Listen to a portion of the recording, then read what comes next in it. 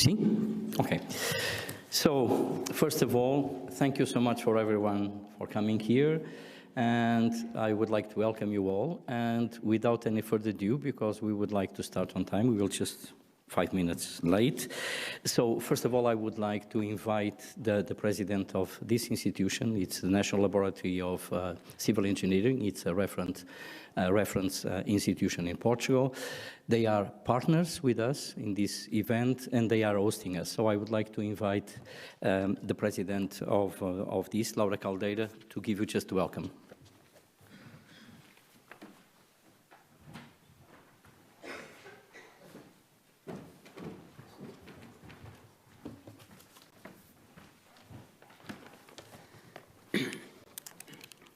Good morning, ladies and gentlemen. We are profoundly honored by acknowledging the presence of Her Excellency, the Secretary of State of Science and Innovation, Professor Helena Canhão. Your attendance underscores the national commitment to the vital research we discussed today. We would also like to recognize the distinguished members of the diplomatic community, Her Excellency, the British Ambassador to Portugal, Ms. Lisa Bandari, and Mrs. Karina Abjorsen, Chargée d'Affaires AI of Norwegian Embassy in Lisbon. A warm welcome also to the esteemed representatives from the key partners, Mr.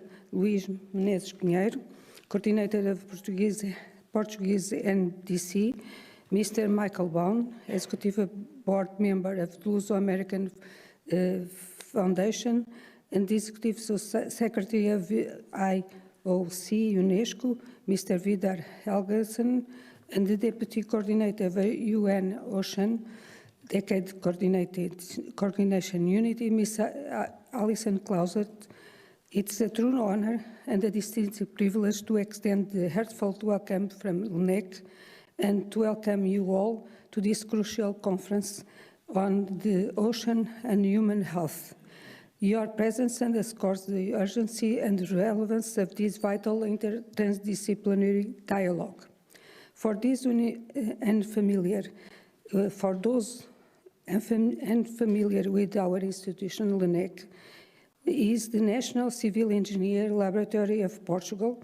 We are a state laboratory primarily focused on applied research and providing highly specialized consultancy service to both public and private stakeholders in areas ranging from construction and infrastructures to the environment and security.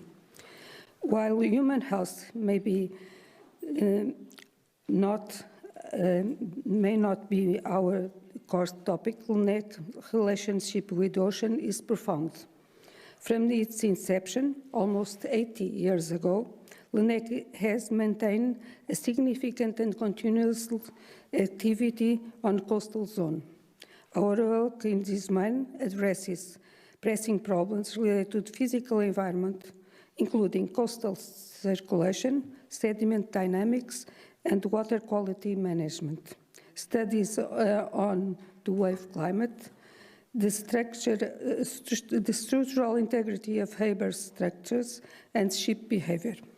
It is precisely in this intersection of these traditional areas and the contemporary challenges posed by the global change that our work directly connects with the theme of this conference, human health issues. For example, we perform extensive studies on operative forecast systems of coastal flooding due to storm surges. This flooding, a problem tragically exacerbated by global warming and rising sea level, poses a severe threat and can cause significant human casualties. Furthermore, the pollution of coastal waters directly and indirectly affects public health. To manage this risk, LNEC develops forecasting systems that provide short-term predictions of water quality. These models simulate both nutrients dynamics and fecal contamination in coastal waters, enabling stakeholders to manage these water bodies proactively and protect the public. Our institutional focus remains on the engineering tools and modeling that underpin coastal resilience and environment risk management. These are the critical supporting pillars and that ultimately safeguard the health and well-being of coastal populations. We are truly looking forward to the exciting exchange of ideas and expertise over the coming days. It is our hope that this event will successfully foster transdisciplinary collaborations between the ocean scientists, engineers and health experts gathered here today. Thank you very much for your presence.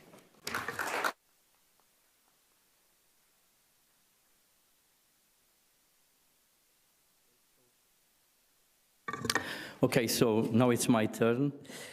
Let me just start, please, in Portuguese, if you don't mind. Excelentíssima Senhora Secretária de Estado da Ciência e Inovação, senhores embaixadores e representantes das embaixadas aqui presentes, da Noruega, da Inglaterra e também de Mónaco, excelentíssimos senhores diretores-gerais e demais individualidades civis e militares, senhora Presidente do Laboratório Nacional de Engenharia Civil, senhores representantes de entidades parceiras e patrocinadoras, dear NDC representatives, invited guests, colleagues and friends, ladies and gentlemen. First of all, I would like to welcome all participants to the International Conference on Ocean and Human Health that we are holding here in Lisbon. And thank you so much for coming in spite of all the difficulties related to the general strike. But we all survived, we are all here, and I'm sure we will have a wonderful meeting. So the ocean plays a vital role in maintaining the Earth's ecological balance, regulating climate, and supporting countless species and biodiversity. Protecting its health is fundamental not only for the resilience of marine ecosystems, but also for human well-being and safety, as human and ocean health are intrinsically connected. Ocean and human health is a highly interdisciplinary and transdisciplinary topic of major importance and urgency. So this international conference is an initiative of the Portuguese Ocean Decade Committee in partnership with the National Ocean Decade Committees of Belgium, Cape Verde, France, Germany, Ireland, Japan, New Zealand, Norway, UK, and USA, and also the Monaco Scientific Center and CIASM from Monaco. So many thanks for all of you for embarking together with us on this wonderful venture, which aims at addressing one of key aspects of the World Ocean Assessment of the UN Decade of Ocean Science for Sustainable Development. So we have the privilege also of having as partner institutions the Ministry of Education, Science and Innovation and its project Autonomous Study, so all that will happen in terms of the production of these, live streaming and so on, they are taking care of them, and so we do thank them so much. Also the Ministry of Agriculture and Maritime Affairs, the Portuguese Committee for the IOC, the Portuguese Council for Health and Environment, the Portuguese Academy of Sciences, the Maritime Academy, the Portuguese Institute for the Sea and the Atmosphere, the Commission for the Extension of the Continental Shelf, and the National Laboratory of Civil Engineering.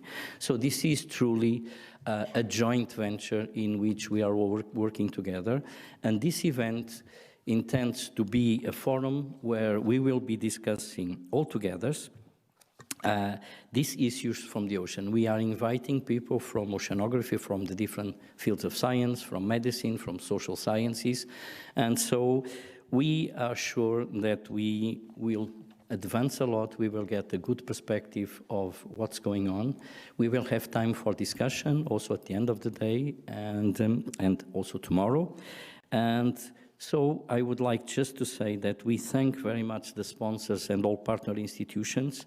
It is wonderful that we are working together, and we are also will be working on a policy brief after this by the jointly NDCs from all these countries, so that we can highlight what are key concrete initiatives that need to be taken. As you know, this is building on several other policy briefs and blue papers that have been done already by the Marine Board, by the high-level panel, where we have here Peter Hogan with us, the high-level panel for ocean sustainability. They've done a wonderful work also in 2024, and therefore we will build on this. We are not going to start from scratch, but we will want to update things and go ahead. So finally, I just wish to hope that you have 2 days of wonderful discussions, and thank you so much for being here with us. Thank you so much. Okay, and now we have a video by the Executive Secretary of the IOC, who could not unfortunately be here with us. Vidar Helgason, he sent us a video, so if you can just pass it. Good morning, everyone. My name's Alison Clausen. I'm the Deputy Coordinator of the Ocean Decade, and I'm sending you greetings from Vidar. Sorry, it's Vidar. Not yet. Dear friends of the ocean, of ocean health and human health, I'd like to thank the Portuguese Ocean Decade Committee for putting this issue on the agenda. The UN Decade of Ocean Science for Sustainable Development is just that, a decade for sustainable development in all aspects. And ocean and human health is an under-researched issue. We all know that the ocean covers 70% of our planet's surface, but it's 95% of our biosphere, of our life support system. And therefore it is evident that the ocean is also critical to planetary health and to human health. But there is so much we don't know about the ocean. 80% is still unexplored. And as a consequence, there is much we do not know about ocean benefits and risks to human health. We do know that climate change is one of the biggest health challenges of our time. And we know that the ocean has so far absorbed most of excess heat from global warming.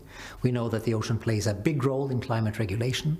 But our understanding of the ocean carbon cycle is still limited, and so is our understanding of the impacts of climate change, not least in the deep ocean. We know that the ocean offers health solutions. I read the other day about a sea slug which was discovered back in 1841, but only recently was it discovered that it holds chemical compounds that are able to kill blood cancer cells while safeguarding healthy cells, paving the way for new medical breakthroughs. Again, there is so much unexplored. Only in recent years were 5,000 new species discovered in the Clarion-Clipperton Zone in the Pacific. Who knows what those species host in terms of medical opportunities, nutrient opportunities, etc., etc. We are also learning more about the nutrient values of marine foods, in addition to the relative climate-friendly dimensions of much seafood. Yet, there's virtually no mention of marine food in the big global food system discussions. On the flip side, we're also learning more about ocean risks to human health, whether plastics, other chemicals, harmful algal blooms, or other ocean hazards. Now, many of these risks have in common that they originate not in the ocean, but on land. They're often, in effect, human-caused risks to human health. And this serves to underscore again that safeguarding and restoring ocean health holds enormous benefits and opportunities for human health. So I really congratulate Portugal on this initiative. I hope with this we can consolidate what we already know and identify how in the remaining half of the ocean decade we can fill more knowledge gaps, and not least, how we can bring that knowledge out of the ocean and into human society and action for improvements of those societies. Thank you.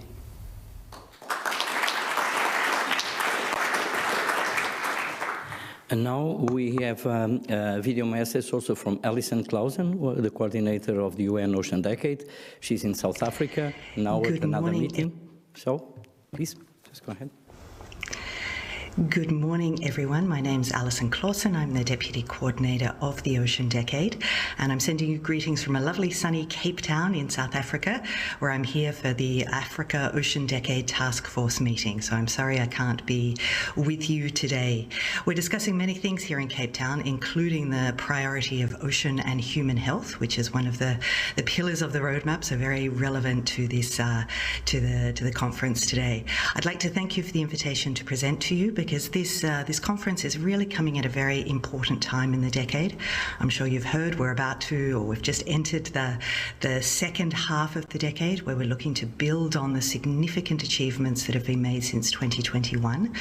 We've been through a process, or two processes, that are very relevant to your discussions here over the next couple of days. First of all, the midterm evaluation of the Ocean Decade, which is really talking about and making recommendations about the way to strengthen and sustain the impact of the decade. And that includes through strengthened and enhanced engagement and collaboration of national decade committees. And it's really wonderful to see this conference happening in Portugal, which is really the fruit of the labours of several of the national decade committees coming together under the leadership of Portugal and really taking forward this very important issue of ocean and human health. And the second process, of course, emerged from the 2024 Ocean Decade Conference, and that's the Vision 2030 process and the Barcelona statement that came out of 3 days of discussions in Barcelona last year. One of the priorities of that statement was around ocean and human health, and it aligned with the launch of the Blue Paper from the High-Level Panel for a Sustainable Ocean Economy, looking at how we can better address this issue and what some of the science and knowledge needs are.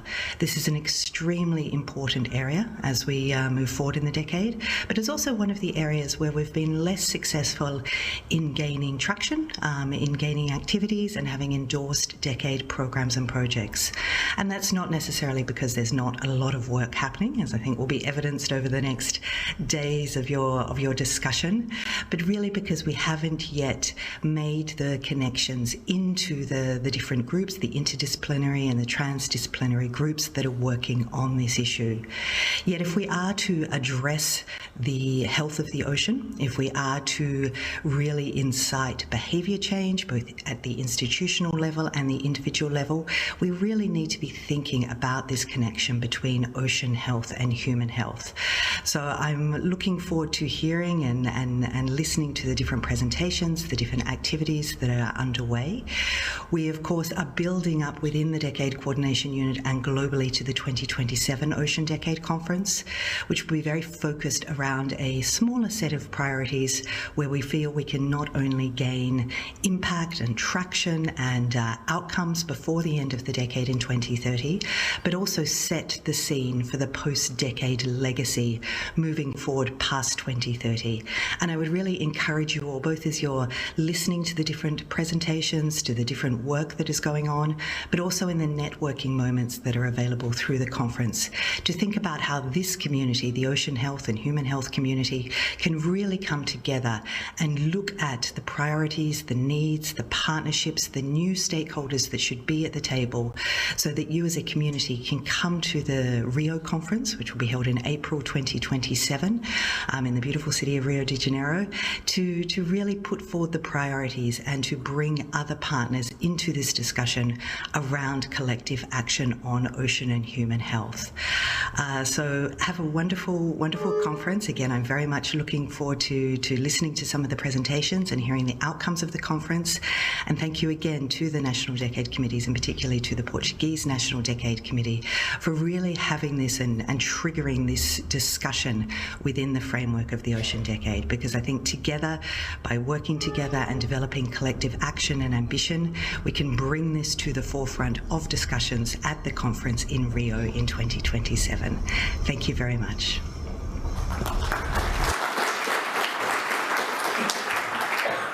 Now I would like to invite here to give you a short intervention Michael Baum from the Portuguese American Foundation.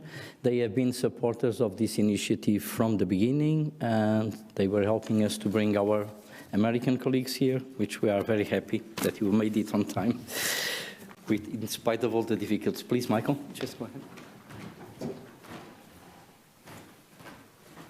Good morning, everyone. I'll keep this very, very short so we can get to the real experts here today. First, I'd like to greet everyone, but especially in the person of our Secretary of State for Science and Innovation, Helena Canhão. It's a pleasure to have you here, and I think reinforces the importance for Portugal of the continued commitment to science, to knowledge, and to the ocean agenda. It's with great pleasure that FLAD takes part in this conference and is able to contribute a small part to what we hope will be its success. It's a gathering that is bringing together science, public policy, and society around a topic that's absolutely central today, the profound interdependence between the health of the oceans and human health. The Luso-American Development Foundation, or FLAD, is particularly proud to be associated with this initiative. We've been around for 40 years. Our bread and butter, I guess you could say, is to bring people together, creating bridges, creating connections between the U.S. and Portugal in the creation of science and knowledge, education, arts and culture. We have a relatively narrow geographical mission between the U.S. and Portugal, but we do many, many different things in different areas within that relationship. And it's precisely in this spirit that we support this conference. The ocean, like science, is a space without borders, and the challenges that we face within it, from climate change to public health, require international collaboration. It's therefore with great satisfaction that we supported the invitation of our American experts and colleagues here who are joining us as speakers. Undoubtedly, their expertise is going to enrich the discussions today. And this is very much aligned with our mission and what we do at FLAD. So I'd like to thank the National Committee for the Ocean Decade for the invitation and for this wonderful conference, all the researchers, all the decision makers, all of the policy makers and partners who are here with us today for such a decisive topic for our shared future. I wish you all a wonderful conference and look forward to hearing from the experts that we'll be hearing from shortly. Thank you so much.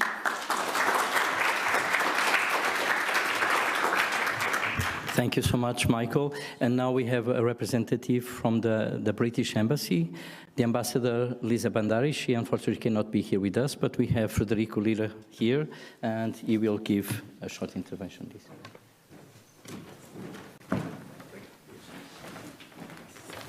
Good morning, everyone. Not more than half an hour, so I hope you can relax there. No, without jokes. So, good morning, everyone. As I said, well, it is a pleasure to be here today at this International Conference on Ocean and Human Health. I want first to pass the best wishes from the Ambassador Lisa Bandari, as she unfortunately cannot be here today due to other commitments. But I hope you can stand with me for 3 minutes, top. So, and as usual in these things, I want to first kind of say a few thank yous. First of all, special thank you to Luís Pinheiro and all the organizers for their commitment and to organizing the conference today and inviting a range of UK speakers to attend the conference. Thank you very much, Luís. A special thanks also to those UK speakers who will take the stage. Some of them are with us here today. So Shubha Satyendranath, and apologies for the misspelling, from Plymouth Marine Laboratory, Michael Moore from the University of Exeter, and Matt Frost, coordinator of the UK National Decade Committee. Thank you to all. Also, a special note to acknowledge kind of the presence of the Secretary of State for Portuguese Secretary of State for Science and Innovation, Helena Canhão. It has been a pleasure to work with you, and the UK remains committed to bridge our two nations and develop further collaboration between our countries and our stakeholders. A few words on the topic, just to highlight kind of the UK's view on this issue, or part of the UK's view on this issue. Obviously, ocean and human health is a topical issue today. The health of our oceans and the health of humanity are deeply interconnected. The so-called One Health approach recognizes that people, animals, plants, and ecosystems are interdependent, and that safeguarding ocean ecosystems is essential for food security, climate resilience, and biodiversity. As we all know, that nearly half of the global population lives within 100 kilometers of the coast. 3 billion people depend on ocean biodiversity for their livelihoods, and seafood provides more than 50% of total animal protein intake in several populations in Asia and Africa. So this is ocean is really, and ocean conservation is really important. As we also know, and we have heard this for years, conversations about ocean and human health have focused on risks and threats like hotter temperatures, nutrient and microbial pollution, etc. But ocean also offers huge opportunities for improving human health, physical and mental. Biodiversity can provide new medicines to fight disease, inspiration for new technologies and materials. Sustainable production of blue food can help fighting hunger and malnutrition. Access to healthy marine environments can support recreation and promote mental health and well-being. To reap those opportunities, we need to stop ocean degradation. This is not an easy task, as we all know, and you will know better than I, certainly. We need science to improve our understanding of the ocean and how we can sustainably explore it. And we need political courage and international coordination to take decisive action. The UK government, I'm pleased to say, is committed to upholding its responsibility at home and abroad. The UK-led Global Ocean Alliance helped to successfully secure an ambitious and meaningful outcome from the Conference of the Parties of the Convention for Biodiversity in 2022, with the inclusion of the so-called 30 by 30 target, which commits parties to effectively conserve and manage at least 30% of the global ocean, marine and coastal areas by 2030, as you all know, and you are all working towards that endeavor. Additionally, through its £500 million Blue Planet Fund, the UK is supporting developing countries to protect the marine environment and reduce poverty.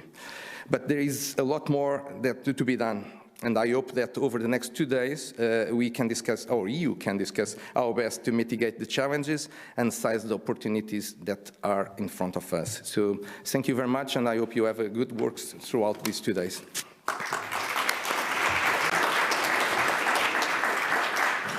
Thank you so much, Federico. And now I would like to call here Karina Ansbjørnsen.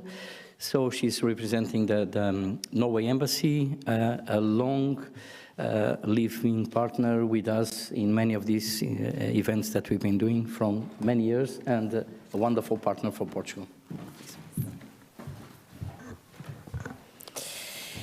Your Excellency, Professor Helena Canhão, Secretary of State for Science and Innovation, Professor Laura Caldeira, President of LNEC, Professor Luis Meneses Pinheiro, Coordinator of the Portuguese National Decade Committee, distinguished speakers, ladies and gentlemen. It's a great pleasure to be here today to represent Norway in this important conference. I want to thank the Portuguese Committee for this initiative and to compliment Professor Helena Canhão for the active and inspiring work that the Portuguese government has been contributing to the UN Decade for Ocean Science. Allow me also a special compliment to Professor Petter Haugan and the researchers from the Norwegian Institute of Marine Research who are participating in this conference. It's good to have you back in Lisbon yet again. Dear friends, the ocean economy is a powerful driver of global growth. It creates jobs and ensures food security for millions worldwide. Norway, with the world's second largest coastline and a deep maritime and marine heritage, is intimately connected to the ocean, as I know Portugal is as well. Most people in Norway live by the sea and use it for work, for food, and for leisure. We know that our ocean's resources must be transferred, well maintained, to the next generation. We understand that a sustainable use of the ocean must be based on science. That's also why Norway has the highest number of marine researchers per capita in the world, and is one of the major contributors to the Ocean Science Decade. Fish stocks know no borders, neither does pollution. So like climate and global health, the ocean is an obvious example of a global public good that can only be sustainably managed through international cooperation. Dear friends, science-based ocean management is the cornerstone of Norwegian ocean policy. Since 2002, Norway has regularly developed integrated ocean management plans for the Norwegian sea areas. They provide a framework for creating value through the sustainable use of marine resources and ecosystem services. At the same time, these plans aim at preserving the ecosystem structure, functioning, productivity, and diversity. Overall, this represents an integrated, science-based approach to ocean management. To achieve this at the global level as well, we need international ocean diplomacy.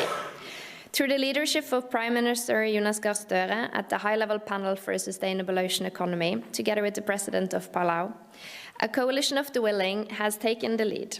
Together with Portugal and 18 other countries, we have developed a plan for how to push for sustainable ocean management and build sustainable ocean economies globally.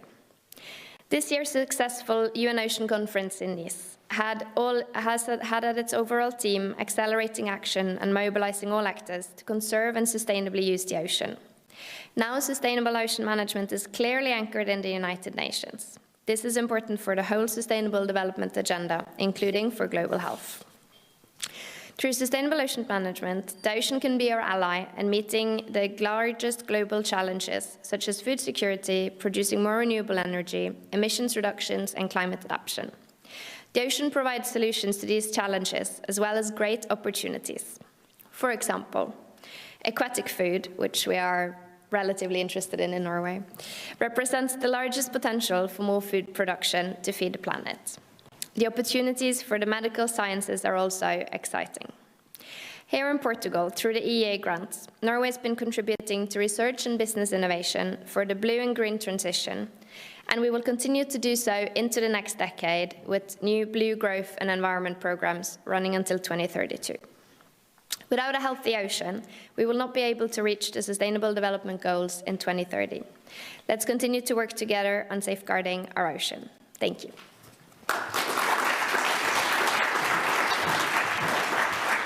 Thank you so much, Karina. And now it's my pleasure and honor to invite His Excellency, the Secretary of State for Science, Professor Helena Canhão, who is going to address us. Thank you so much for being here with us. Good morning. Thank you so much. Thank you so much, Professor Luís Menezes Pinheiro, for the invitation. It is a pleasure to be here. Representatives of the embassies, the President of LNEC, distinguished speakers, guests, researchers. Good morning. On behalf of the Ministry of Education, Science and Innovation, it's really a pleasure to welcome you in the conference Oceans and Human Health within the scope of United Nations Decade of the Ocean. But also is really a pleasure to welcome you to Portugal, a country that is well known for the bond to the sea. And as you know, we are a country of fishermen and sailors. So it's really a pleasure to be here with you. So this topic is really relevant. The goal 6 of the Portuguese 2030 strategy for the sea acknowledges that oceans are essential to our health and well-being. Many people said that before, of course. Capturing carbon dioxide, delivering nutritious food, protecting and promoting mental health. On the other hand, there are problems that all we know: climate change, rising sea levels, pollution, and these threats shared by marine ecosystems and human communities. In Portugal, research centers like CIMA, CIMAR, CESAM continue our long-standing tradition of excellent marine research in connection to human health. Programs such as the Blue One Health, a partnership between the Portuguese Atlantic International Research Center and the Brazilian Fiocruz, or the Portuguese company C4S, which develops painkillers using molecules extracted from bacteria of the coast of Sagres, have ambitious goals of delivering new products and medications and raising awareness about the importance of the oceans for human health. In our government, the Portuguese government, we are committed to improve research and innovation. We are revising now the science law. The new science and innovation law will reflect and promote the science innovation ecosystem, reducing its fragmentation. A working group is now developing work, and this group joins experts from several areas, and the proposal will be discussed with all the research community in the next months. This new system will be supported by a new agency for research and innovation, and the strategic areas and missions of this new agency will be discussed in open sessions with the scientific and innovation community also in the upcoming months. So it is really, really crucial that the ocean research community participates and contributes to these discussions and definitions of the strategic domains and budget allocation for the different priorities, highlighting and showing the importance of funding and promoting research and innovation on sea. So we are discussing, we will discuss the priorities, the domains, the allocation and budget, and it's really important to have informed decisions, and we need the community contributing to these discussions and in the end to the decisions. This is true for the ocean community, but of course to the human health research and the combine of these two fields. The new agency will implement a research and innovation strategy reflected in a 5-year contract program, allowing for the predictability of funds for science and innovation and protecting discovery-driven research. For 2026, the investment from taxes in science will be reinforced. So, science and innovation contribute to the development and care for the planet. Healthy oceans support healthy people. I wish you a healthy and productive conference. Thank you so much. Thank you so much, Professor Helena Canhão. And now we will close with a message from His Excellency, the President of the Republic, who is a patron of the UN Ocean Decade Alliance, and is also given us the high patronage to our committee, and therefore we deeply thank him. You know, he has recently had a small problem, and in spite of all that, he was still able to produce this message for us, so our deepest thanks to the Presidency of the Republic.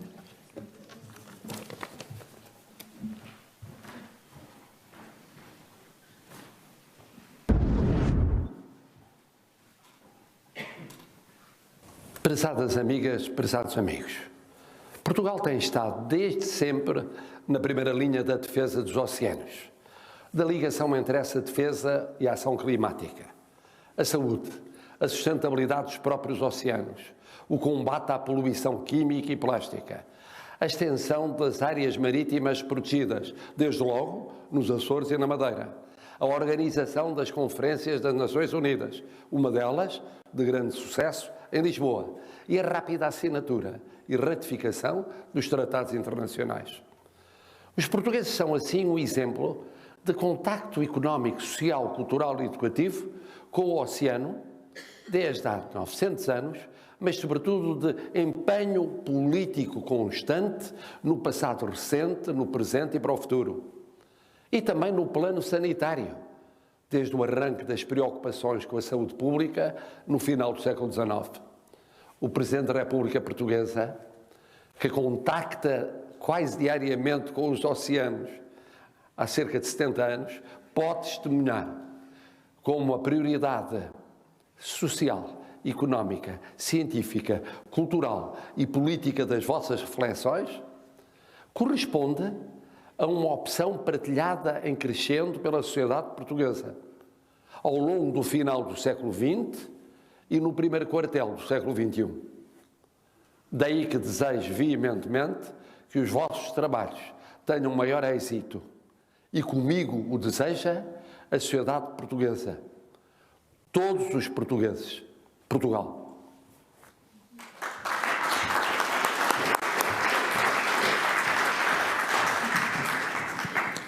Thank you to all our distinguished guests in the opening session. We will now begin our scientific program.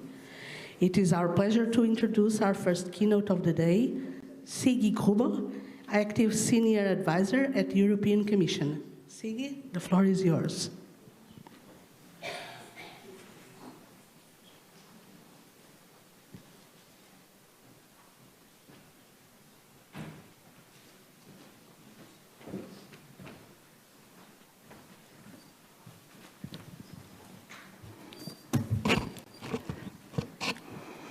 Distinguished guests, colleagues, friends, I'm actually not representing anymore the European Commission because I am retired.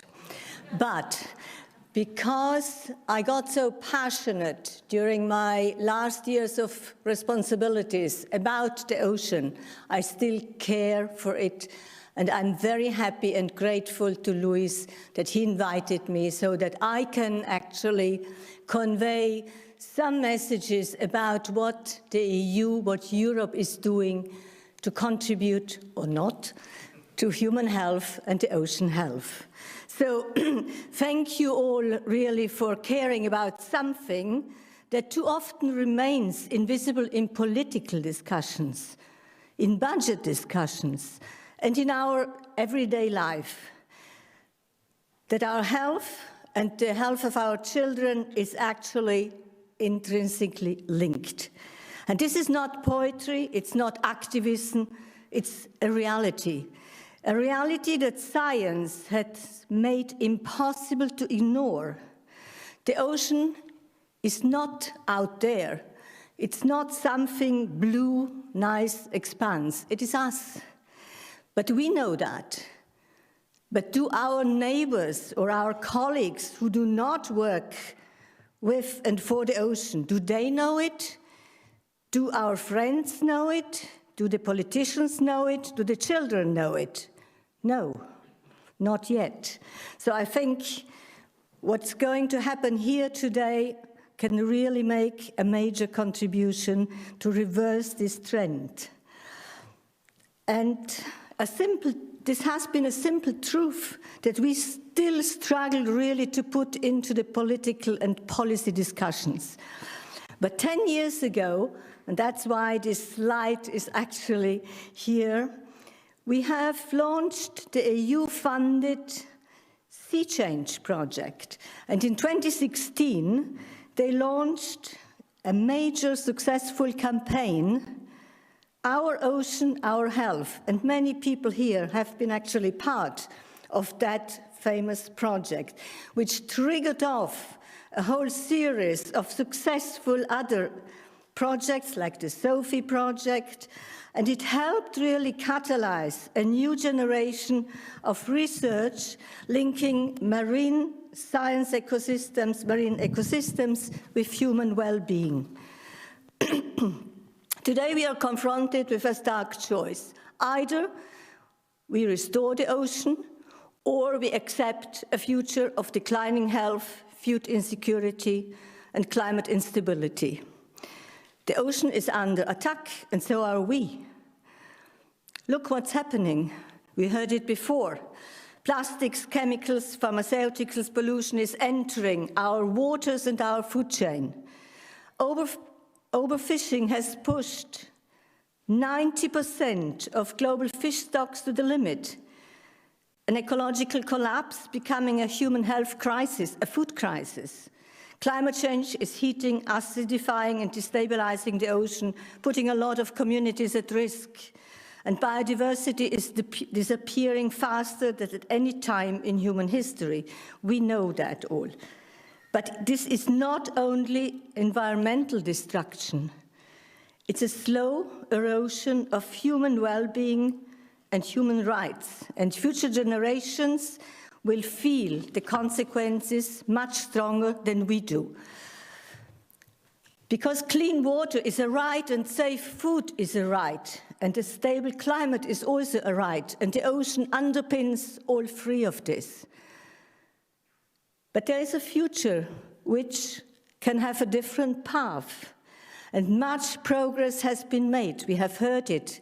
The decade has really put human health and ocean health as one of its pillars. Let's look what Europe is doing. And I must say, Europe is also moving. It's evolving. The policy landscape is evolving. We have clearly seen that reflected, for example, in the EU mission, Restore Our Ocean and Waters by 2030. The mission is already driving research and innovation, community action, restoring across the different seas. The mission's goal is simple but transformative. By 2030, restore marine freshwater and marine freshwater ecosystems, eliminate pollution, build a climate-neutral circular economy. And it's important that the impacts are visible now through some of the Horizon Europe-funded projects, and I just name a few.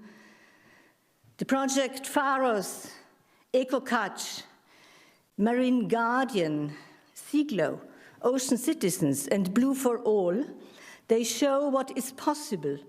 Cleaner seas, sustainable seafood, empowered coastal communities, nature-based solutions that heal ecosystems and protect people. But we also know EU-funded projects or voluntary action is not the recipe for all. And that's why I would also like to mention that the European Commission adopted the European Water Resilience Strategy, aiming at restoring and protecting the water cycle, securing clean and affordable water for all, and creating a sustainable, resilient and competitive water economy in Europe. And this strategy will also be accompanied by a water resilience research and innovation strategy, which will be developed in 2026. And equally important was the adoption of the European Ocean Pact. The Pact, next slide please.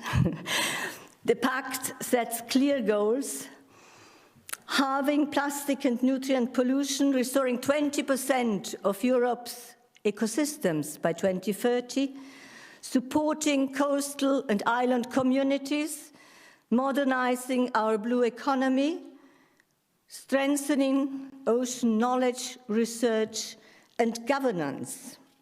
And the Ocean Pact, this is not yet, sorry, but leave it, please.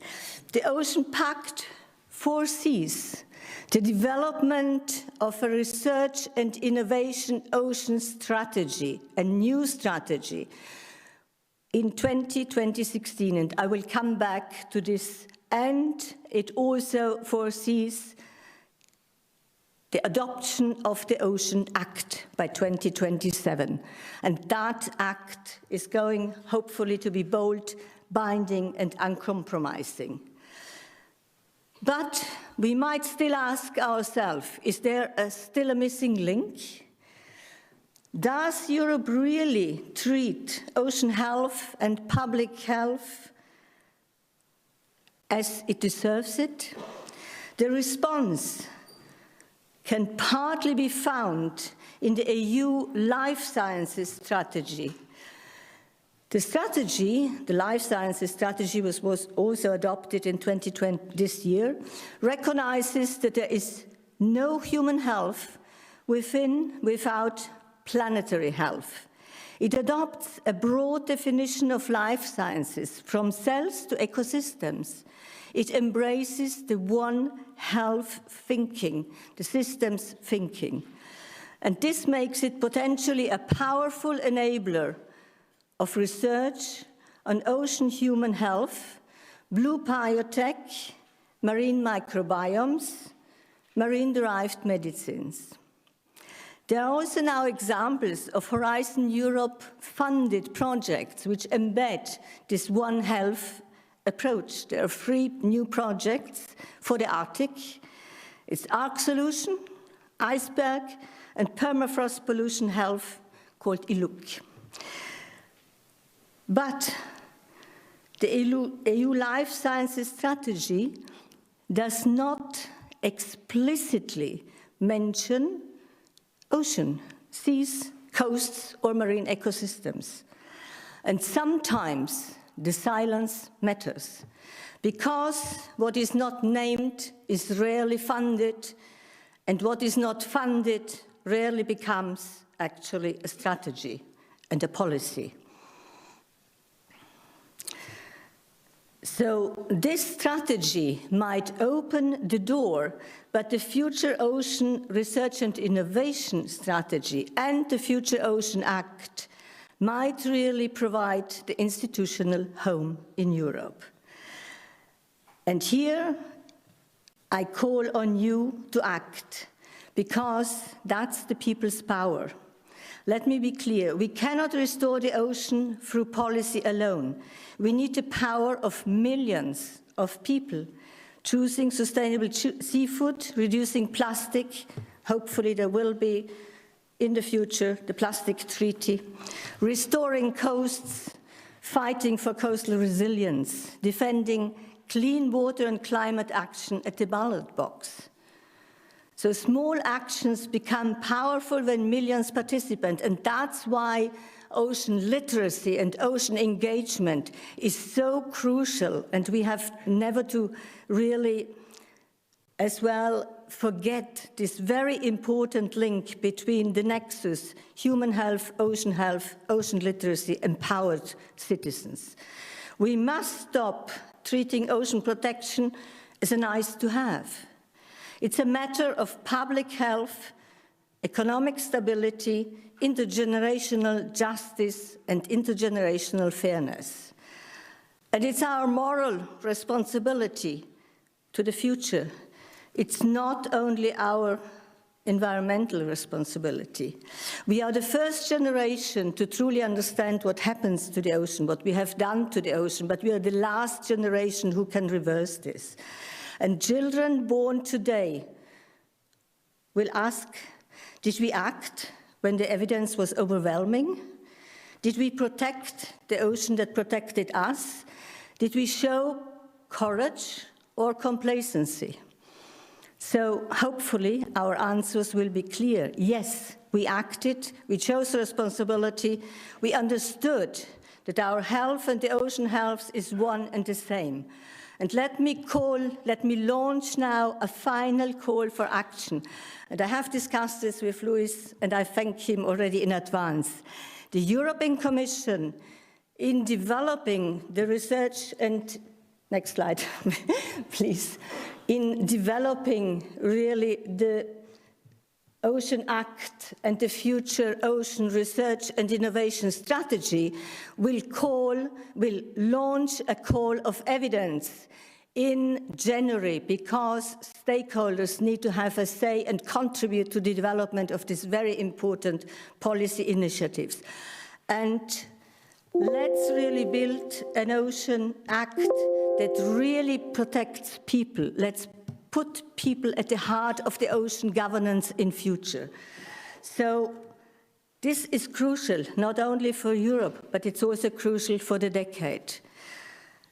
And it's not a slogan, it's a scientific, economic, and public health reality, as we heard as well before. And during the next 2 days, your knowledge, your evidence, your expertise will help deepening our understanding of this connection, why it matters now than ever, that what we can do together, that the ocean continues to protect us and that we protect the ocean. Thank you very much.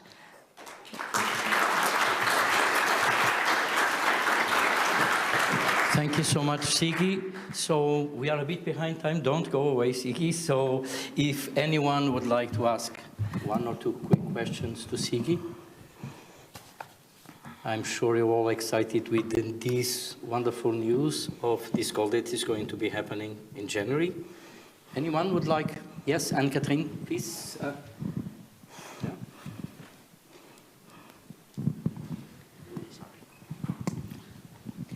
Thank you. I just don't want to miss the opportunity to thank Sigi and the organizers to give us hands-on tools to do something. So my gratitude to you to remind us of this call and how we can also contribute. And I think that's very important, at least for us as National Decade Committee Belgium and our colleagues, to see how we can take this message home and do something.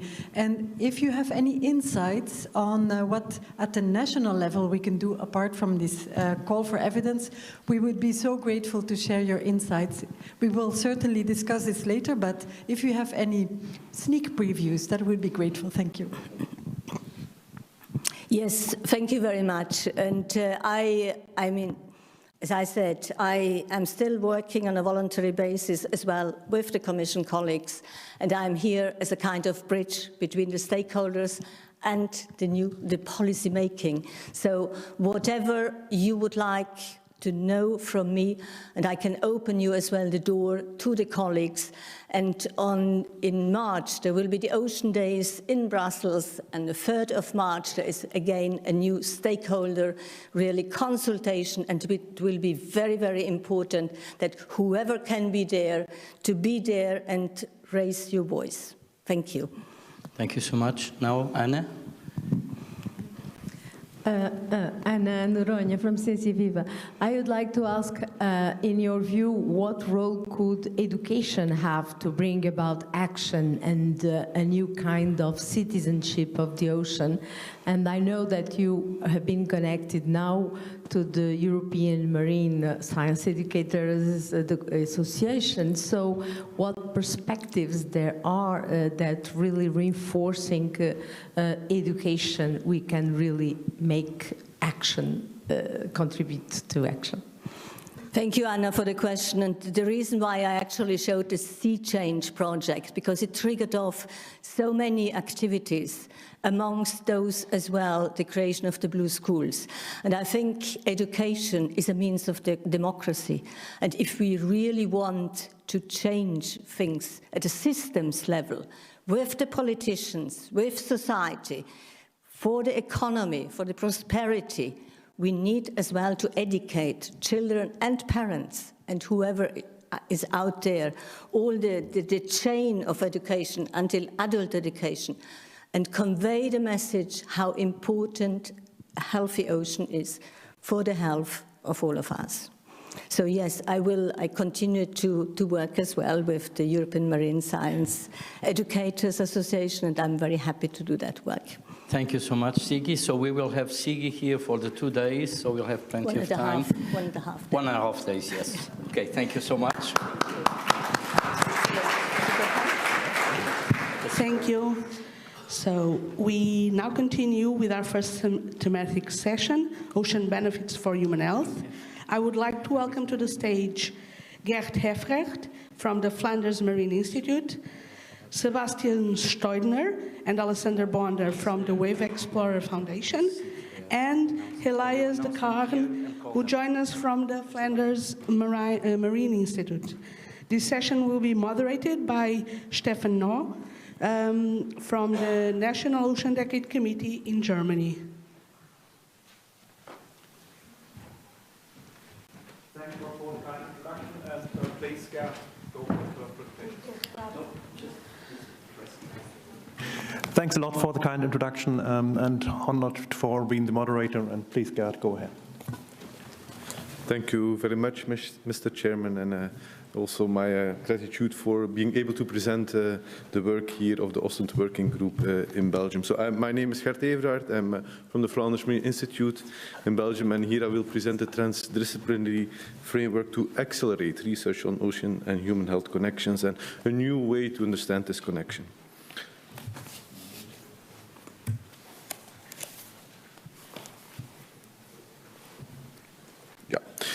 First of all, I would like to kick off with presenting to you the Ostend Working Group on Oceans and Human Health. This is a research network that is philanthropy-based. We unite there 15 different disciplines from Belgian institutes, and we're thinking about this connection between ocean health and human health, and you see the list of disciplines that are being covered within this group. So it goes from bioengineering, chemistry, ecotoxicology, to food sciences, marine biology, but also medicine, to psychology, to physiology, etc., etc. So we cover a very wide range of scientific disciplines. We had our first meeting in spring 2023, so 2.5 years ago, and we are meeting in a 6-monthly cycle, and specifically for these meetings, we're always working towards a very concrete endpoint. And one of the first things we did was the development of this ocean and human health framework, as we found that the frameworks that were existing at that point were not covering the holistic view on the ocean and human health interactions. And we tried to frame and to provide a better research context to the field that we are covering. Also, since a lot of the oceans and human health research was founded into more adverse and harmful effects, we would also like to provide a framework that could also fit and cover the beneficial aspects. What we have noticed when we were discussing with all these scientists is that there's like different terminologies being used by different people. Yeah? And also we focused a lot on finding a common lexicon between these people. Very important for us is not only to have observational studies that say A is better than B, but also to understand the causality and to understand the pathways. And finally, I would like to stress that what I will be presenting now is complementary to existing frameworks. It's not that we try to replace like the One Health framework, or for example, the developments that we have heard within the SOFI project. It's just complementary to these frameworks. And this is actually what we came up with, and it's maybe a bit complex, but I will guide you through. So on top what we have is the ocean health, yeah? And on the bottom we have the human health, and then we have a third block, which is the policy part. So we have 6 blocks in total. We cover the ocean health by 5 oceanic spheres, we call this. We call that the atmosphere, the biosphere, hydrosphere, anthroposphere, and the lithosphere, where we say all the gases that are being dissolved in the air. That's the atmosphere. The biosphere is all the animals that are present in the seawater. We have the hydrosphere, which is the water, for example, but also a lot of the bioactive compounds through plankton. Anthroposphere is the people that are living close to the ocean, but also the pollution that we're causing in the ocean. And the lithosphere is the seabed, is the dunes, is the beach. And then we as humans, we are being exposed to a lot of these stimuli that are being generated from these ocean spheres. And depending on where you are, depending on your behavior, depending on how long you are exposed to these stimuli, you will get interaction with them. Each of us, as an individual, we have our own ability to process these stimuli. I'm now in block C, based on our personal traits, based on our age, based on our gender, based on our socioeconomic status. Each of us has the ability to process these stimuli.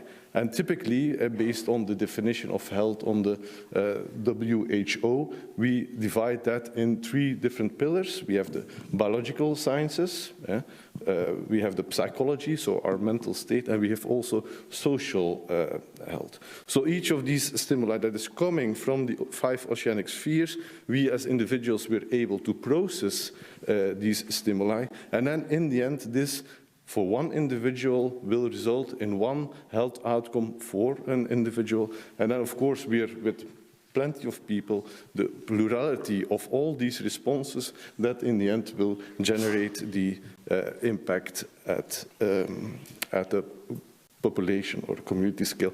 Then we should integrate this all into the knowledge, and then it should be integrated into policies, just as, for example, health in all policies. I would like to end with this because we also felt that there was a need to get a better connection between science and policy, and this is a bit inspired based on what we have in toxicology and ecotoxicology. But instead of talking about risks, we're talking here about benefits, where we start from a stimulus identification. At the left side, we're checking to what extent this stimulus is being present in the environment. At the right, we're looking towards thresholds, as of what moment there are beneficial effects happening, and then we combine these together. And then we combine these in an evaluation, and then it's up to us as scientists to do the knowledge integration and to inform policymakers who can then take it further on. So what I've shown here very briefly is like a holistic view, more holistic view on ocean and human health research. It's a structure that I've been presented to really being able to also bring together a lot of ad hoc research results. We can, based on this, generate shared hypotheses. And important for us is that this can actually lead to causal relations and causal mechanisms. And then in the end, this could lead to, for example, ocean therapy. If you want to read more, I've been very brief. You can find this publication that recently came out with the entire Ocean and Human Health Working Group. That's it. I have also some flyers on the Ocean and Human Health Working Group, which I will be able to distribute somewhere. And maybe this can be an inspiration. This was a national action that we did. This can be maybe an inspiration to also bring it at a more international scene. Thank you. Thanks a lot, Gert, for this introductional talk and following up with questions later on. So next on stage, please come up, Sebastian and Alessandra.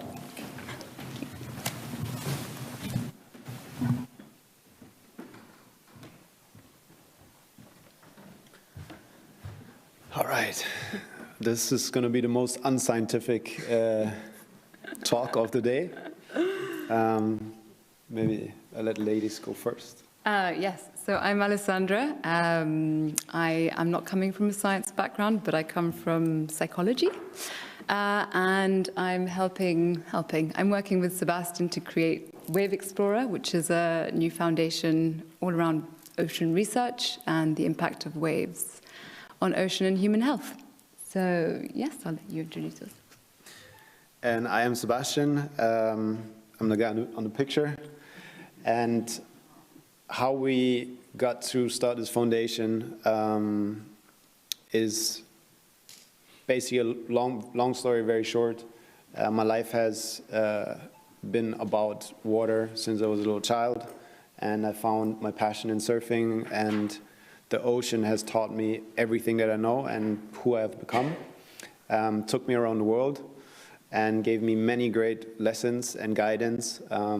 And I would say a lot of mental health, a lot of mental strength, a lot of challenges. Maybe we can flip forward, or I can do it here. No? Maybe just... Next slide. I need to say next slide, please. Oh. So this is what my passion for the ocean has led me to do. It's surfing the biggest waves in the world. This is just up the coast here in Nazaré. And this is the end result of my passion and the ocean working together. How it started, next slide, is actually far away from the ocean. I was born and raised in Germany, and this is myself at 9 years old, the first time discovering surfing. And the gap from being from Germany and then riding the biggest waves in the world and everything in between made me realize that the ocean, waves, and sports are a very powerful and a very positive companion tool environment for young people to develop and to live a positive and healthy life. So I want to show a video of an organization which I founded together with my sister 8 years ago, which is called Wir machen Welle, which is translated to We Make Waves. And this is actually 30 minutes up the road.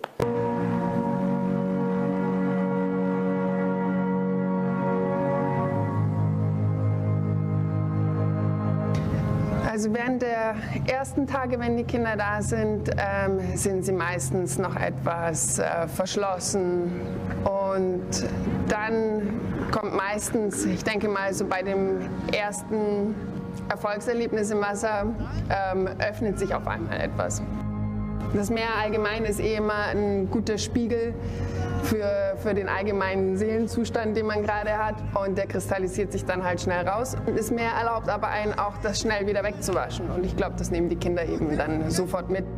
Das, was ich am meisten spüre, vor allem in den ersten paar Tagen, ist, wie schnell die zusammenwachsen. Und im Wasser mit den Kids zu sein, ist cool. Sobald sie ein bisschen Motivation bekommen, um weiterzumachen und dann checken, wenn ich das jetzt noch einmal mache, dann kann ich es noch ein bisschen besser und dann geben die Vollgas.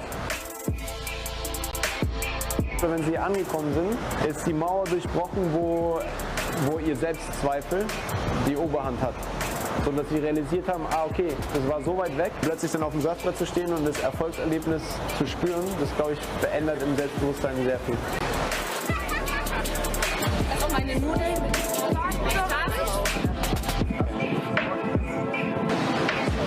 So Leute, bevor die erste Surfeinheit beginnt, steht jetzt ein Beach Cleanup an. Das bedeutet, dass wir uns jetzt aufgeteilt haben und den ganzen Strand aufräumen. Und ja. Spätestens in 50 Jahren werden auch wir oder unsere Kinder darunter leiden, dass einfach im Meer nur noch Plastik schwimmt, dass die Tiere aussterben und ja, wenn man schon meint, Plastik benutzen zu müssen, ist wenigstens in den Müll bringen. So. Wir machen We make waves!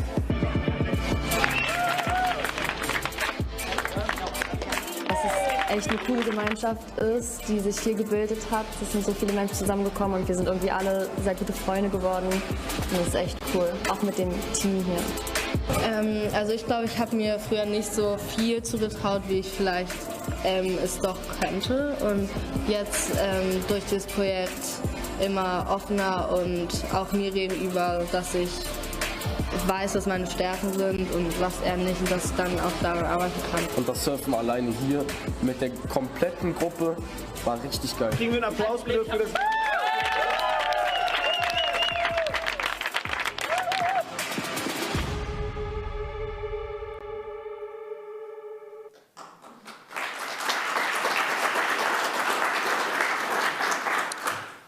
Next slide, please.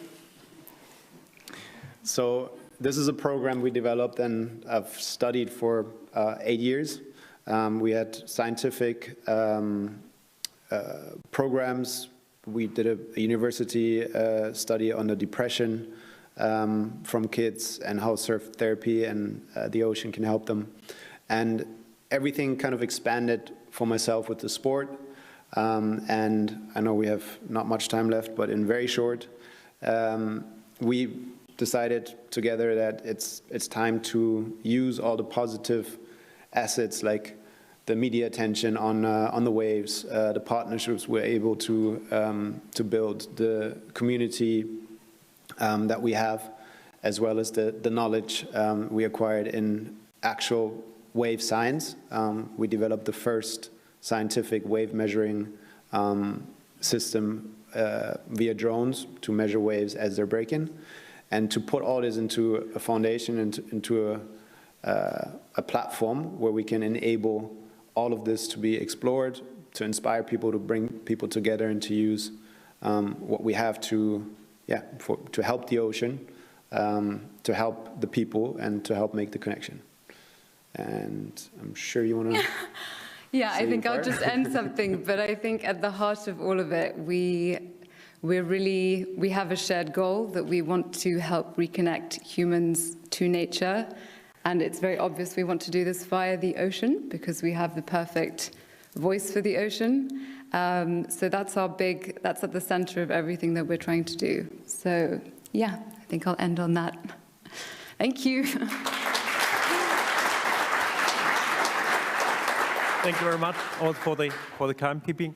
And next on stage, please come up Elias de Krane from the Flanders Marine Institute.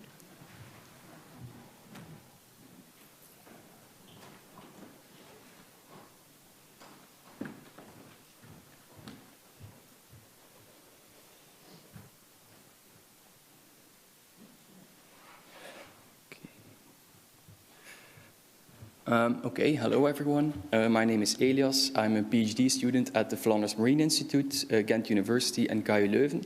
And the title of my presentation is Emotions by the Ocean, How the Coast Impacts Our Well-Being. And today I will talk about a study by my colleague, Dr. Marine Séverin, and also on a study I did recently myself.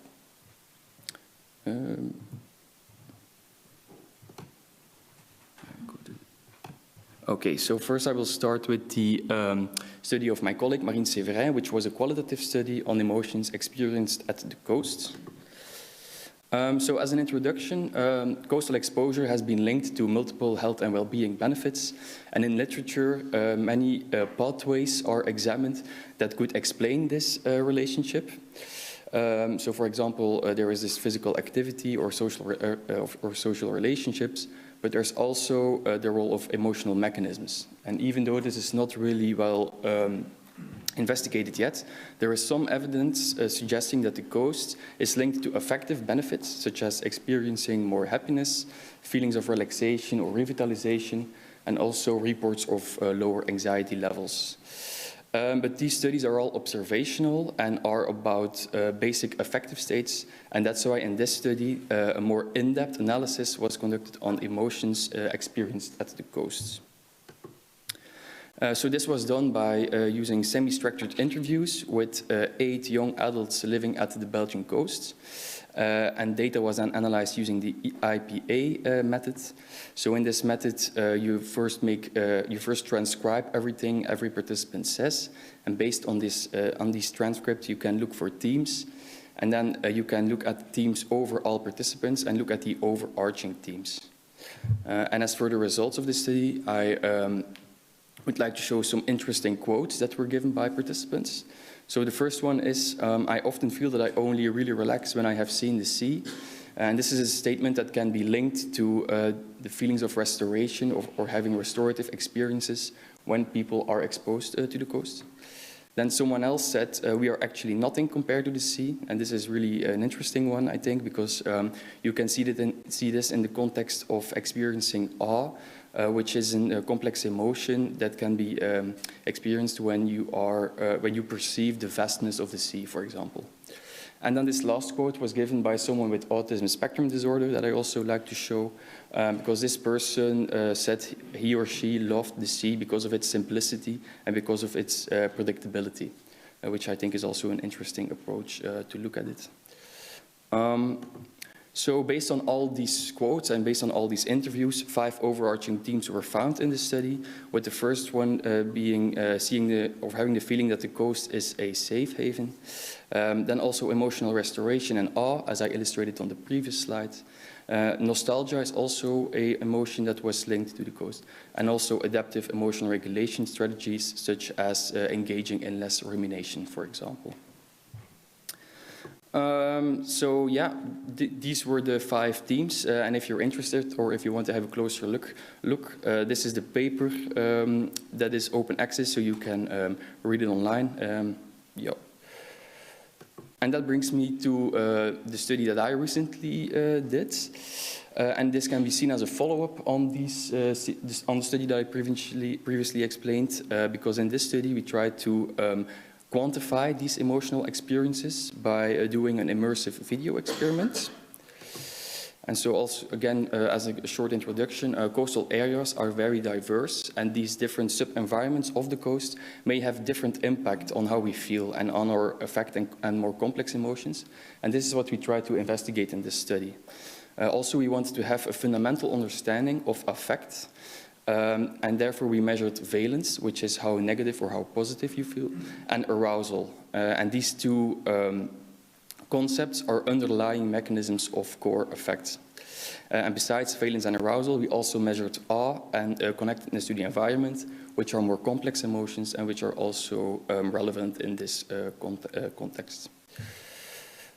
And so what we did was, so 60 adults participated in this study, and they all saw 8 videos in 2 conditions. There was a coastal condition and an urban condition. And here you can see screenshots of the sub-environmental videos that we used. And participants saw these videos in random order. And then we measured valence and arousal during each video because participants could report their valence and arousal level by moving a joystick while they are watching the videos. So it was a real-time assessment of valence and arousal. And they could see on the right side there was a valence arousal grid. So they could also see their real-time reports. And on the left side, then they saw the videos. And after each video, they could also indicate a level of experienced awe and connectedness to the environment by moving a slider on a tablet. And what we found was that there were actually higher reports on all 4 outcome measures for the videos in the coastal condition compared to the urban condition. So people felt more positive, so there was a more positive valence. They were also more highly aroused. There was more awe and more connectedness to the environment. And then when we looked at the specific videos, we found that the lowest reports were given for the dike within the coastal condition. And this is probably because the dike was the only coastal video where human or built elements were seen. And this is also represented in this figure. So these are the estimated marginal means of all videos, and all blue dots represent the coastal videos. And as you can see, they are more on the right of the screen, which means they have a more positive valence compared to the urban red dots.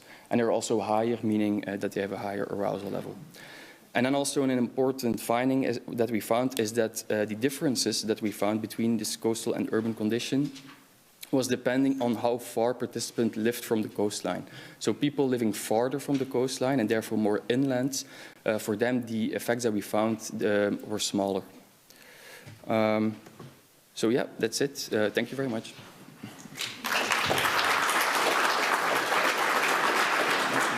Thanks a lot, Elias. And so open up the floor for questions from the audience.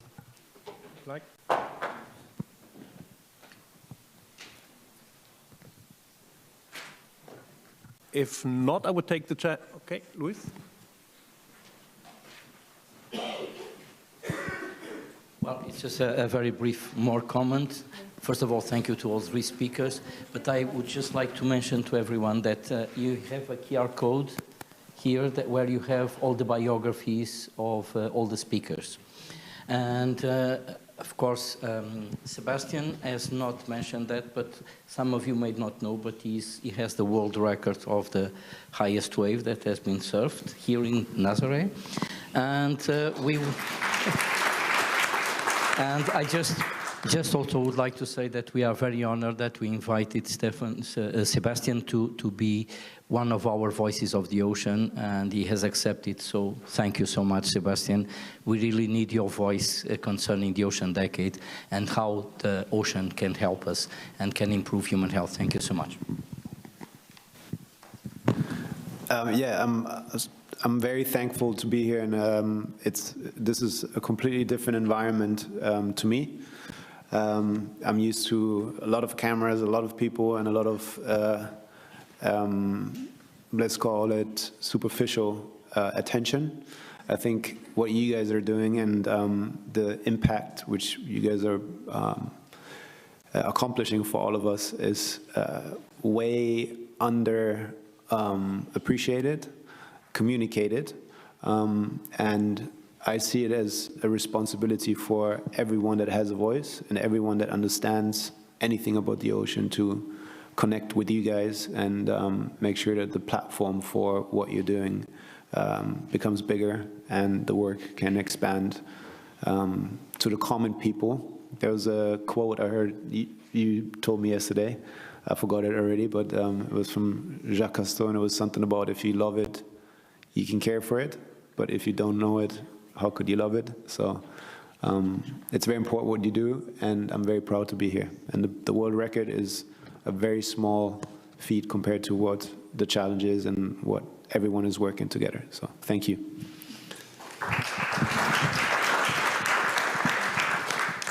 There's one question from the audience over there.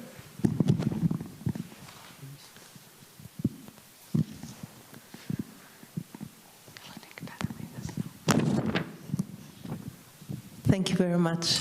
My name is Susana Loureiro. I'm from the University of Aveiro here in Portugal. And I really appreciate all these presentations because I think they are a key to provide this kind of exposure to the public and to push them into what we usually call the ecosystem services. And this is one of the most important ecosystem services that is more keen to approach the public. So it's the cultural ecosystem service.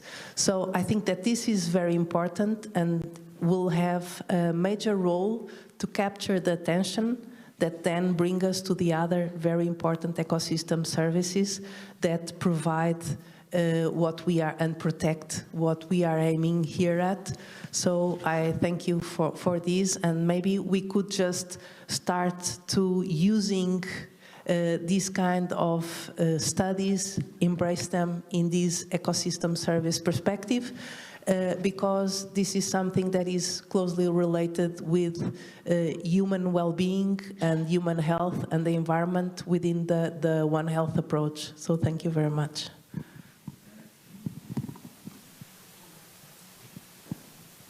Excellent, and maybe taking also the chance to thank Sebastian and Sandra for being here. Representing also the German UN Ocean Decade Committee, I can underline that collaboration with sports and science sport collaboration is very fundamental and also a great tool for both sides. And what Sebastian also showed here, that of course getting into contact with children, inspiring youth and everything that connects us also a bit outside of our own bubble. As Siggy also mentioned, we know all the oceans, but others maybe not. Very important that we have you on stage here. Thanks a lot from German DC perspective. Thanks.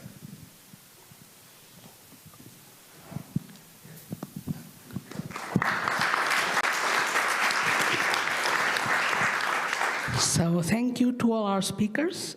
We will now break for coffee. Please return by 11:25 so we may continue with the program. Thank you.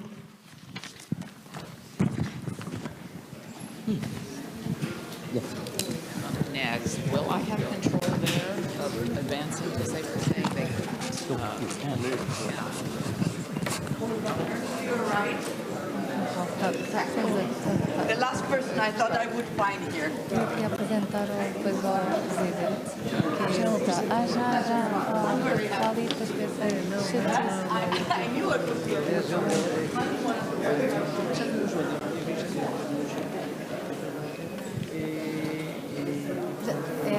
também já conhece,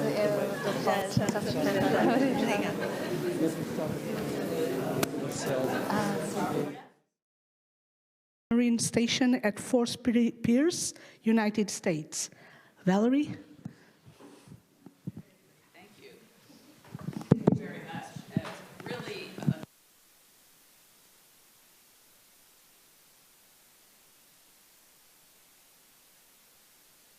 push. Okay, better now? Thank you. I can't tell. I'm very loud up here to myself. So anyway, I'm very delighted to be here today. Really thank FLAD, who helped support me, and the organizers of this conference for inviting me. It's really a delight.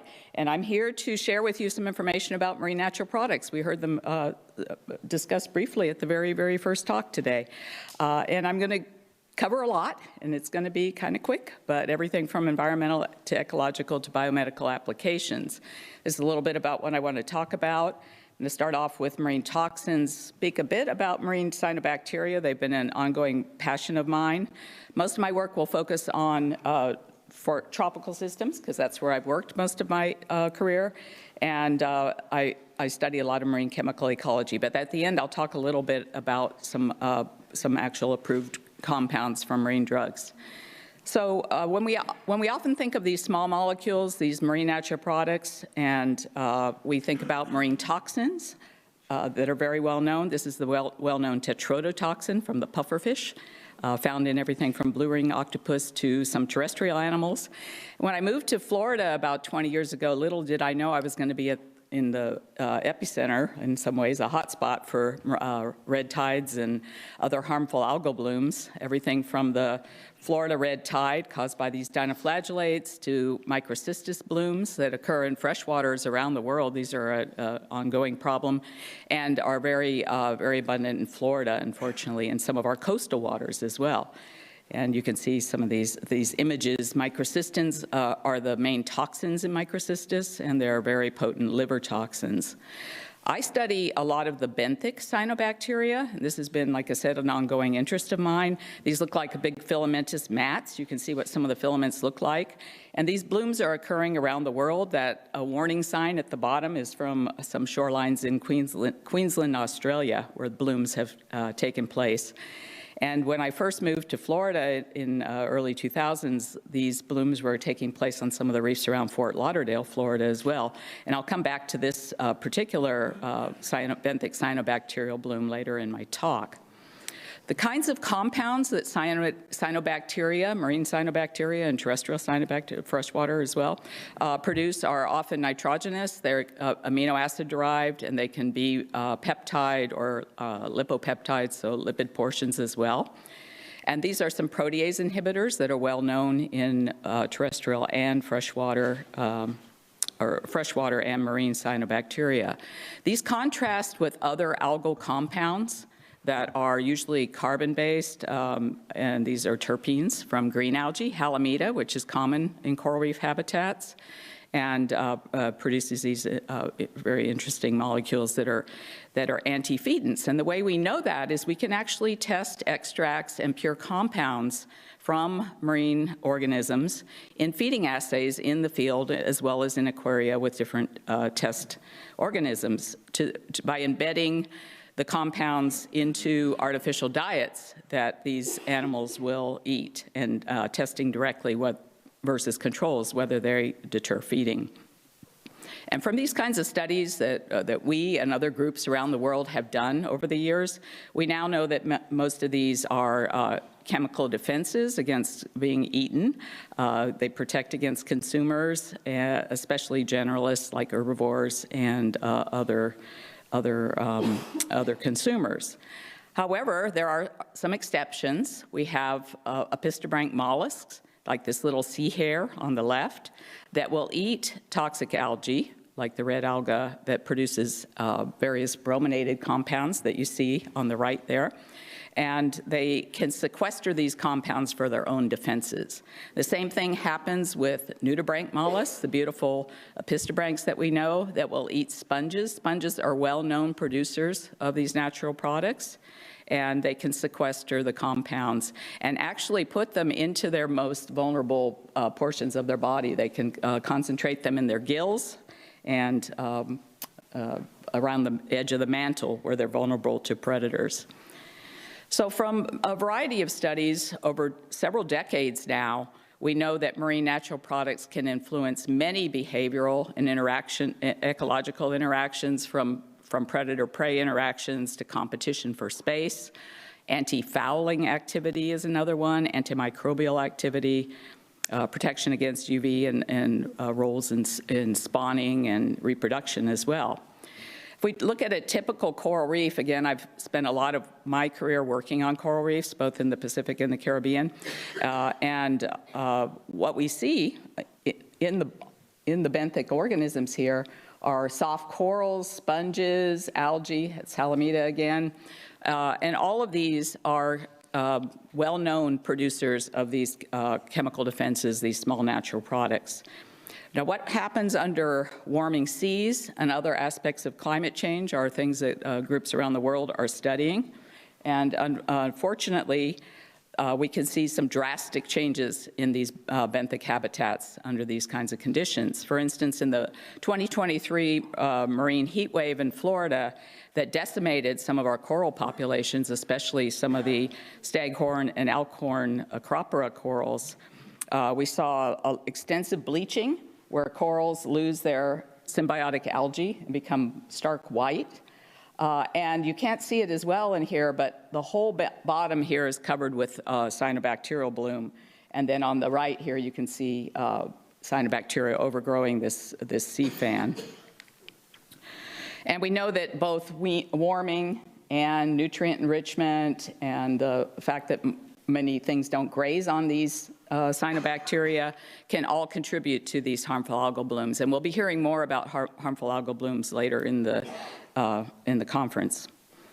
One important one that we've studied over the years that's also very interesting and susceptible to warming conditions is a cyanobacterial disease of corals that occurs around the world called black band disease. And what you're looking at here is the mat of the black band disease and dead coral skeleton left behind. So these will grow across the living coral tissue and kill corals. And they affect, black band disease affects about 60 species of corals around the world. It's considered a polymicrobial disease, and you get another image of it here on a different species of coral with the mat progressing this way and leaving dead coral skeleton behind it. And Rosiophyllum is the main cyanobacteria there.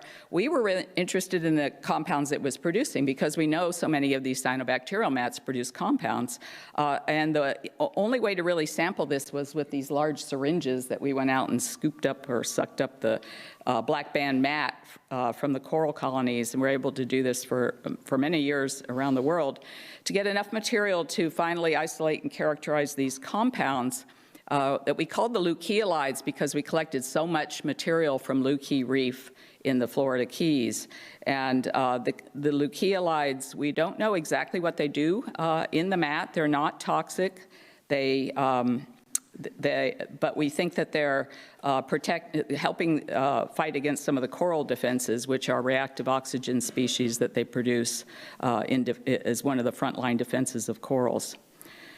With all this competition between corals and cyanobacteria and other algae, macroalgae around the world, we've been really interested in these interactions, especially at the early life history stages. And I'm going to take you down to the Smithsonian's little field station down at Caribou Key in Belize, where we've done a lot of work over the years working on coral spawning and the early life stages of these corals.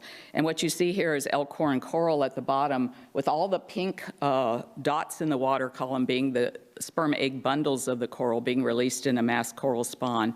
This is a really spectacular sight to see in the water. We can collect the coral larvae or coral gametes in these nets like people do all around the world and rear them up in the laboratory for a few days until we have coral larvae.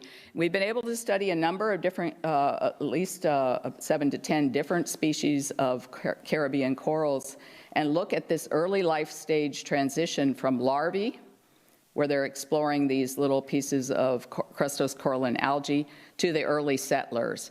And we know both the crustose, there are preferred species of crustose coralline algae for these organisms, as well as some of the bacteria from the surfaces of the crustose coralline algae can produce some compounds that are settlement cues for coral larvae. In particular, this small molecule called tetrabromoperol, it's compound 1 here, 4 bromine atoms on this small perol. And it is an important settlement cue for many different coral larvae. It's being used now in coral restoration activities pretty actively in Florida. My colleague Jennifer Sneed at our laboratory has been really moving this forward. And really interesting is the specificity of coral larvae for this compound because all of these other close analogs have no activity. Only tetrabromoperol works as a coral settlement cue. One other aspect of bacterial work that is of real interest and growing interest is the use of probiotics or beneficial bacteria for corals and other organisms, of course. Probiotics are used in humans, of course, and also pretty extensively in aquaculture. But they're starting to be used for promoting healthy microbiomes in corals, especially under conditions of coral bleaching or disease. And groups around the world, leading groups in Australia and the Red Sea are all working on this.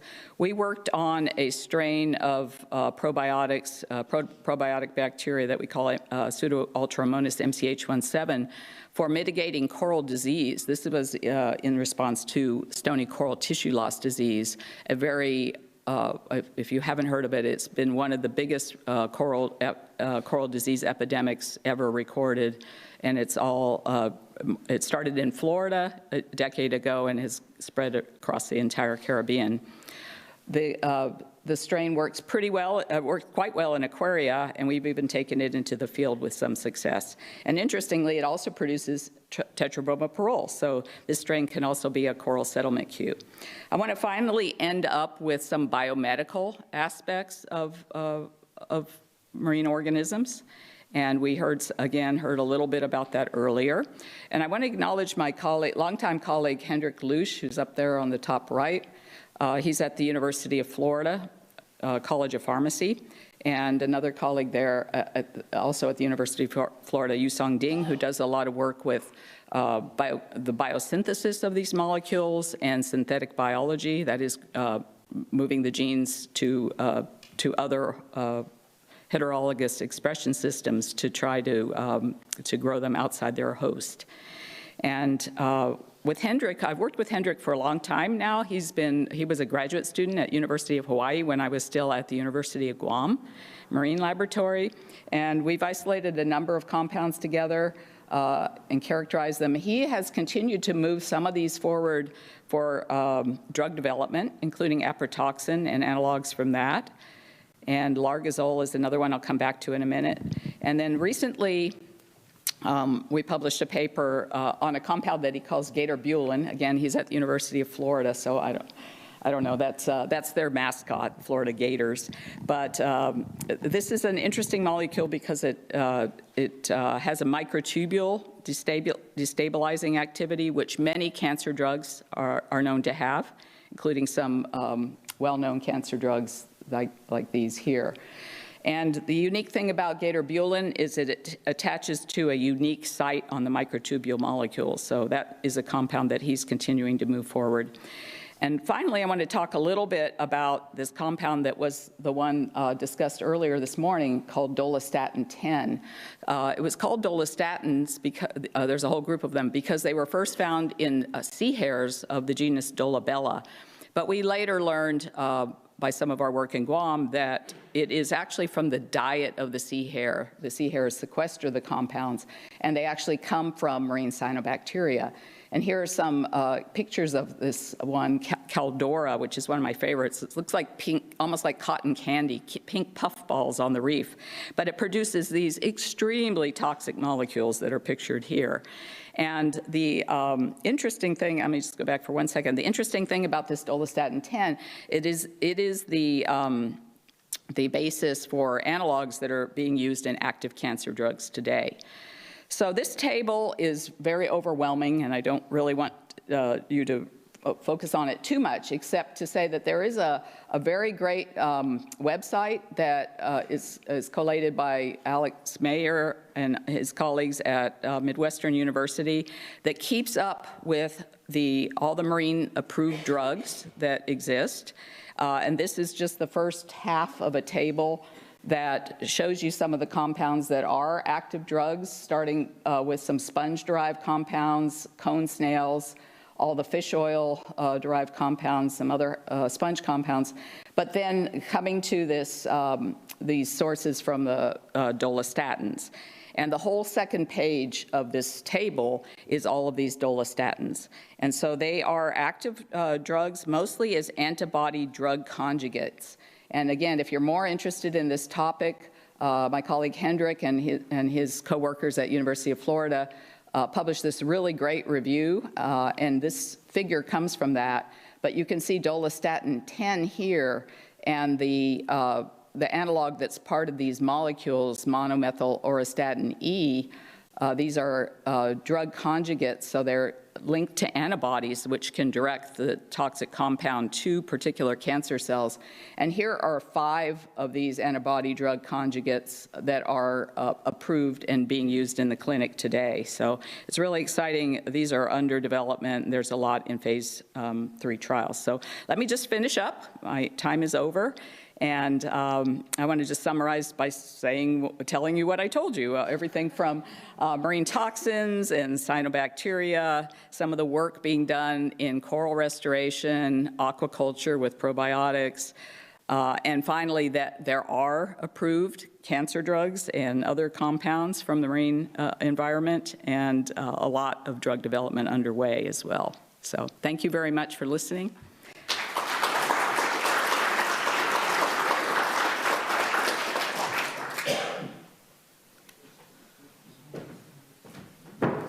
Thank you very much, Valerie. Please stay a little bit. Yeah, what an amazing talk. I'm not an expert of these topics, but I think I know good science when I see it, and this was really amazing.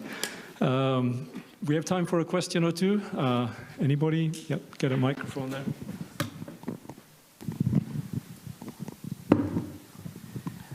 Thank you very much. It was a very insightful presentation.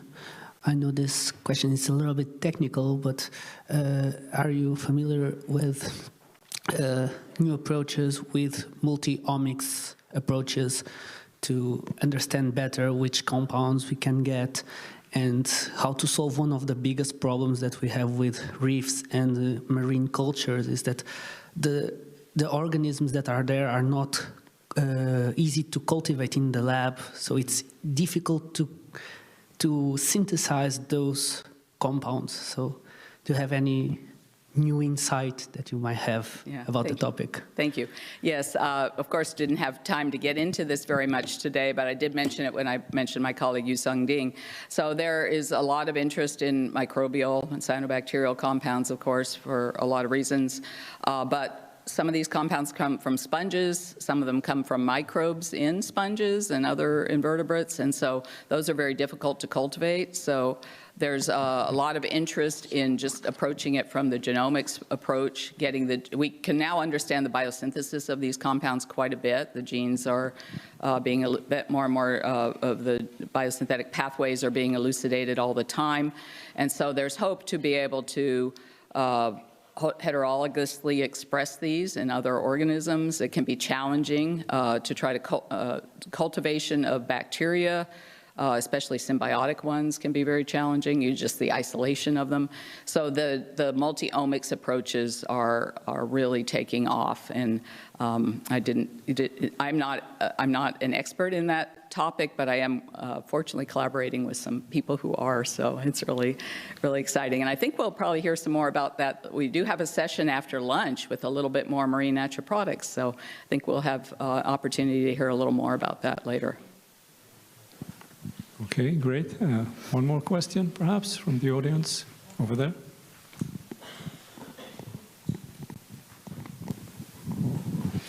Thank you, Valerie, for this nice, as always, beautiful talk.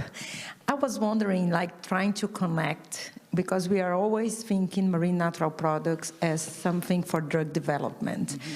But I think that if you try to understand a little bit better about this chemical communication inside this global warming ocean, we may have like some tips how to make like early change to prevent all this bleaching and everything.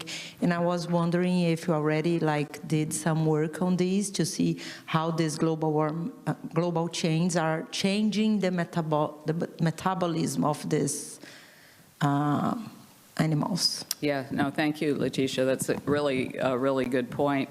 And you know, a lot of the funding for marine natural products research has come with the biomedical focus in mind, and so that has been probably the most. The best way that a lot of this work in the chemical structure elucidation has been funded. But there are a lot of environmental applications, ecological applications. And so there are, I think some good examples are the work with probiotics. People are starting to look at, you know, stabilizing the microbiomes of organisms and using beneficial bacteria that can have compounds that, you know, might mitigate against stress, all these stressful situations that are occurring in our warming seas, and not only warming, right, but deoxygenation, hypoxia, et cetera, and changes in pH and everything else are drastically changing organisms. And it changes not only the microbiomes, but the metabolomes as well. So there's a fair bit of work going on in that area, but there's a lot more to be done. Thank you. Before I let you off, a quick question from myself. Also, you show an amazing way of biodiversity, how many opportunities there are, and also, of course, threats and relationships.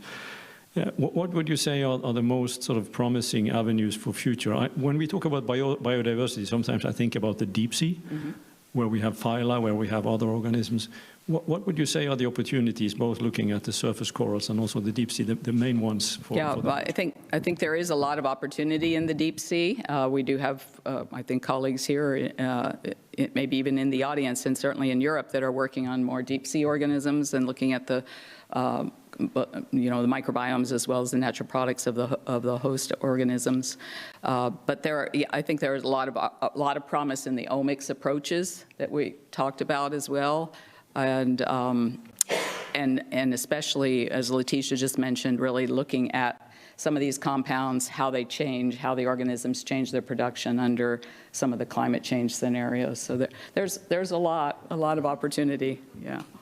Thank you. Thank you. Yeah, thank you.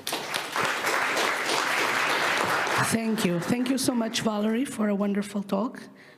We now move to our second session on ocean benefits for human health, and we invite Gert Heffert and Helios de Carne for the Flanders Marine Institute, Alison Borges from CERCIAV and Pedro Coutinho from Sporting Clube Aveiro, and also Ana Príncipe from the Sailors of Hope project, and Anselmo da Costa from the Almada Local Health Unit to the stage.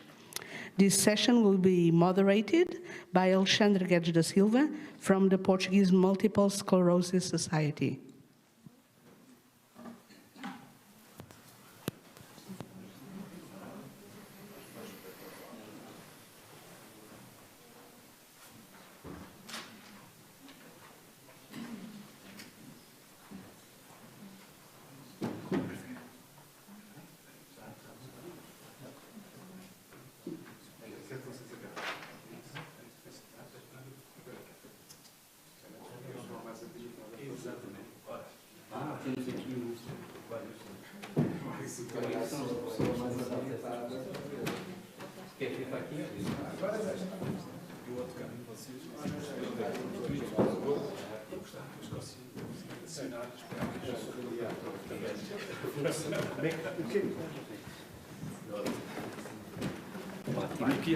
Portanto, sentas aqui. Sentas aqui.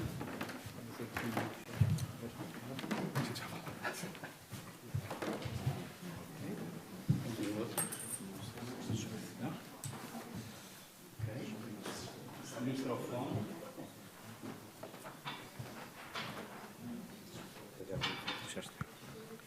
Fica aqui controlado. Eu sou especialista nisto. Olha, inglês ou português? Inglês. Inglês, se conseguis, não? Sim, tranquilo, tranquilo.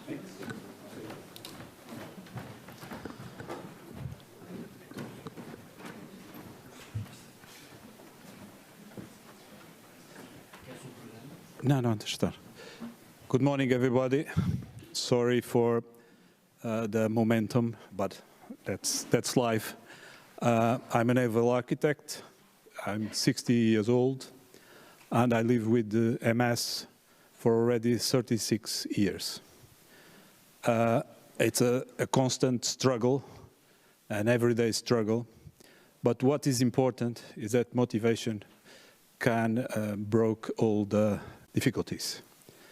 I'm also a sailor in the Paralympic community, and I'm here to honored to present this session in behalf of my organization, the Portuguese Multiple Sclerosis Society. It's a society with 40 years of age.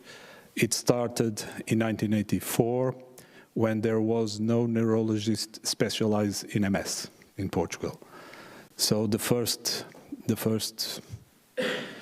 work that we did at that time was to raise money in order to finance some medical students to specialize in the disease.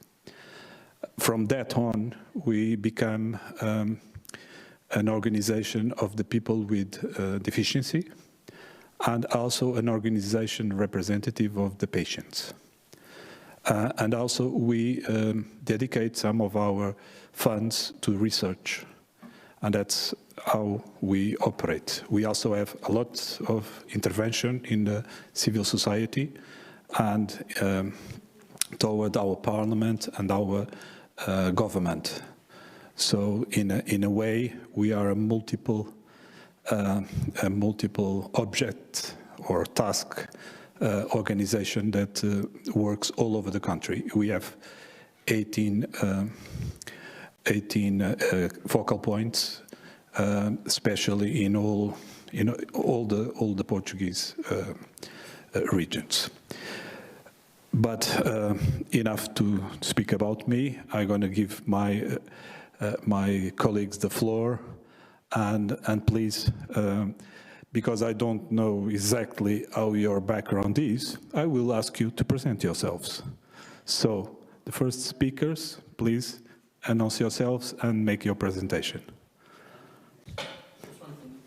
All the biographies are in the webpage, and if you scan this code, you have all the biographies. Okay. This because we have so short time.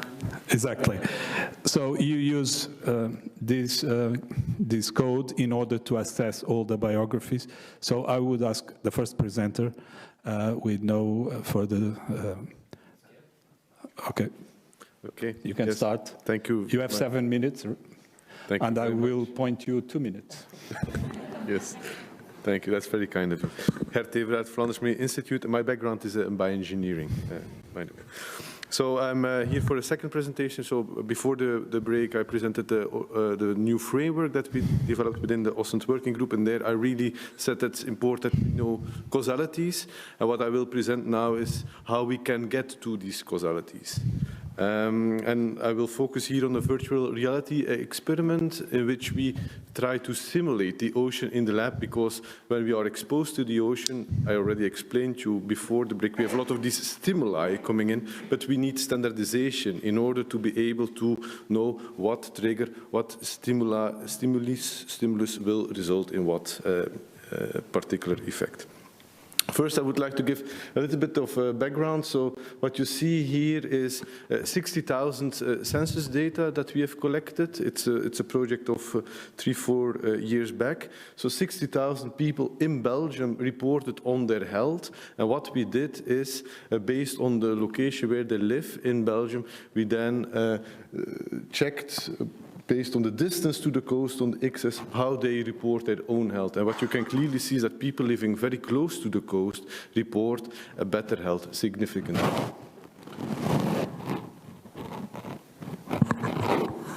Secondly, we all remember the very unfortunate situation with the COVID-19 lockdown, but for us as researchers, this was a perfect opportunity. It was a natural experiment because we were all in lockdown. People could not move anymore. Only the people that were living very close to the ocean could still visit the ocean. Yeah? And we used this very unnatural conditions to perform the experiment with more than 600 adults, and we then asked them, what is your level of boredom? What's your level of worry? And what's your level of happiness? And what we could see is that people that could still visit and had access to the coast significantly reported less boredom, less worry, and more happiness.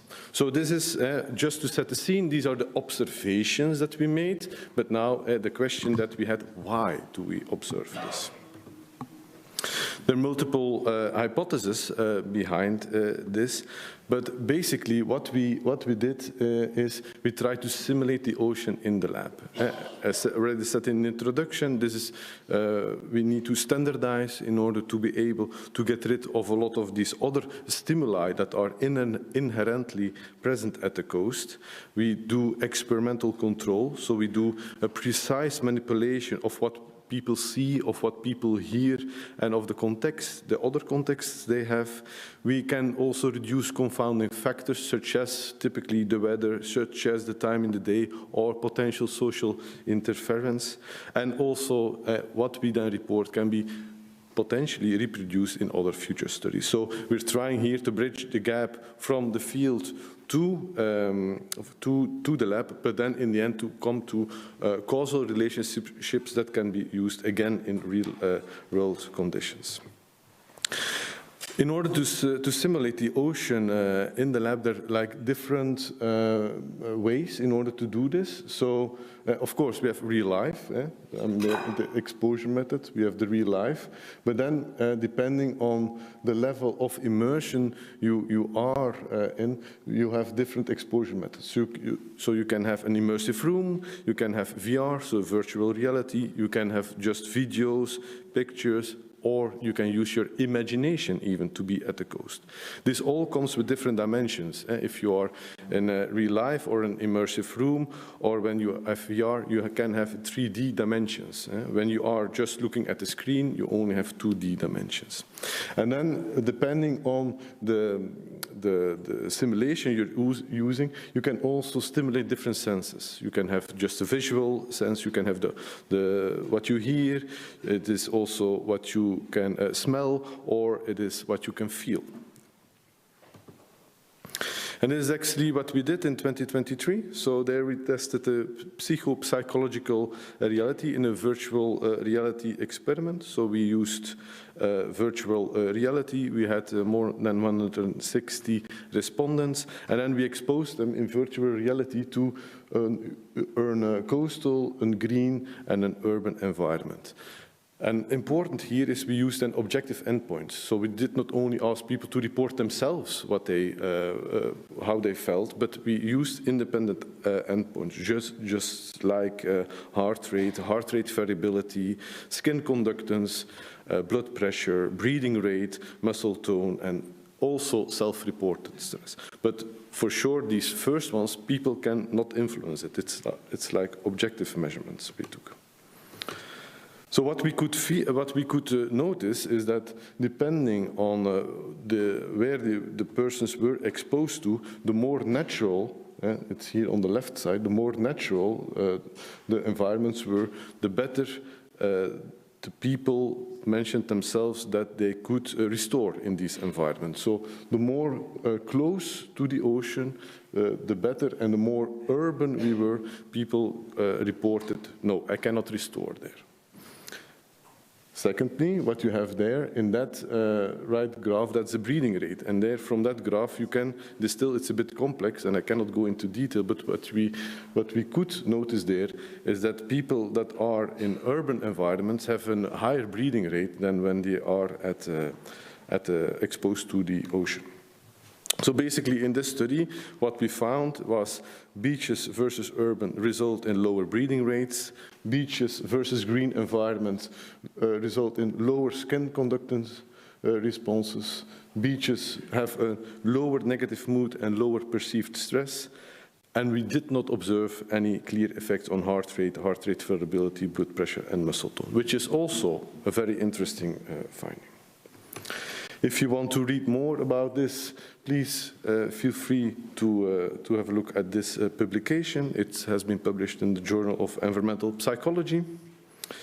And then what brings us next is the plan within the PhD of Elias. We will simulate the ocean in the lab in an immersive room. So it's an old bunker environment that we have completely refurbished, where we are able to have 360-degree videos. We are currently installing a surround system for sound, and we can also do and mimic the ocean smell. So more to be followed on this. Thank you very much, and of course we're still here if you have questions. Thank you. Thank you very much. It's on time, perfect. Next presentation, please, is by Studer, the waves. So, ocean out between tides and lives, exactly. Okay, so the program is not updated, sorry. In the waves. In the waves.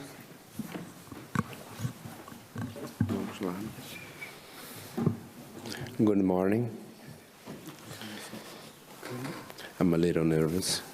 Sorry. My name is Alison Borges. I'm a physical therapist at the CESTIAV, an organization in Aveiro dedicated to inclusion, empowerment, and improving the quality of life of the people with disabilities. I'm here today together with my colleague and partner in this project, Pedro Coutinho, coach of adapted sailing program at the Sporting Clube de Aveiro Sailing Academy. Together, we have the privilege of working side by side with the participants in the Ria Sem Limite project.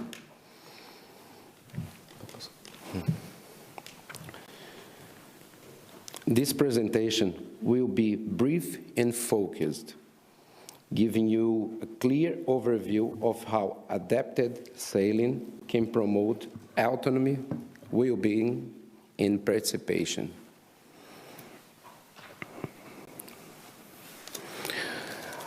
At the end, all material, slides, and video will be available for consultation. This title of my talk is Between Tides and Lives, the positive impact of the ocean on disability. And that is exactly what we witness every week on the water. CSIAV working daily to promote inclusion and participation, but inclusion does not happen all inside the building. It happens in community, in shared experience, and environment where people feel free, capable, and valued. The ocean offers exactly that, a space with walls, without labels, and full of possibilities. Ria Sem Limite is a partnership between CSIAV and Sporting Clube de Aveiro, supported by several social investors. Through universal design boats and training, coach like Pedro, participants steers, train sail and make real decisions on the water, safely and with dignity. We see improvement. We see improvement in motor skills, in abilities, in balance, communication, emotional regulation, in self-esteem. But above all, we see transformation, people discovering new abilities, new confidence, and a new connection with nature. This more important in this presentation is not that I can talk about, because we're building a short video to everybody see that I can talk, that I can read at Rio.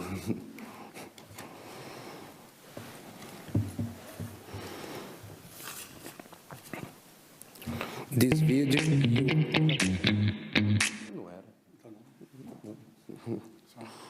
sorry. This video you are about to watch bring together this moment, this learning, the challenge, the emotion in the voice of people we support. These are real experiences lived with authenticity, courage, and joy. I hope the next 5 minutes allow you to feel a little of what we feel every time we go out into Ria de Aveiro, a place where tides and lives move together.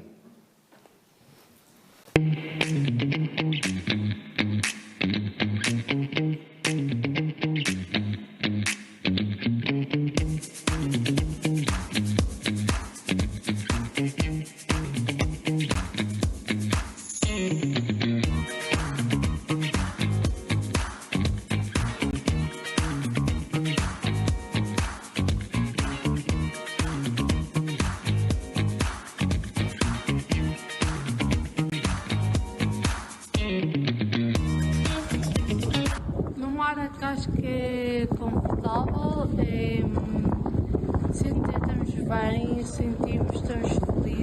temos a sentir outra energia, temos a sentir muita coisa, nós sentimos, estamos tristes, estamos só aqui ao mar a respirar fundo, até 10, até 20. Vamos a fazer atividades tipo respirar fundo, ver o mar, ver o que é que o mar que levamos, o que não levamos. Pessoas boas, pessoas mais simpáticas e dão a nossa vida. O mar para mim é algo que me tranquiliza, que me limpa a mente, é puro. Puro. Sim, sou feliz. Quando eu dou um mergulho, a água está um bocado fria. E eu depois às vezes tenho medo de dar um mergulho. Do barco e vela. Testei coisa segredo. Como te chamas? O meu nome é João Capina, sou eu daqui para os passeios. E o que é que vieste cá fazer hoje? Eu subi a agarrar nas cordas para matar o barco vermelho e tipo eu subi a surfar. E gostaste? Sim, estou a gostar. Estás a gostar? Estou a gostar de saber surf. O símbolo destes barcos... Sim, o barco? Sim, é mesmo um pássaro. O pássaro? É. E tu como te chamas? José. O que vieste fazer? Vim andar de barco. Ah, e gostas, não? Gosto. O que é que já sabes fazer? A conduzir, pegar a corda. Mais? E depois andar. E o que fazes à corda? Puxo-a. E como se chama puxar? Puxar a corda. Anda cá, como chamas tu? Nuno Jorge. Nuno, o que é puxar a corda? Lema. Quando puxas, como é que se chama? Escuta. A escota. O cabo chama-se escota, não é? Escota. Mas quando puxas a escota, como é que se chama isso? Essa operação? Para a direita. Não, para puxar. Quando puxas, como é que... garoto, estava aqui a ouvir a gente. Como é que se chama? Caça à vela. Caça à vela, puxar a escota. Certo? Certo. Como te chamas? Ricardo Filipe. Então o que é que vieste fazer? Vieste andar do barco? Vim. E gostas? Gosto. Porquê é que gostas? Que é uma atividade divertida. Muito bem. Tens mais colegas que fazem aí vela? Não. Gostavas de ter? Gostava. Ok. Tens que perguntar lá, nos teus amigos, na família, se alguém quer vir andar contigo. Vinhas? Vinha. Ai, que bom. Também vieste a dar à vela, não foi, André? Eu vim à vela, sim. E então, vais querer andar também com os teus amigos à vela ou não? Vou, claro que sim. E o André Neto? Eu gosto de andar de vela. Já és veterano, pá, já andas aqui nos barcos à vela há muito tempo. Sim. Sim? Quem é que tu gostavas de trazer para a vela? O meu irmão. O teu irmão? Quantos anos tem? Não sei de cor. Sim, mas é assim mais velho que tu? Sim. Ah, é? É. Teu irmão e mais? Minha irmã. Ok. A tua irmã se ver-te a andar à vela? Sim. E tu levavas ela a dar uma voltinha no barco? Sim. Então, vamos experimentar isso? Sim. Pronto. Muito bem. Então, até um dia destes.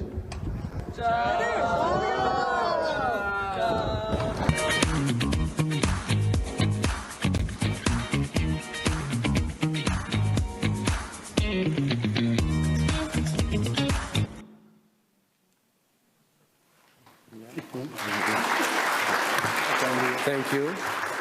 Everybody invited to sail with us. Thank you very much. And now we have Sailors of Hope. Please go.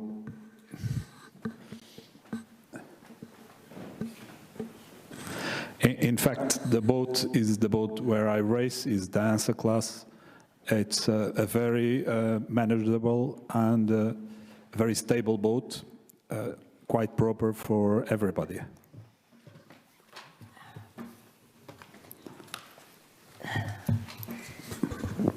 Good morning.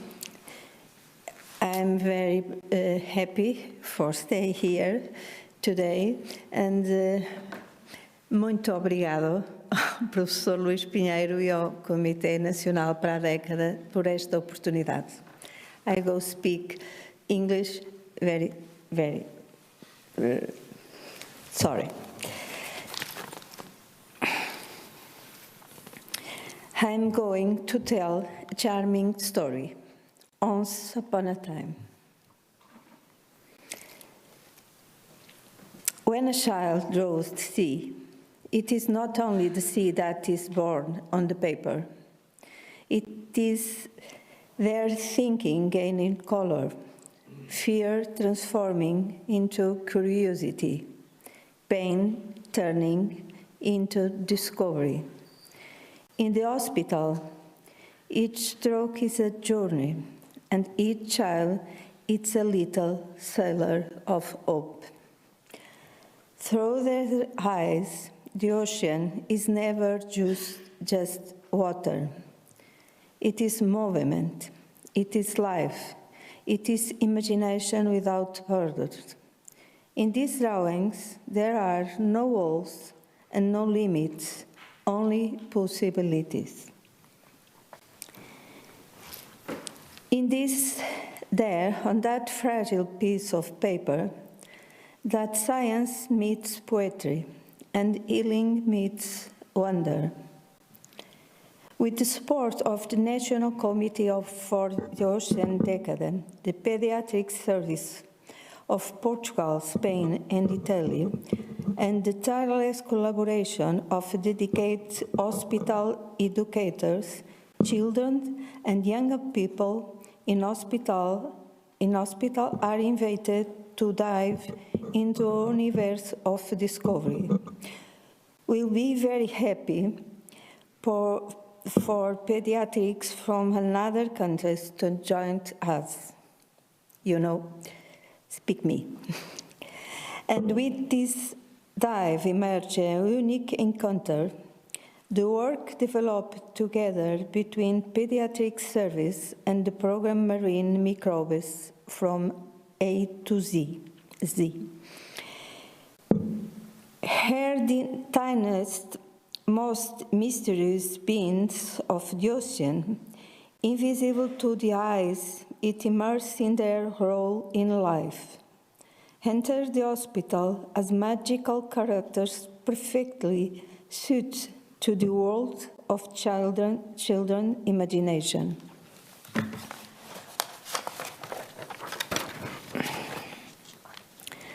Thus science ceases to be abstract and becomes a living experience. Each stroke, each question, each observation transforms curiosity into learning and care in analogy. The health of the oceans and human health are not two separate stories. They are waves of the same sea, rising and falling with the same breath of life. If the ocean suffers, we suffer too. If the ocean heals, we also find balance. And in laughter of a child painting a fish, a jellyfish, or a ray of light in the depth of the sea, we discover that hope is, after all, contagious. May the sound of this wave continue to echo in schools, in hospitals, in this season, and in dreams. Sorry. May we all embark on this challenge with the same curiosity, the same tenderness, and the same desire to understand the world, because it is way step by step, gesture by gesture, that the future is drawn, and it is the sea that offers us the only possible horizon. Thank you. Thank you very much. Ooh. Okay.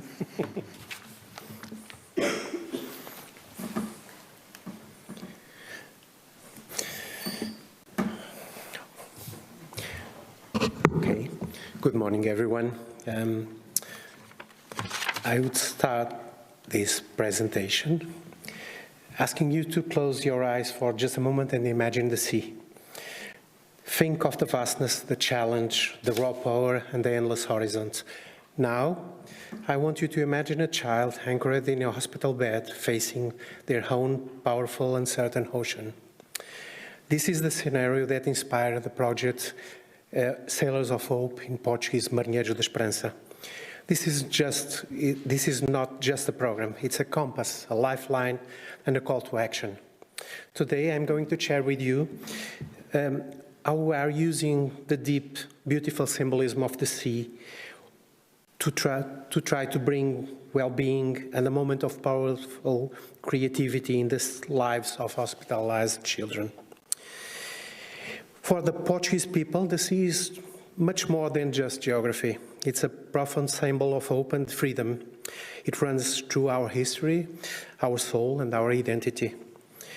But let's look closer at the true sailor. For the sailor, the sea is a constant challenge. It's the obstacle that must be overcome. It's a boundless source of inspiration and adventure. When the waves are high and the horizon seems distant, what keeps the ship moving forward, it's not just the strength of the wind, but the unwavering presence of hope. Hope is the lighthouse that guides the sailor through the fierce storms and leads them safely to port. This is the powerful metaphor we place in every heart of our project. The primary objective of Sailors of Hope is crystal clear: to contribute to the well-being and quality of life for hospitalized children by appealing to their creativity. It has been more than 30 years that I work in neonatology and pediatric intensive care, and I began thinking mostly in organic, biological terms, but health is much more than antibiotics and therapeutics and ventilators and so on. And I have learned through the years that people and their parents, children and their parents, need to be hopeful, and we try to do that. When a child is in a hospital, they lose their sense of control. They are no longer a free agent. They are a patient confined by routines and treatments. Our project seeks to restore that essential sense of agency and freedom through the power of imagination. We don't just distract them, we equip them. We transform their hospital room, their anchorage, in the bridge of a mighty vessel. Through tailored creative activities, we ask them to become the captain of their own ship. They draw their new safe harbor. They design the flag of the crew. They chart a course through the vastness of their imagination. The focus on creativity is vital. It allows the children to momentarily look behind the illness and focus on possibility. It's a powerful therapeutic tool that shifts their energy from passive endurance to active creation. It gives them the emotional equipment, the creative life vest to ride out of the storm. What is the real impact of the sailors? Oh, excuse me.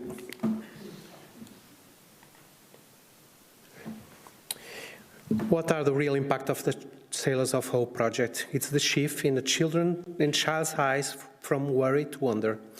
It's the moment they realize that even though they are confined physically, their imagination is truly free. We are not curing the illness, but we are restoring the spirit. We are teaching them that, like a seasoned mariner, they possess the resilience to navigate their current circumstances. We are reminding them that hope is a feeling that motivates us to keep sailing, even when the waves are their highest. We provide the inspiration, they provide the courage. We offer the map, they chart the journey. We are simply the crewmates, reminding them they are not sailing alone. So let me close by asking you to imagine that ocean one more last time. The Sailors of Hope project recognizes that every child in a hospital bed is a sailor facing a difficult voyage. Our mission is to ensure that their journey is filled not with fear, but with courage, creativity, and the unwavering light of hope. I'd like to leave you with a quote of an almost unknown French poet, Antoine de Rivarol, who said, "Hope is a loan that we make to happiness." Let's make this loan, and let's bring hope and joy to their young hearts. Thank you. Thank you very much for your inspiring words. And I have just one question. I don't know if we can have questions now, but I have one question for all of you, and I give you 2 minutes each to explain the world how your experience can be replicated. Because what I see here are examples of good practice that could be replicated worldwide. So we can start with your transformation of a bunker in a sensorial space, and I think it's quite interesting the use of the ocean environment and space in order to create well-being in the people. Yes, thank you very much.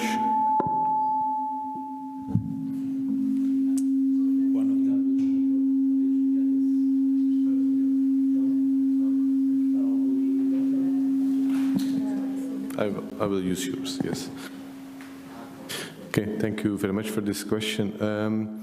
So within the PhD of Elias, you have seen that we come to the observation that the coast is indeed beneficial for human health. But of course, what we also want to avoid, and when we speak to local stakeholders, is that everyone suddenly moves towards the coast, because especially in the context of Belgium, we're very occupied already. It's also very expensive. Depending on your socio-economic life state, you just cannot afford to be there. So that's actually also one of the reasons why we invested in these proxies for ocean health and for getting these stimuli towards the people. So it's investing in these, to try to simulate the lab and bring actually the coast towards the people. Based on the research of Elias, we can then also see what approach works best. I've seen, for example, imagination. This is something that we also are currently working on together with the promoters of Elias. But what we have also been thinking, for example, is to bring pictures that people say, look, this is one of the pictures that always reminds me of my childhood, to, for example, then provoke this feeling of nostalgia that we have also been discussing in one of the previous presentations. Other people are maybe more benefited by VR or by watching documentaries. So it depends. It's not that the therapy that maybe later on that we can prescribe, it will be one fit for all solution. It should be tailored towards the person. I don't know, Elias, whether you want to add something? No, I have nothing to add. So we can pass now to our colleagues of the Sailors of Hope. How can we replicate the project in other wards, of children wards, or even in adult wards? Because I think it would also benefit the adulthood. Well, it's an open project.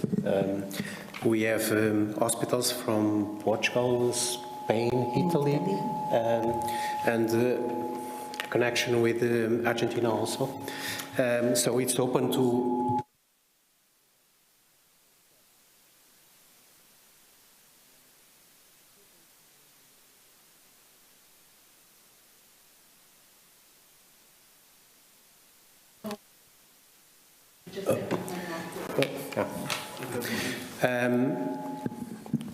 we are open to every hospital that wants to participate also. And the question is, pediatrics is on the front line of a lot of innovation in pediatric wards. Okay. In a lot of areas. We started with music at the hospital pediatric wards. Then we have clowns, and we have this project, and all to improve the same. It's the quality of life. It's not only prolonging life. Sometimes when we have not clinical hopes of much more, I think we must get good remembering from their parents and their children. It's that's all about. If I have a child that is optimistic about the situation, it allows much more easily to be treated properly than in old times, then things were a little bit forceful. And hospitals are not places for children, but children need hospitals. So we have to change the layout, the posture, the way of doing things in order to have a good environment to treat children. And the Sailors of Hope is one of those ways. And who knows a little bit about Portugal knows that almost our poets have write about the sea. We are deeply connected to the sea. But I see that presentations for other countries also have the same appeal. Ocean is the thing that is in front of us. And even our children began. We deal with very small babies, 500 grams and so. We have some little octopus that we put on the incubators because it seems like that's an anthropological continuity between the womb and the amniotic fluid. They come to earth, they have hair, but there is still a water appeal. Probably it's just poetry also, but I do believe in that.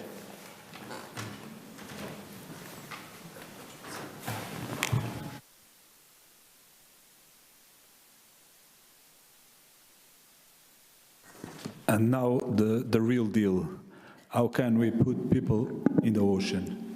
And especially, how can we devise a movement that can be national or transnational, that can cultivate this kind of experience of inclusion, in your case, but also in the therapeutic area, as providing people access to physical activity and to the ocean.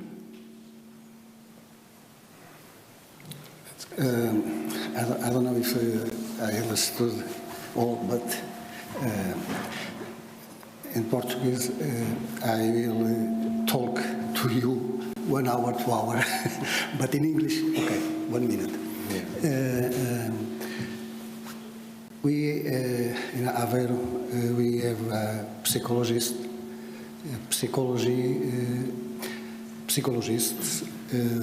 for the neurodevelopment recommends the sailing to the child, and we today now partners the future.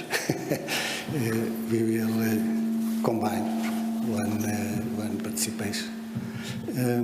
In the others, the children, we have a need of a lot of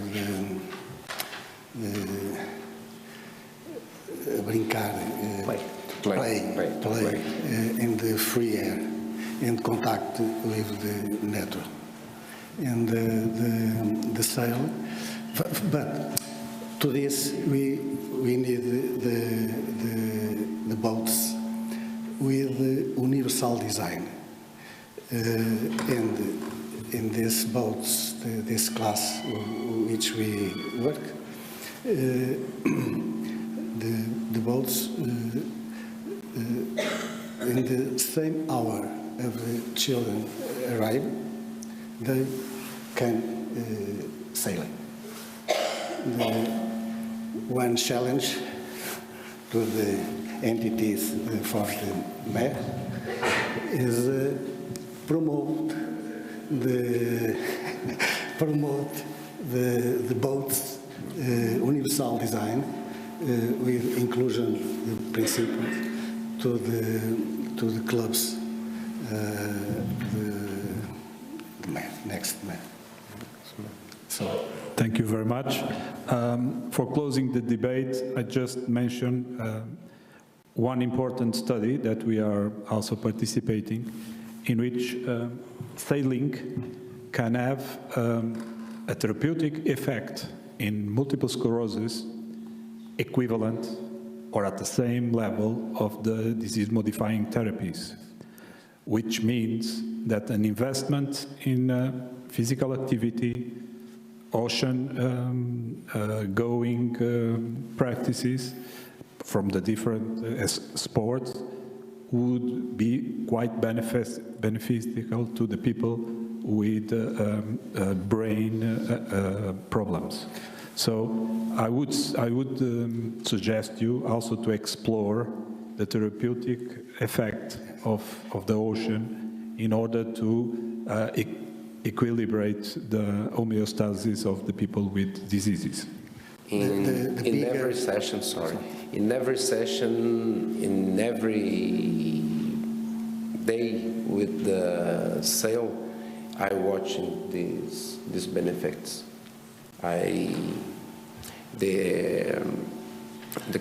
The building is impact relatório de impacto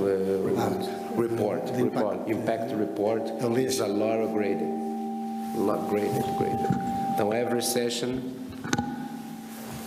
we saw the benefits, the balance, and we speak about this balance and self-esteem. It's great. Okay, thank you very much. We closed the session. Hopefully the debate would be later. And thank you to the participants. If anyone wants a quick question. Okay, so if anyone has a question, the organizer allows us. Please raise your hand. Okay, no questions. I should have more questions in my pocket. Okay, so a final word, and that's also something that happened here in Portugal. 10 years ago, there was a world expedition of people with MS. And they were on the sea in different sections during 16 months. And what happens to those people was almost full rehabilitation, both bio, psycho, and social, which means that even with interventions that are non-pharmacological, we can have real gains in the quality of life of the people and their inclusion in society. So the ocean is, from my point of view, is a healing environment. Thank you very much.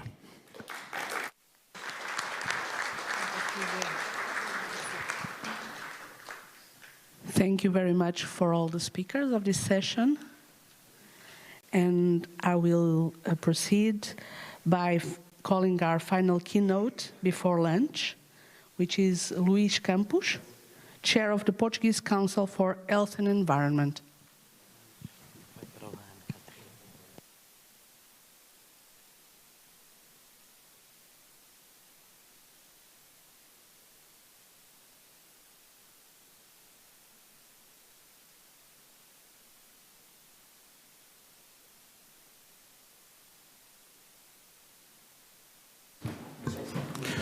So, good morning, everyone. Thanks for the invitation and congratulations for the, every microphone is, okay. Congratulations for this Congress. So, my topic is the theme of the Congress is impact environmental changes in the oceans on human health. And I start with the declaration of interests. I have three children, two of them are here, and I believe that we cannot compromise the future of the next generations that are the generations of our children and grandchildren to assure our welfare. And what we know is that environmental changes are evolving in the most pessimist scenarios. 2024 was the hottest year ever recorded, and 2025 is on track to be among 3 warmest years. And besides that, there are tipping points. What are tipping points? Are happenings that when they succeed, we don't have idea of the speed, the nature, and the intensity of what is going after. And the closest one is the collapse of the Atlantic meridian overturning circulation. And these changes are already having impact in human health. 1 in 4 people die for environmental factors.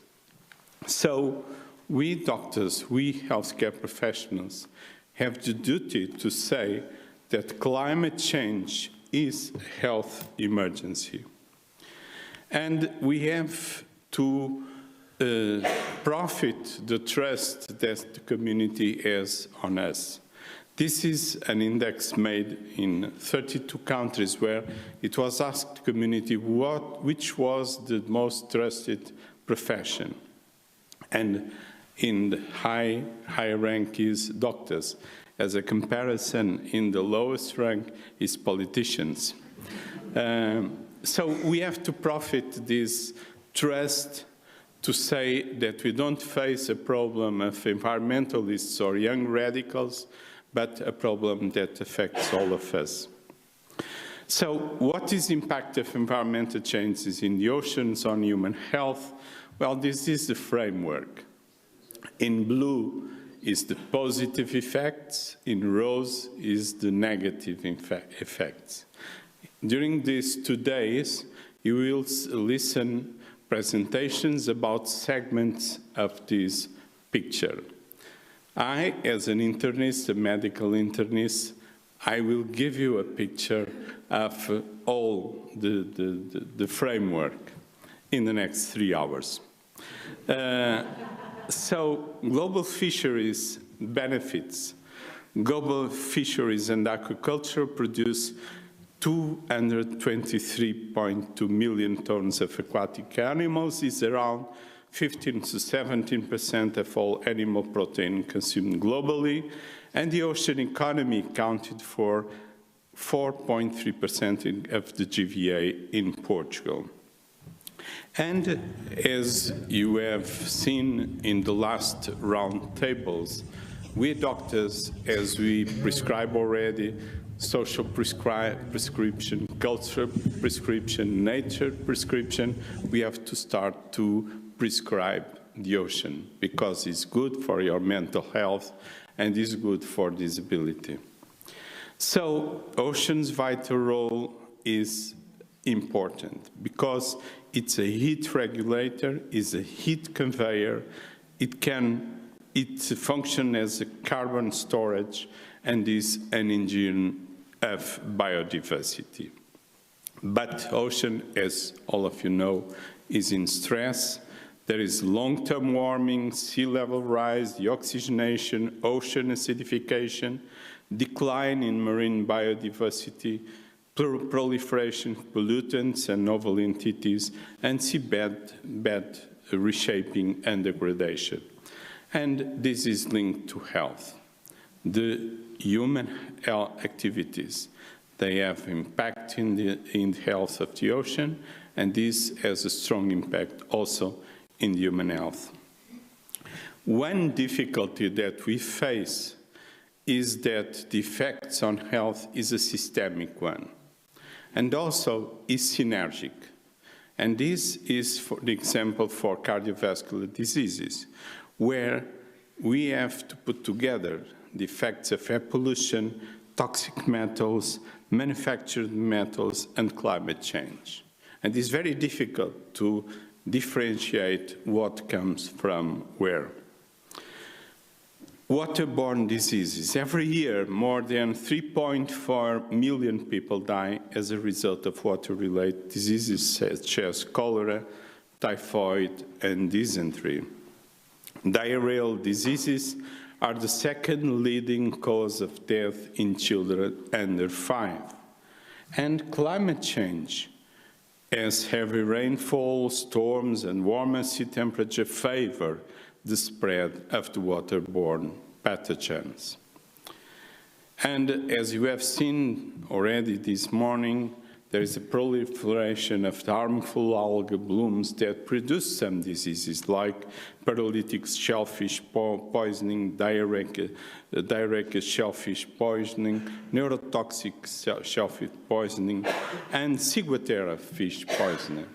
And ciguatera is a problem, especially in Azores, in Madeira, because of the high consumption of several fishes, among them amberjack. But which are the persisting pollutants in marine ecosystem? Oil spill, pesticides, plastics, and heavy metal. Pesticides. From 2011 to 2020, the average sale of pesticides in Europe was around 350,000 tons per year. One or more pesticides were detected above the thresholds of concern at 22% of all monitoring sites in rivers and lakes across Europe. And at least 2 pesticides were present in the bodies of 84% of participants in a European survey. And as I said, the effect on health is a systemic one. It produces neurological issues, endocrine disruption, liver damage, microbiome disruption, mental illness, lung, and all the other organs are affected by pesticides. And after, there is the epidemics of plastics. Microplastics are found in 70 to 90% of fish we eat. In Portugal, it looks that this percentage is lower because we find between 20 to 70% for fish and 55% for bivalves. And also the effect of plastic is systemic. There is a direct toxicity of the particles. It increases the oxidative stress, increases inflammation. It has also effect on immunity, on translocation, genetic translocation, and increased risk of cancer.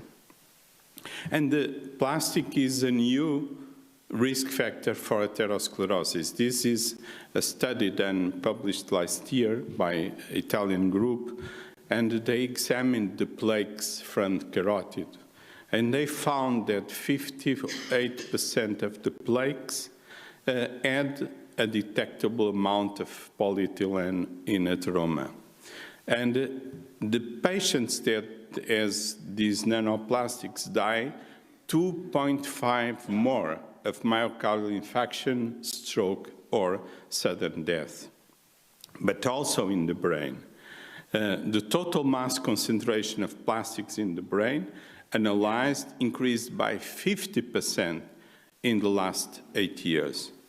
Microplastics concentrations in the brain were 7 to 30 times higher than those in the liver or kidneys, and brains of people with dementia showed a higher presence of microplastics. Heavy metals, the example of mercury. This is a very interesting study done by the Institute of Public Health, National Public Health Institute, where it was assessed the mercury exposure from the first harmonized total diet study in Portugal. And the conclusions were individuals exceeding tolerable weekly intake was 27% for methyl mercury and 3.5% for inorganic mercury.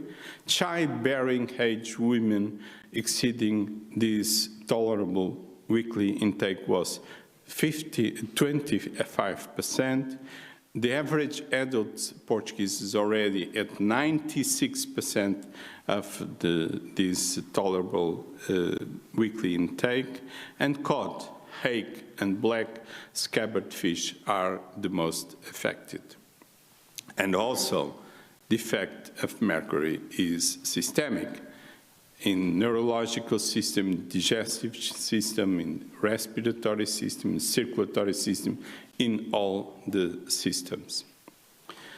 And the drugs, this is a study done in the rivers, the English rivers.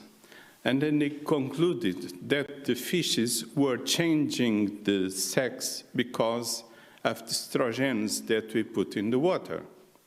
And also in Portugal, this happens. This was a study in Tejo estuary where 63 pharmaceuticals were analyzed, and it were detected pharmaceutical residues in all samples, identified antibiotics and beta blockers as the most represented groups.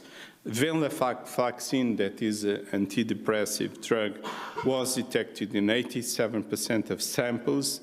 Trimethoprim, that is an antibiotic, in 32%, and ciprofloxacin in 29%. Ciprofloxacin is also an antibiotic. And finally, there is this new disease that's called eco-anxiety. What is eco-anxiety? Is the anguish of the new generations caused by this future affected by climate change. This is a survey done in 2,000 children between 15 and 25 years old in 10 countries. And in Portugal, 80% of young people consider the future frightening. 37% of young people are hesitant to have children, and 77% feel betrayed by the current generation. So what are the challenges for the healthcare professionals? We have to start to integrate environment and health. This appeal was done before the 29 COP conference in Baku by the director of the WHO. He said WHO demands urgent integration of health in climate negotiations. And this is very important because the healthcare is the first concern of the population. And climate change comes in the 10th place. So we have to say to the people that climate change is already causing diseases, is affecting health. Both things are connected. And we have been trying to do this. This is a publication in the European Journal of Internal Medicine where we did this appeal for a greater engagement of doctors in this fight. We put together 41 internal medicine societies that belong to the European Federation of Internal Medicine Society. And in last year, and I think for the first time in any area of science, we put together all the countries that speak Spanish with all the countries that speak Portuguese, and we made the same appeal. And these were the reasons why we founded the Portuguese Council for Health and Environment that was launched in October 19 in Fundação Carlos Gulbenkian in 2022. Our objectives was to create a collaborative network of health-related organizations that encompasses all the diversity of health-related organizations, to minimize the impact on population health of environmental changes, to reduce the environmental footprint of the healthcare sector, because, as you know, in Portugal, the healthcare sector is responsible for 4.8% of the greenhouse gases emissions, to promote awareness, literacy, and education, because it's shocking to see the importance of environmental factors in the future and how to assist the inertia of the universities to introduce these topics in the pre- and postgraduate education, to foster research in this area and increase the resilience of the health system to respond to a new pandemic or catastrophic climate catastrophes. And we, in 3 years, we became the most transversal alliance in Portugal in the healthcare sector. We have 105 organizations, the main health associations, professional associations, scientific societies, universities, pharmaceutical industry laboratories, research, private health groups, university patient associations, municipalities, waste companies, consultancy companies, insurance companies like AGAs, and technological companies like Google. Why we did this in Portugal? This is an inedit experience at an international level, because all the other countries, what they did is to create the alliance of the doctors for the environment, or nurses alliance for the environment. It's because we feel that environmental change is the most complex challenge facing humanity. And to face complexity, we need integrated solutions. And we have done during these years, 3 years, a lot of activities. We have in the second edition of a course, international course on health and environment, with the Public Health National School. We are working with medical societies to elaborate and publish and implement recommendations to decrease the environmental impact of the healthcare sector. We started with inhalers. We created the Portuguese Observatory for Health and Environment that produced a report. It was launched in January. It's available in our site, cpsa.pt. We make the first National Congress on Health and Environment in February with 1,000 participants from 50 different professions. And we will do the next Congress in Fundação Carlos Gulbenkian on the 8th and 9th of April 2026. And I make an appeal to participate in this Congress, but also to bring your research, because we offer an audience of 2,000 people. And this year we are trying to stimulate the collaboration between our different organizations through the 4 clusters: one cluster of knowledge, innovation, and research, medicines and medical devices, environmental sustainability of the healthcare system, and urban health. So there is people in this audience that is from different institutions that we would like to have in our Portuguese Council to Health and Environment. And I finish with a legend, not a citation. And the legend says, one day there was a huge fire in the forest. All the terrified animals watched helplessly as the disaster unfolded.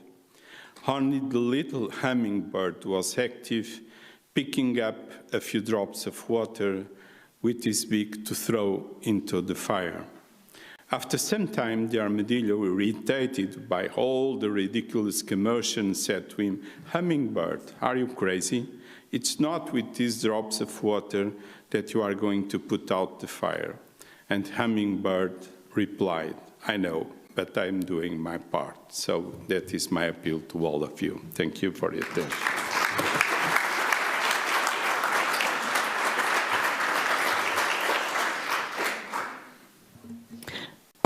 Thank you, Dr. Campos, for this inspiring keynote, but beyond the inspiration, also the very structured way in you brought the different disciplines together and show us how they're connected, and also to make it tangible. That helps to cross these different disciplines. So thanks a lot for that. Are there any questions from the room? Yes, please, sir. If we can bring a microphone, please.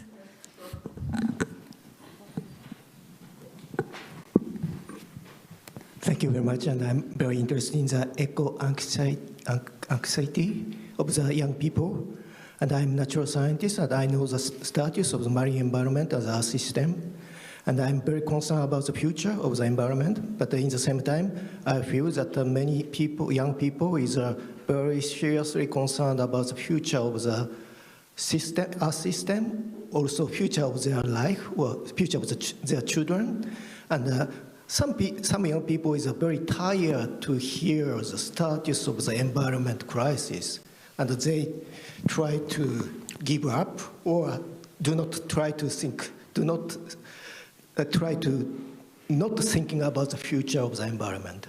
And I think just communication, notice the crisis, status of the environment is not enough for young people, but some need to some strategy with bringing hope for the young people.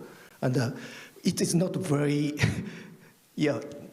not easy, and it's quite challenging, but I'd like to ask you if you have any idea or experience to communicate to young people with hope, and not how to send a message of the climate change or environment crisis with hope, and that, if you have. Thank you for your question. I think the main principle is that when we communicate about these issues, we have to bring action, hope, and possibility of action. Every one of us at our level, we can do something. Because if we don't come in, we induce fear without this possibility of action, it paralyzes action. Second is, what you say is really a problem, because even at a medical level, we see that ignorance is largest in the younger people than on the older people. So we have to have new different forms of communication. We have to have change management to bring communication, science to reach the different targets. And we have to start from the beginning, on the school, on the primary school, to bring these habits to these people. Thank you for that great question and a great answer. And again, science seems to be, and science is the answer, but then again, we have to be aware that we have to look at the interdisciplinary cooperation of science. Any other question? Over there, yes.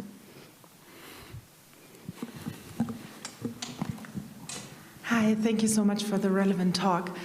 I could not help but notice that when you were presenting all of the threats to human health through nutrition, by far most of them or all of them were basically consumption of animals.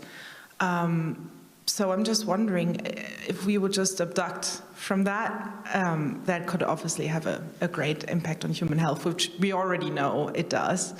And then on top of that would also have a positive impact on the environment. So I'm just wondering if that's something you're promoting in your day-to-day job or on those boards.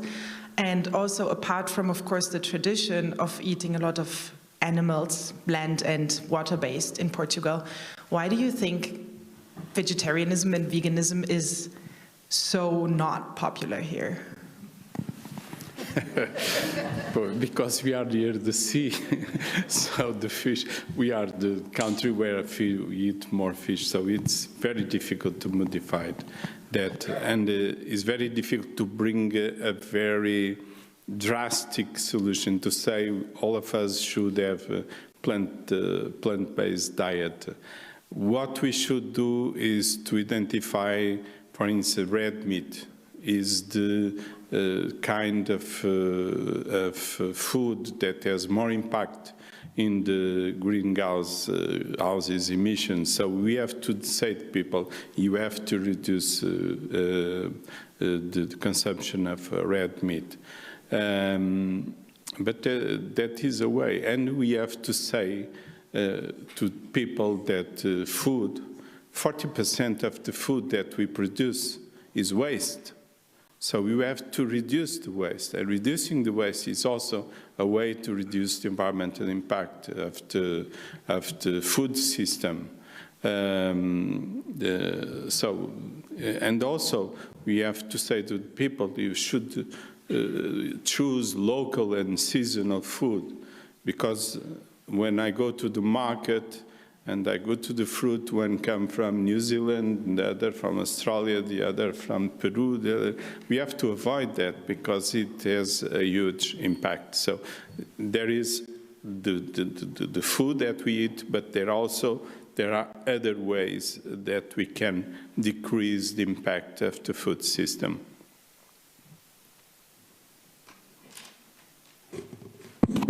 Okay, unless there is another burning question, I think we realize we're short of time. I think we all can join in applauding the Portuguese inspiring example of this council where different disciplines come together to look at the environment and health. So with that, we congratulate you and we thank you for that.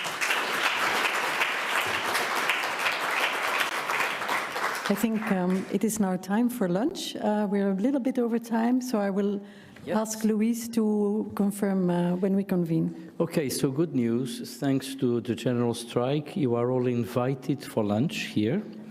Okay, so you're all welcome. We should start as planned at 2:10. This means that we have enough time to eat and also to discuss and contact the people that you want to ask questions directly. One other information, all this is being recorded and live streaming, so I think we have quite a large number of people watching this in live stream, but it will be accessible, so you can see everything will be recorded at the site that you have, so you can go back and see what has been done here. Also, we have asked all the speakers if they are willing to share their presentations as PowerPoints, and all of those who will do that, we will make it available in our website. Finally, in our website, if you go there, you will see that we have a list of policy briefs that have been published on ocean and human health, blue papers from different institutions, also some papers, scientific papers. But if any of you thinks you have something that you would like to share, we can easily put it in our web page so that everyone can have a look and download these papers. So thank you so much. Enjoy your lunch. Please make sure never bring food into this room, and that's it. Just enjoy. Thank you.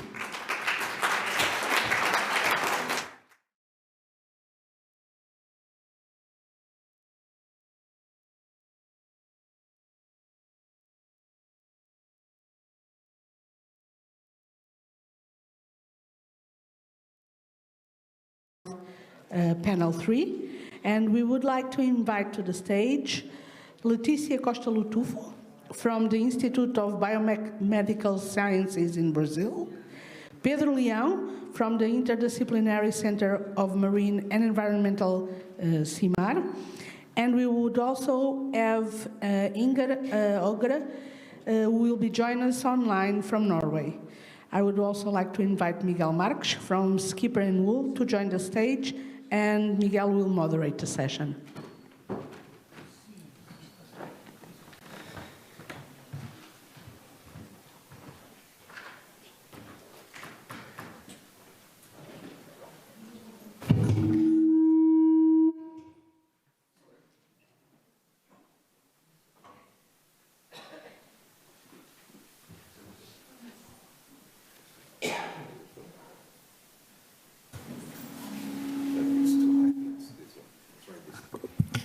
Good afternoon, all. I hope lunch was very good for all of you. And we will start right now. I would like also to thank the leadership of the Ocean Decade in Portugal for the enormous effort and results that they are achieving so far. Thank you, Luís, and all your team for the fantastic work you have been doing. So with no further delay, I will start to invite Professor Leticia to take the stage and explore the topic, exploring the ocean's chemical diversity for drug development in the context of the ocean benefits for human health.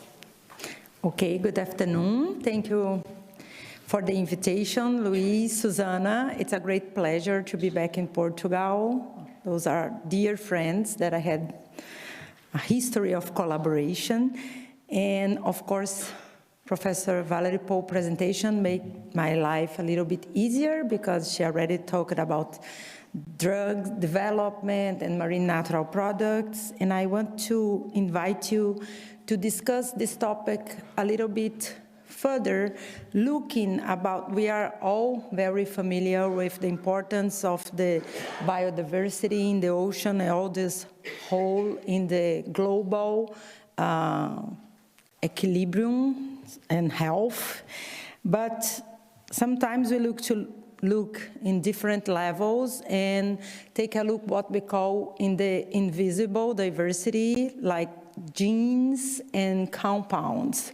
So Valerie already gave us a very nice view about the role of these molecules in drug development, in ecology, and all this function that these compounds are doing and contributing to ocean and our health. And what I want to discuss a little bit is that when we talk about natural products, we should also think a little bit about evolution. So for each molecule that we isolate, we actually have a whole evolutionary story behind, and these compounds, they are evolving together with their molecular target.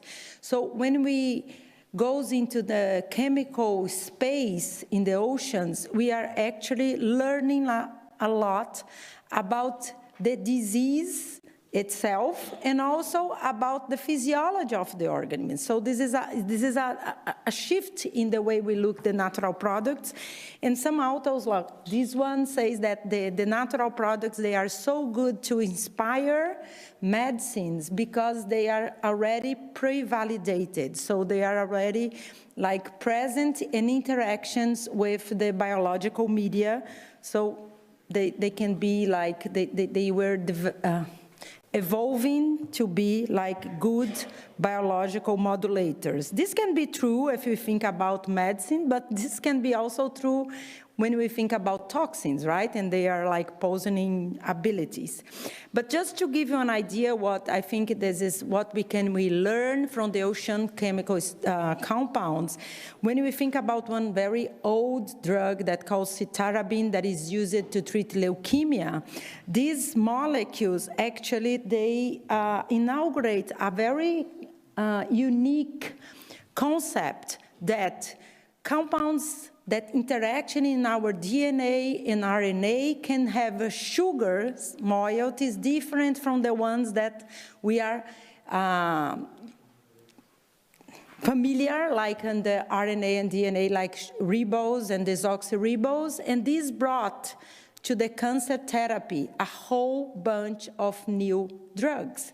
Here we have cytarabine that used to treat leukemia, but we also have, for example, 5-fluorouracil that used to treat lots of different solid tumors. So more than a compound, it's a new concept and a new cancer class of drugs. In the second case, trabectedin, that is isolated from an acidian, taught us that these small molecules can displace the gene promoters from the DNA, and this can be very useful to understand chemical resistance. That is an important issue in chemical and cancer treatment.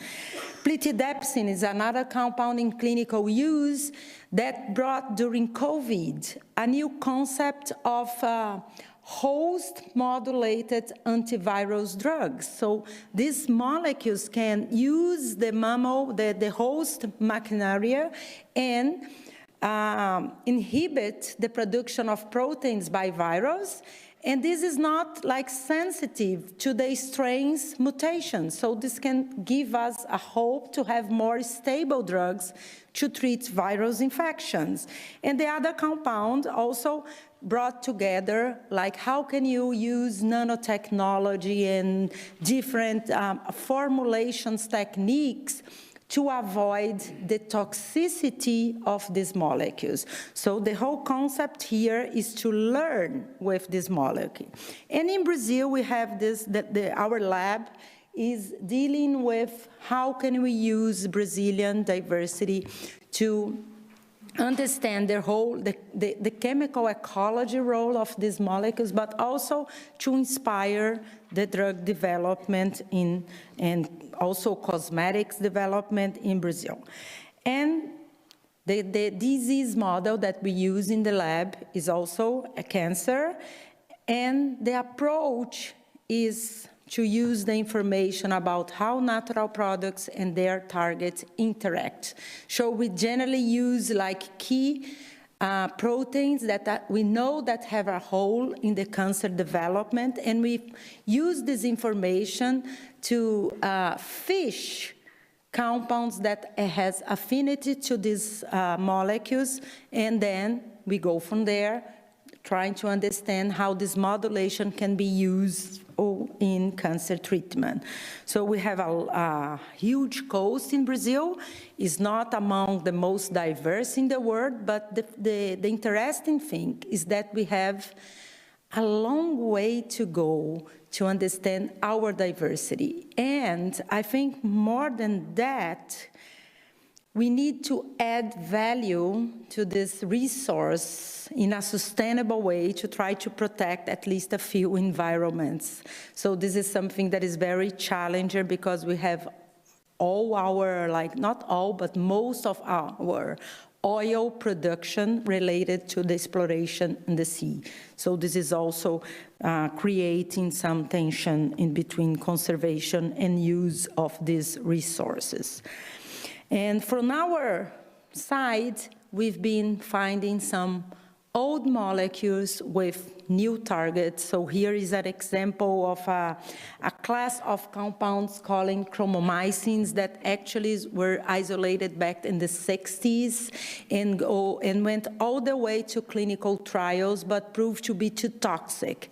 And what we showed in the lab is that these compounds actually can bind a transcription factor that is relevant in breast cancer, melanoma, and sarcoma. And this understanding can make us to revisit these compounds, thinking about a more target-oriented therapy that can be like, the therapy will not be effective to everybody, and this is probably why we dropped this on the 60s, but it can be effective for a selection group of patients that has this transcription factor implicated in the development of the disease. So this is what we call an old molecule with a new target.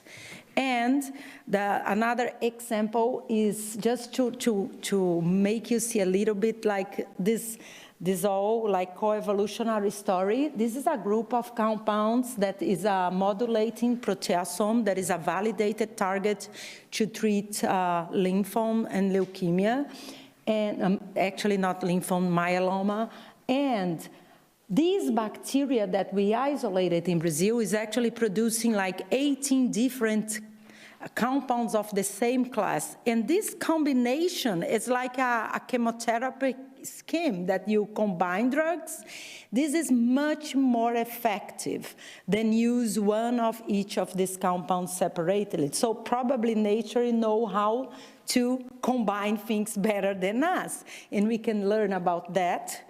I'm already running out of time. Another example is this serinaquinone that we have been in collaboration with Professor William Fenikel from Scripps.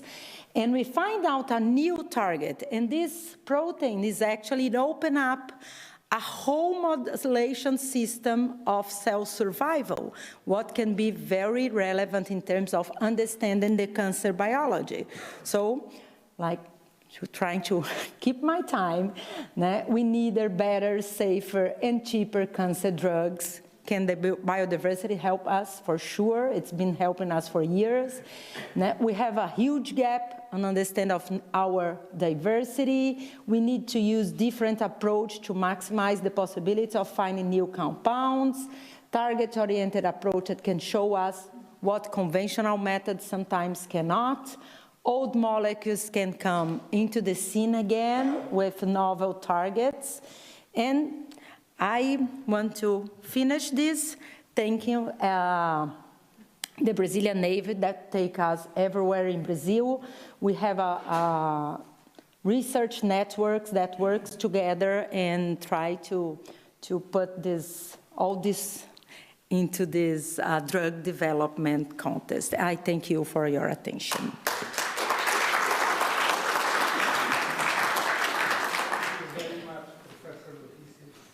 For such interesting talk, and I will pass the word now to Pedro Leão, Professor Pedro Leão, which will speak about the pharmacological treasures of the ocean.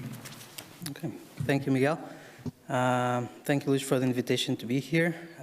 My job here today will be to try to convince those of you who still need convincing that the ocean is actually a very good source for us to find new drugs, and it is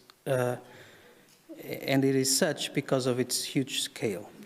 As we heard before lunch, the ocean can be used as an alternative to conventional therapeutics, but we still need the conventional therapeutics like drugs. And we actually need them a lot. And because of resistance and cancer cells display resistance to pharmacological treatment, bacteria, pathogenic bacteria also display resistance. That means that we need to constantly search for new small molecules that can be used as drugs. Now, I will try to convince you that the ocean is a very nice place to search for such drugs. Now, my job is made much easier because of the presentation from Valerie Paul and also from Leticia just before me, in which you've seen several examples of how these compounds that come from the ocean, from marine organisms, can be used to treat diseases. So if you remember the table that Valerie showed, if you sum up the numbers, there's right now 19 drugs in clinical use, so used to treat diseases in hospitals or sold in pharmacies. And there's 28 more in clinical trials, drugs that come from the ocean, that were obtained from the ocean. Now, this means that there's an active pipeline, and there's, as Valerie said, there's many more waiting to enter the clinical pipelines.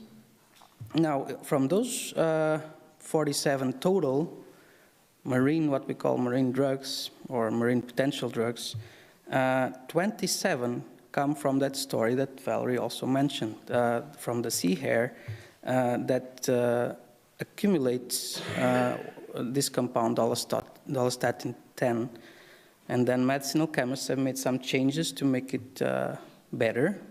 And one of the reasons they had to make such changes is that the compound is so toxic that it would just kill everything, every cell in our bodies. So to make it selective, so this illustration is just to show that you usually need one, the scale is this, you need one spoon, one coffee spoon of this compound, and if you put it in 4 Olympic pools full of cells, they will all die. Okay, so it's that toxic.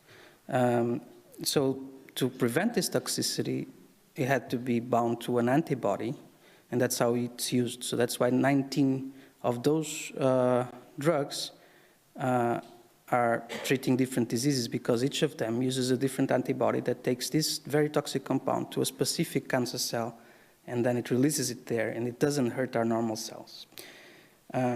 So this is a very, very, very successful story that began because there were people observing the sea hare, divers or people that were in the intertidal zone observing what the sea hare ate, and that other animals wouldn't, feed on the sea hare. So the story began there.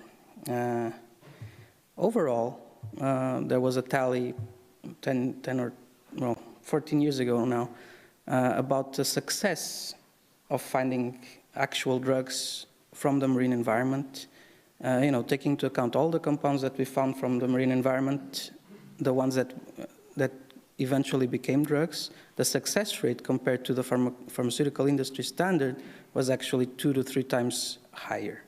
And in the meantime, we've discovered many, many, many more compounds from the marine environment, because it's all a numbers game. And that's what I'm going to try to convince you, that if we find more compounds, we're going to find more drugs. That's kind of how it goes.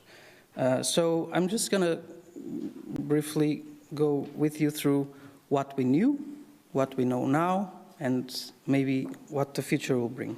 So everything that we know from these especially compounds from the ocean, but also from terrestrial sources, comes typically from cultured microorganisms.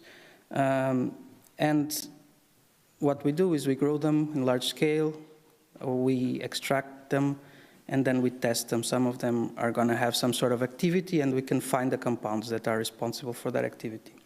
So that is all fine. That has led to around 500 drugs from 70,000 natural products.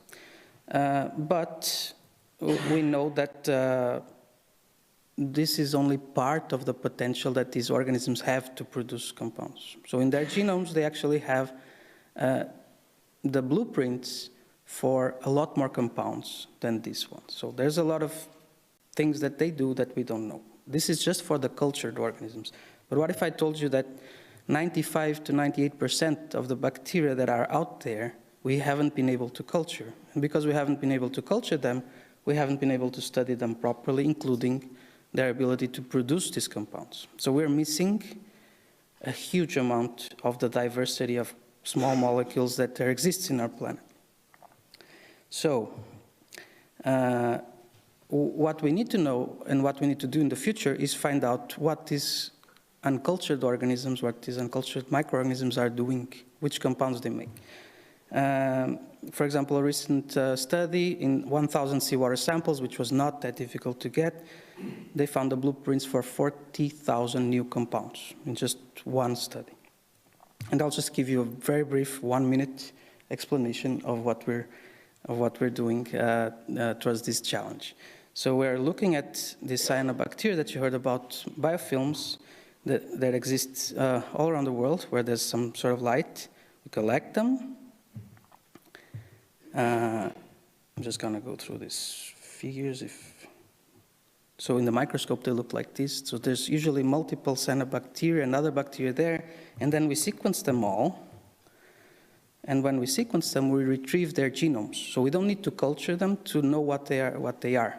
We sequence their genomes, and from those genomes, from that DNA data, we get the blueprints for the production of compounds. So one interesting thing is that most of them, the overwhelming majority of these organisms, are new species. So that also already means that there's novelty. But apart from that, we find, let's say in these 36 environmental samples that we got, we have 2,700 blueprints for new compounds, okay? Or mostly new compounds.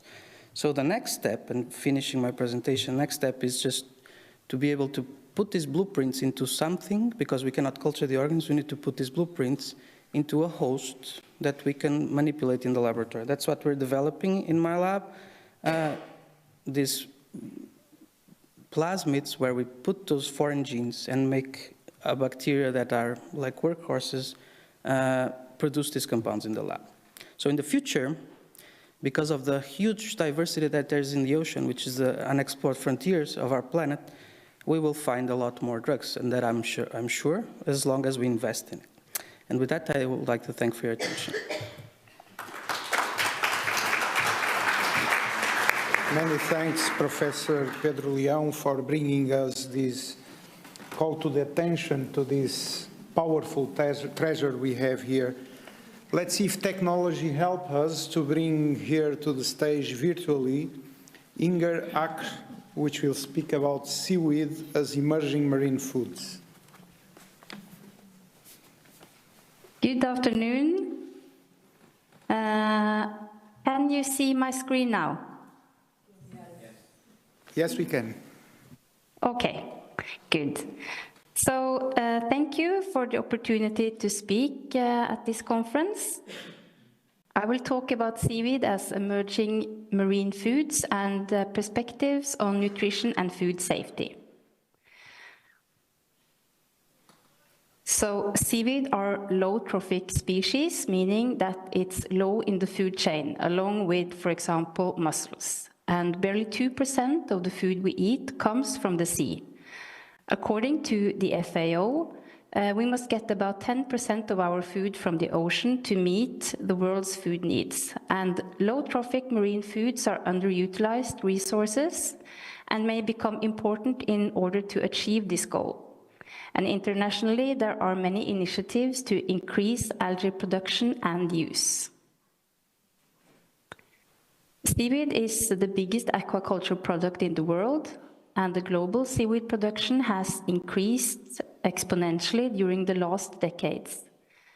And 97% of this comes from aquaculture, while 3% is wild harvest. And from this graph, you can see that China and Indonesia are the major producers of seaweed. In Europe, Norway is the largest producer, but on a global scale, the volumes are small. And seaweed are divided into 3 different groups based on pigmentation. We have the red, green, and the brown seaweeds. And seaweed have many applications, such as biofuels, fertilizers, and in cosmetics. But the largest use of seaweed is for the food industry as a component in thickener or stabilizers, and also to direct consumption.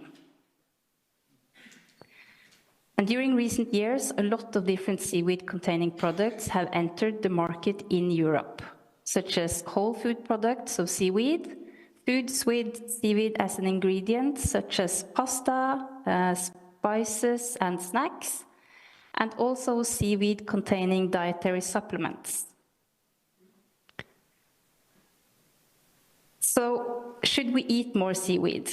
There are, however, some food safety issues that have been identified with seaweed. And the most important hazard in the seaweed food chain are the metals in organic arsenic, cadmium, lead, and mercury. These are considered contaminants with toxic health effects and is not wanted in food. And iodine is also a major problem in some species, especially in the brown seaweeds. And iodine is a nutrient, but most nutrients have both the recommended intake level and also an upper intake level, as illustrated in the graph you see here. And that means that both too little and too much increases the risk of a negative health consequence. And some species of seaweed, especially the brown species, accumulate iodine. And here are some commonly consumed species, and you can see that the iodine content varies a lot, both between and also within the species. And several contain so much iodine that the tolerable upper intake level is exceeded by consuming less than 1 gram. This is an example, and to consume the recommended intake of iodine from cod, you would have to eat about 160 grams, but only 0.03 grams of dried sugar kelp. And if you consume 0.1 grams of this sugar kelp, you would get a dose corresponding to the tolerable upper intake level. But what about the other nutrients? Many studies claim that seaweed are nutritious and even a superfood, rich in vitamins and minerals. However, we have evidence of over 130 species being used as food in Europe. And we have limited good quality analytical data on most of these species regarding the nutrients. Furthermore, many are giving out the nutrient content in units per 100 grams, which in most cases is a very unrealistic portion size for seaweed, as many species are consumed in dry amounts, only consisting of a few grams. But some species may contain notable amounts of certain vitamins and minerals, and could be promising new sources of these nutrients.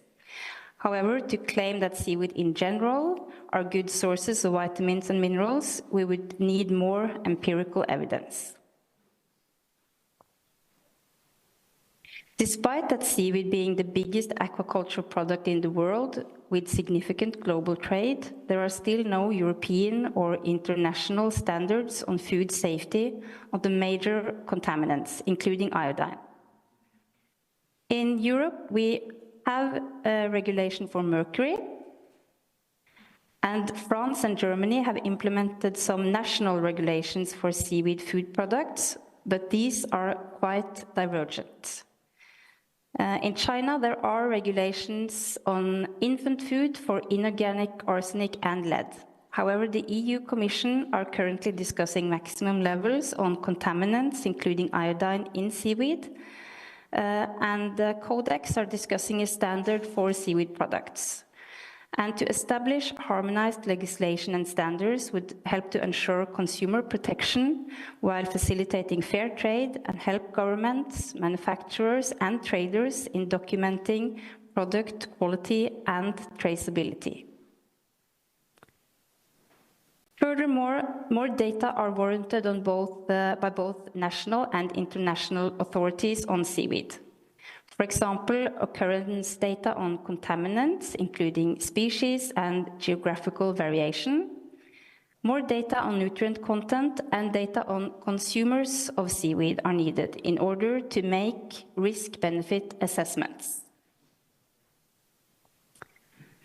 So to sum up, seaweed are entering the global food market as a promising new food. There are, however, some food safety issues related to seaweed consumption. And there are many different species of seaweed, and with knowledge and proper legislation, many species may serve as safe foods and possibly new plant-based alternative to several nutrients. Thank you very much. Thank you. I'd like to thank the respect for the time, so we have some minutes for questions, and I will open the floor to questions if there is any.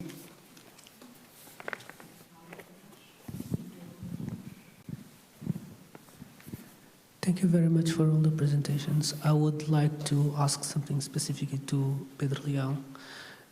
You were talking about introducing the genes responsible for the production of biotechnological molecules of biotechnological interest a little bit in your presentation. But you also told us that many of those molecules are extremely toxic. So aren't you expecting that the vectors that you are trying to make produce those compounds will die off in the process? Thank you for the question. Yeah, thanks. That's a very good question. As I told you, it's all a numbers game. So I don't think we can look at this individually. Yes, there's that chance. And if we selected a single set of genes to express, let's say, in E. coli, for example, then it could be toxic for E. coli and it could kill the host and we will never see a compound. I'm not sure if that's what you were getting at. But if we do it for 1,000 sets of genes for different compounds, even if we have a 1% chance, we'll get 10. And those 10 are very likely to be new. So I think it's all, when we look at this in the, under a macroscopic view, We need to look at it as a numbers game. So if we increase our investment, our ability to do this in a large scale, we will accelerate the discovery. But individually, you are totally right. That might happen, and it does happen sometimes. So what you are saying is that there might be compounds that are interesting, but because due to the process of making them, they become irrelevant. Exactly. So you need to, when you make decisions on how to approach this scientifically or technologically, you will need to decide if you invest a lot of time and money in trying to get that one compound to work, or just do it in a large scale and get whatever works and test those. Thank you, Pedro. Thank you for the question. I would like to ask to Leticia if she wants also to add something. I think we should add, I don't know if is what you asked, but there is no problem, I think, to find out something at the beginning of the process of a drug development, something that is very toxic, because you have lots of different ways to approach and to modulate the toxicity. Pedro showed us this antibody drug complex. This is a way to add a tag to the drug and say which cell line, which cells in the body the drug will reach. And this is a way, because the statins will never be a drug because they were too toxic. But when you formulate them with antibodies, then you deliver them to the cells that matters. So there is... Oh, the effect on the producer. Yeah, in the production, because, well, if you can make them non-toxic for the human, yes, it would always need to be not toxic for the human. But the problem is that we are using microorganisms to produce these compounds, and they cannot because it's also toxic for them. Yeah, but you know that the nature is so smart that most of the biosynthetic genic cluster already had the gene for the resistance. So the producer is resistant to the product that they made. So this is a way that you can, for example, bacteria producing salinosporamide, that is a very toxic compound, has a proteasome, a mutated gene for the proteasome. So they are resistant to the compound. So this is... Thank you very much all. I think we are in a point that in the coffee break we can explore in detail for the benefit of the world. As we are on time, I would like to close the panel with the authorization of the leadership, and thank you all for your sharing.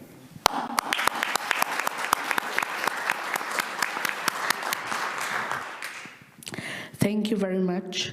We will follow with our next keynote, Shubha Satyendranath from the Plymouth Marine Laboratory.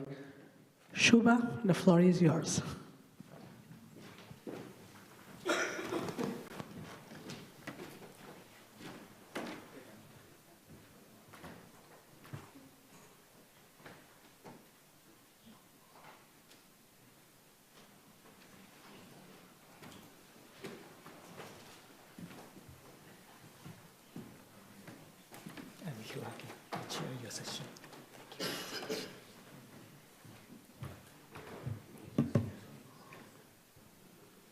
Thank you very much.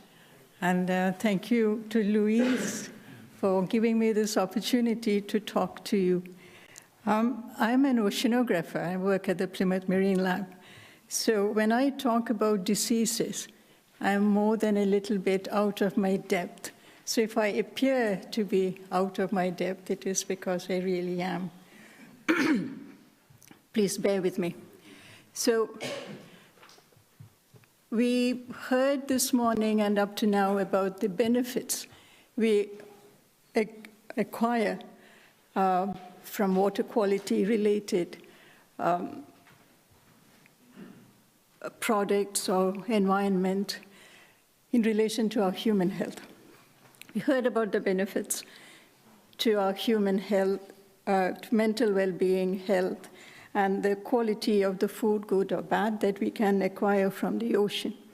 But Louise asked me to talk about the negative effects, and in particular about infectious diseases that are associated with water. We've also heard about harmful algal blooms in today's lectures and discussions so far, but there's also problems associated with extreme events. For the most part, I will confine my 15-20 minutes to talking about infectious diseases and waterborne or water-associated diseases. They are a diverse group. The diseases include diarrheal forms of diseases such as cholera, skin diseases associated with bacteria and metazoan parasites, and some vector-borne diseases such as malaria and dengue fever that depend on mosquitoes. And there are still more like hepatitis. Again, in the interest of keeping to my time, I will talk more about one group of these diseases that are associated with a genus of bacteria known as Vibrio. Vibrio cholerae is responsible for cholera, and I'll go into it in a little bit more detail. There are other vector-borne diseases that are also of interest, for example, those that depend on mosquitoes, since they spend some of their life cycle in water. Invasive species can also be a source of disease, for example, floating vegetation, such as sargassum. It has been reported that they carry in their root system, mostly, I think, the Vibrio bacteria as a source of infection. So what do these bacteria do? There are about a dozen species belonging to this genus that are known to be pathogenic. I mentioned Vibrio cholerae, but its epidemiology, shall we say, is complicated. There are some 200 serotypes of the bacteria, but of those, only 2, O1 and O139, have been associated with major cholera outbreaks. Not all of them cause these outbreaks.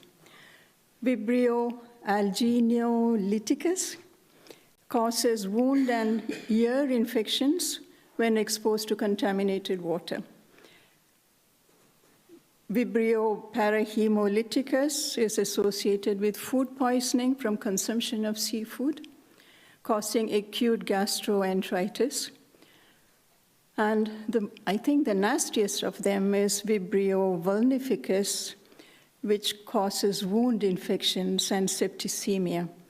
The mortality levels can be very high. But compared to that, Vibrio cholerae, the infection only occurs if you consume contaminated water and large quantities of it. In the environment, in the ocean, estuary, freshwater systems, they are a natural component of the aquatic environment. You may find them in association with fish. They may be free-floating in the water, or they may be associated with crustaceans or with algae. The transmission can be oral and direct.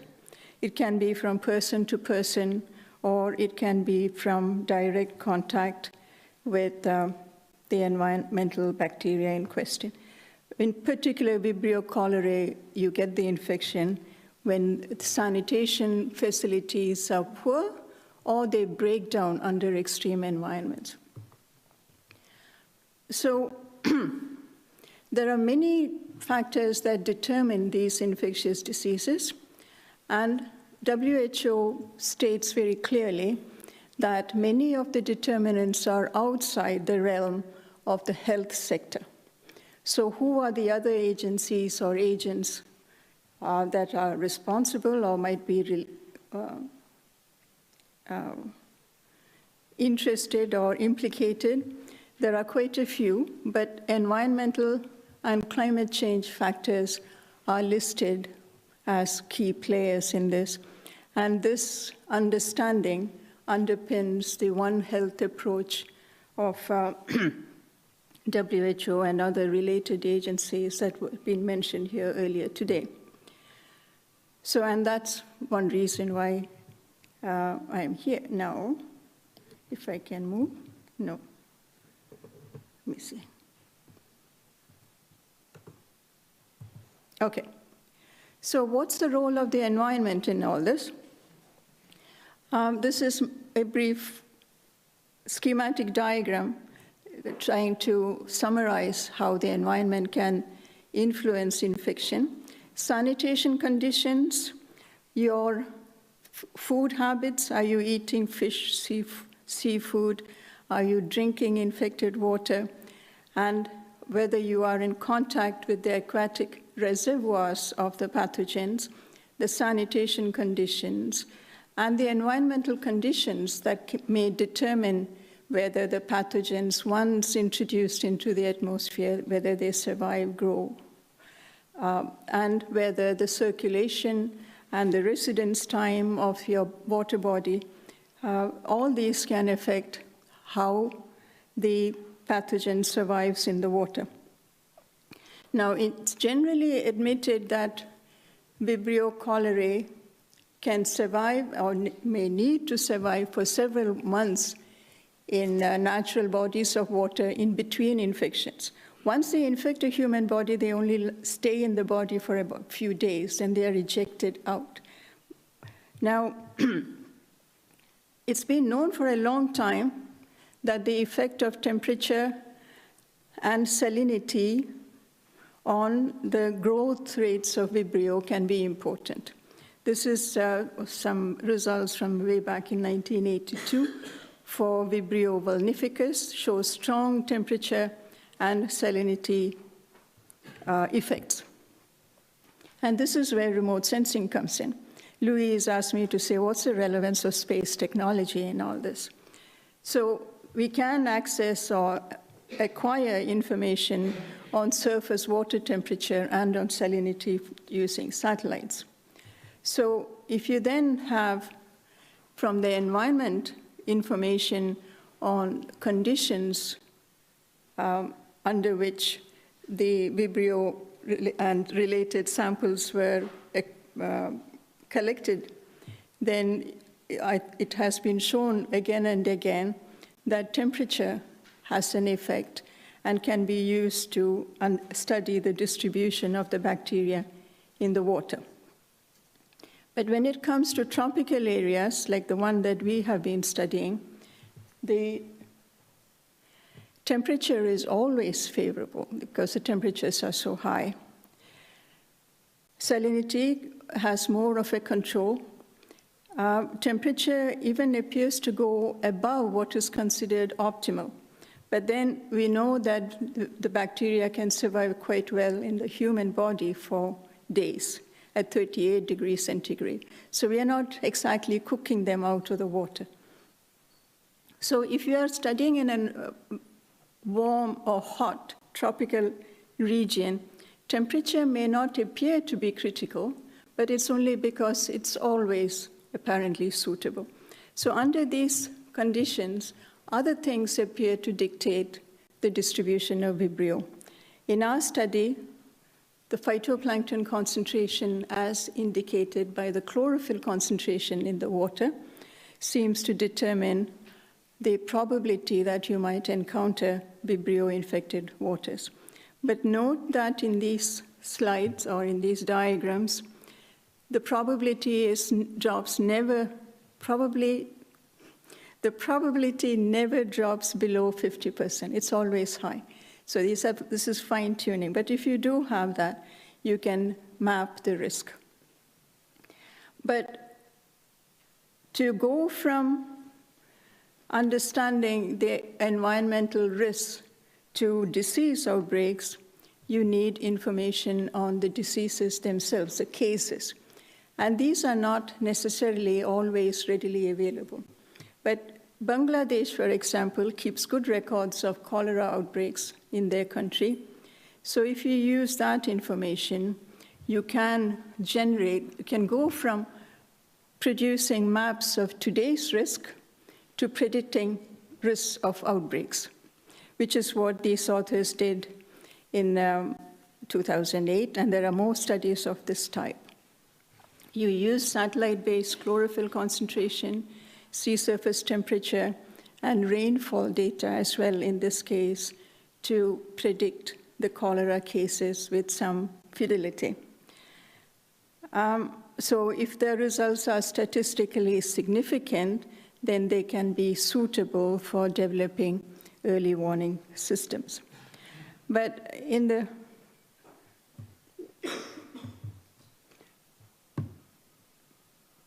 checking my time, it didn't work. Okay, how am I doing for time? 2 minutes. So let me go quickly through.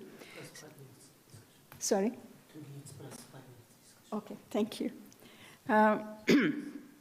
So if we go beyond these local studies, and I want to take you to the North Atlantic, there have been publications that show that the abundance of different species of pathogenic bacteria in the water increases with anomalously high sea surface temperature, as shown in this work by Luigi Vezzulli and colleagues. And they repeatedly show that this has, the temperature explains something like 30% of the variance, which is not a small percentage. And in another study, Martinez, Urtaza, and colleagues, they suggested that when you have climate variability, as indicated by, say, the El Niño, the anomalous temperatures in the tropical Pacific can constitute what they suggest could be a long-distance corridor for transport of the bacteria. And they showed that the El Niño events can be correlated with outbreaks of Vibrio diseases in South America. So there are these large, these studies indicate that the effect of the bacteria are global in scope rather than just local. In another study, and this is for the Northern Europe, Baker Austin and colleagues showed that the Vibrio infections, reported cases of Vibrio infections in Sweden increased with heat waves in the water. So now these diseases that were commonly referred to as being the forgotten tropical diseases now appear to be more than of concern just for the tropics. In another study, the authors showed that using data on diseases and Vibrio and on the environmental conditions, they could create maps of environmental niches where the bacteria might be available. And they came up with a map like this. But what's interesting is that then they use climate models to predict the suitability maps in the future. And these projections, if you believe them, I mean, you might not, but the suggestion here is that there is the potential for the range of these bacteria or these types of bacteria to extend way into the temperate waters. Something to think about. And I want to close by mentioning yet another bacteria, E. coli, which is often considered a marker for fecal contamination. In our area of study, the amount of bacteria or the number of cells in the water increases dramatically after a flush of rain associated with the monsoons. And the peak occurs before any floods occur, before the water levels, before the peak in the monsoon itself. We understand that what's happening is that in the initial flush of rain, the rainwater flushes out the infectious material through contamination with the sanitary system, and then it's washed out into the lakes. So when I talked about this with a colleague from Italy, he told me that Venice has the same problem. So this is a kind of problem that is going to appear more and more commonly with increasing sea level and increasing frequencies of storm surges and flash floods from the sea in coastal low-lying areas. So after that flying overview, let me try and come to my conclusions. And what I want to emphasize is that if you want to understand the dynamics of pathogenic infectious diseases in oceanic and generally in aquatic systems, we need to consider multiple scales in length and in time. And remote sensing offers several avenues to explore these dynamics. But let's not imagine it by any stretch of the imagination now that remote sensing can do it all by itself. Remote sensing cannot directly see the bacteria. It can only see the conditions that might be associated with the presence of the bacteria. And we need an integrated approach. And I think we heard that message also this morning, bringing together scientists, health workers, social workers. And in our area of study, we also are trying to engage the citizens through citizen science. All these factors, all these efforts are needed in concert to be able to make some impact on reducing the impact of these diseases. And above all, we need link to the medical world and to the data that are generated on diseases if we are to model adaptation and mitigation. And we need a global network of interested scientists and related fields working together. And I want to finish on this one slide.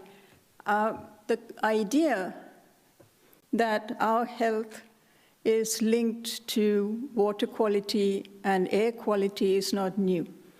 I came across this review which said that at the height of the Islamic civilization in the 9th or 10th centuries, the hospitals, or what they call bimaristans, they were built on hillsides or rivers, and they diverted rivers to flow through the hospitals and out again, because they believed that water had properties that could help heal a sick person. And running water was considered beneficial, and stagnant water not so beneficial. So we can go back to traditional values and traditional information in addition to the new information that we are gathering today to find a solution. Our life depends on water, and we can possibly return to water for our solutions if only we learn to treat it with respect. Thank you very much.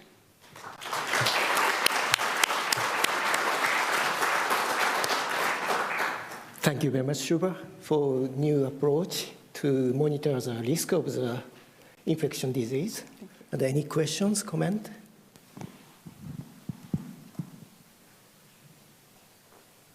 No questions? No. Yes, yep, please. Excuse my ignorance, but what establishes the correlation between chlorophyll and the emergence of the cholera? Do the vibrios hatch in some microorganism of the plankton or something? I'm sorry, I think I must have gone a bit fast through it. The Vibrio bacteria, Vibrio cholerae in particular, they are known to have many reservoirs in the water. They can exist as free-floating organisms. They are found in association with phytoplankton, which have chlorophyll in them. But even more strongly, there is evidence to suggest that they attach themselves to the carapace of zooplankton because they use the chitin as a source of food. How exactly they are associated with phytoplankton is somewhat debated. So Rita Caldwell was the first one to suggest that you could use satellite-derived chlorophyll to map Vibrio dynamics. And the hypothesis that they introduced at the time is that you have a bloom of phytoplankton, then zooplankton follow, and then you consume water contaminated by the bacteria associated with the zooplankton, and then you get the disease. So since zooplankton always follow phytoplankton after a few days, it also gives you an advance warning. Phytoplankton bloom comes first, and then you can say that you can anticipate a Vibrio cholera infestation, and so a disease a few days or a couple of weeks later. That's the idea. Any others? Okay, thank you very much, Shubha.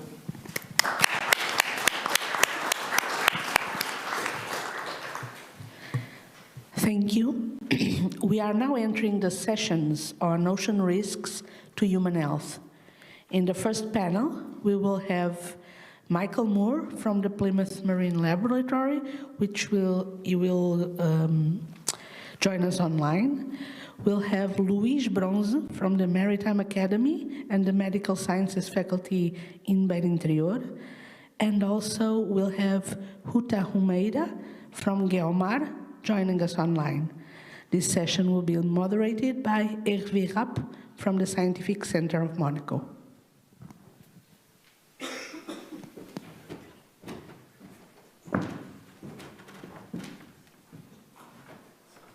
Good afternoon. I'd like to thank Luis and the organizers for inviting me to give this talk. I also want to mention my collaborating co-authors on the chapter on ocean and human health in the forthcoming World Ocean Assessment, the third World Ocean Assessment. This is going to be a synopsis of a small part of it dealing just with pollution and harmful effects on human health. I'll show this cartoon just by way of introduction. And there are a lot of things out there that are potentially harmful to humans. I'm going to deal with chemical pollutants in seafood. It's going to include polycyclic aromatic hydrocarbons, many of which are carcinogenic and ubiquitous, and fluorinated compounds. I'm also going to deal with nanomaterials and nano and microplastics, microbial pathogens and antimicrobial, and antifungal resistance, and briefly harmful algal blooms. There are a number of pathogens, zoonotic parasites, such as anisakid worms and tapeworms that can cause harm in humans. There are many pathogenic viruses that get in by runoff from the land, from sewage and agricultural waste, as shown here, and also bacteria that follow similar routes. And Shubha has already mentioned some of these bacteria in her talk. Also, red tides, which can be toxic to fish and shellfish, as well as humans, causing a number of problems: skin irritation, respiratory problems, neurotoxicity, diarrhea. And neurotoxicity particularly very serious. Antifungal resistance is an emerging problem. The fungal communities are highly complex, and they seem to be rapidly evolving resistance to antimycotic drugs. Problem tends not to be in the guidelines of environmental risk assessment, and I think there needs to be action in the future on this because it's rapidly becoming a major health problem. This is just some of the routes of which antifungal resistance arises. Antifungal agents are going in through domestic waste, sewage, and particularly from a variety of agricultural practices that are going into waterways, rivers, and the sea. And the problem of gene transfer via aquaculture and fished seafood is a big problem. I want to mention briefly the so-called forever chemicals, the per and polyfluorinated alkylated substances. These are about 10,000 different compounds. They are now ubiquitous, occurring almost everywhere, and increasingly medical science is showing that they affect many of, potentially affect many of the organ systems in humans, including fetuses in the womb. So there are a lot of potential risks here. And then come to micro and nanoplastics. These can have polycyclic aromatic hydrocarbons, forever chemicals, and polychlorinated biphenyls and other compounds associated with them. And things like polystyrene, polyvinyl chloride, and polycyclic aromatic hydrocarbons can be carcinogenic.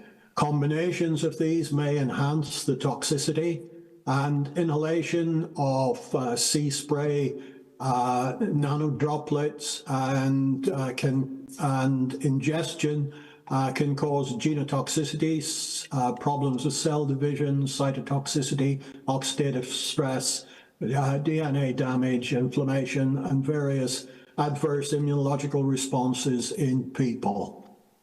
A lot of the plastic, known as hidden plastic, actually comes from vehicle tires. Vehicle tires are 25% plastic, and frictional heating from road contact generates toxic and carcinogenic polycyclic aromatic hydrocarbons. These get washed off or blown off the roads and into waterways, and hence into seafood, as shown in this diagram. Various routes in which these can go into seafood, particularly filter feeding mollusks and crustaceans. And once in the body, they are taken up, micro and nanoparticles taken up by phagocytosis, if they're larger, and micropinocytosis. But mostly nanoparticles will be taken up by endocytotic or pinocytotic processes, going into the cell where they're processed and then can cause adverse effects. The organ systems that are affected by microplastics include most of the major organs in the body, including the brain, where they're increasingly linked to neurodegenerative diseases, linked to digestive system problems, problems in the liver, etc., and the reproductive systems. The effect of these, already mentioned, cytotoxicity leading to abnormal cell death, oxidative stress, causing DNA damage and protein degradation, genetic toxicity causing mutations, potentially leading to cancer, and these will have potential effect on major organ systems like liver, lungs, gastrointestinal tract, as well as the brain, which I've already mentioned. And final data slide is looking at these various adverse effects, pathogens, harmful algal toxins, and various pathogens and pollutants coming from various sources: wastewater, nutrient supply, eutrophication, and fishing and agriculture. There are multiple drivers in this system, through from viruses to fish, all potentially contributing to adverse effects on human health. And final slide, as contributor to the World Ocean Assessment, we're not allowed to make recommendations as such to policy, but this reflects the views of my co-authors and myself, that we need to have increased research into oceans and human health. reduce the antifungals in coastal waters, end plastic pollution, such as a global ban on production of single-use plastic, try to limit input of hidden plastic pollution, sort of coming from tires, promote effective plastic waste management, extend regional and international marine pollution control, and finally, and this was also indicated by Shuba, create an intergovernmental panel on oceans and human health, similar to the panel on climate change. And thank you for your attention.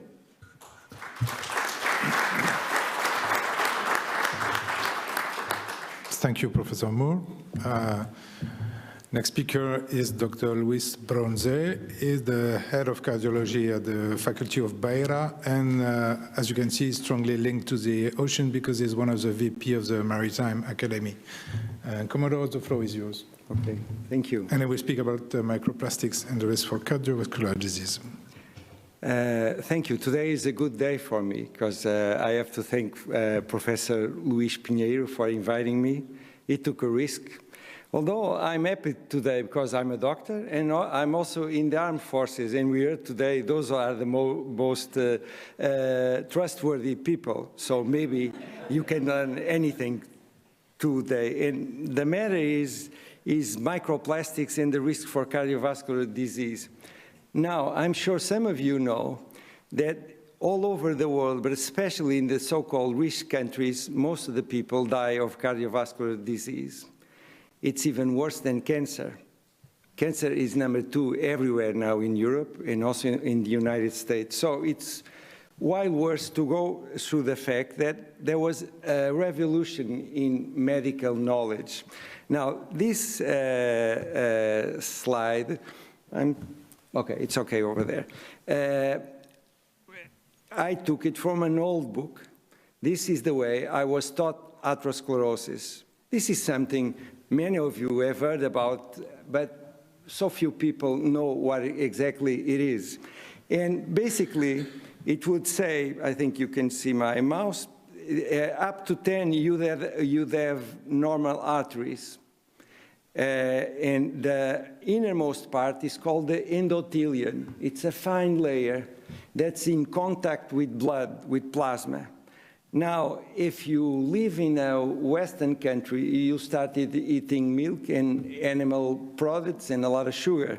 So you get what's called the fatty streaks. That's small amounts of lipids in the endothelium, okay? Now, if you keep on going that way, and someone made a question, shouldn't we all be vegetarian? We'll go into that again. The lipids will go on, and about 40 if you're a man, and about 50 if you're a lady. The hormones protect ladies up to a point. After that, it's about the same. The lipids organize themselves as in a cluster called atheroma. Maybe some of you. It's just what people usually call plaque. Plaque is the atheroma. And for reasons unknown then, the atheroma has rupture, it erodes, and the contents produce a thrombus, because many of you know that all evolved species have an anticoagulation process. Lizards have it, and this is a good thing happening in the wrong place. So you get a thrombus. So the blood will go this way. Oops, something is not well. The blood will go this way. Oh, onde é que está? Ah, okay, thank you. So, okay, blood would go this way, and it doesn't. So all the tissue around here is going to die with anoxia. No oxygen is going. And this was the understanding of atherosclerosis up until the 90s of the last century, okay? Not so long ago. This was atherosclerosis. No one knew exactly why the atheroma would rupture. There were theories, no one knew. And then comes Professor Ross. He's my hero, because Professor Ross, in his own words, was a bad doctor. So he looked at things with a clear vision, and he decided to test the injury hypothesis. And he goes as far as to say that if you eat a lot of lipids, you get LDL cholesterol, and oxidized LDL up there will make the atheroma through an inflammatory reaction. It's the same in asthma. If you're allergic to cats and you're with a cat, you get an inflammatory reaction. What Professor Russell was saying is that if you eat a lot of lipids, you get an inflammatory reaction, just like asthma, in your arteries. And it would go all the way up until the thrombus here. And it would occur in shear stress regions in larger arteries with bifurcations, with crossroads, okay? And this was a revolution. So atherosclerosis was to be defined this way. This is the normal artery. Then you eat a lot of lipids, and the monocytes in your blood goes into the cell, and they are turned into macrophages, and they start eating lipids, and they form the foam cell.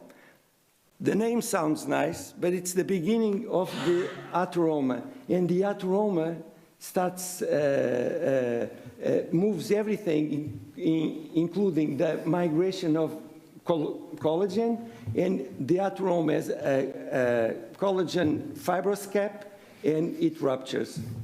Okay. Yeah, you're supposed to wrap up in 2 minutes, so please could you just move a bit with it. I'm getting there. Okay, so this is, any of you is somewhere here. Hopefully not here, because the bigger plaques will rupture and you get an infection. So up to this, you have a new risk factor. You know the old ones, visceral fat, dyslipidemia, hypertension, but then you get this disease. This is periodontitis. That's chronic inflammation in your mouth. And you understand that systemic inflammation is a risk. What does this have to do with pollution? Well, it's been studied with air pollution, and in air pollution, you would think that most people would die of lung disease, but this is not true. Most people will die of heart disease. It's true, they can get chronic lung disease, but most of them, due to the systemic inflammation, end up getting cardiovascular disease, especially in poor countries where you still cook with your fire inside, like India, for example. How about the nanoplastics? You've seen this paper already, and they decided to test nanoplastics in the atheroma of carotid arteries, and mind you, they were not good. And people would die of any cause and also of cardiovascular disease much sooner. And the studied patients were asymptomatic. So in the Navy, Professor Palmer here had already been studying plastics because of the importance in the triple planetary crisis. This is one of the works. And we are proposing now to study microplastics in the inner waters of places like Aveiro, Professor Louis' hometown. This was not random, okay? And this was not random, okay. And we will connect them, I was saying, study them in connection with the mortality cardiovascular statistics of the land. So I hope we can get something. But my main information is that we are all wrong. Most of the money spent in health is on the clinical side of disease. We should be doing what's called primordial prevention. Primordial prevention should save a lot of lives. but it doesn't bring immediate money, so no one does it. So here, you should put, besides inflammation, you should put microplastics, and this is my right side, Mr. Chairman. So there's not non-traditional risk factors now. All of them go through inflammation. There's also some social issues, because if you're poor, you tend to live in bad places where the air is not good, and probably the water also is not good. And microplastics are growing in this vision. Thank you. That's my last slide.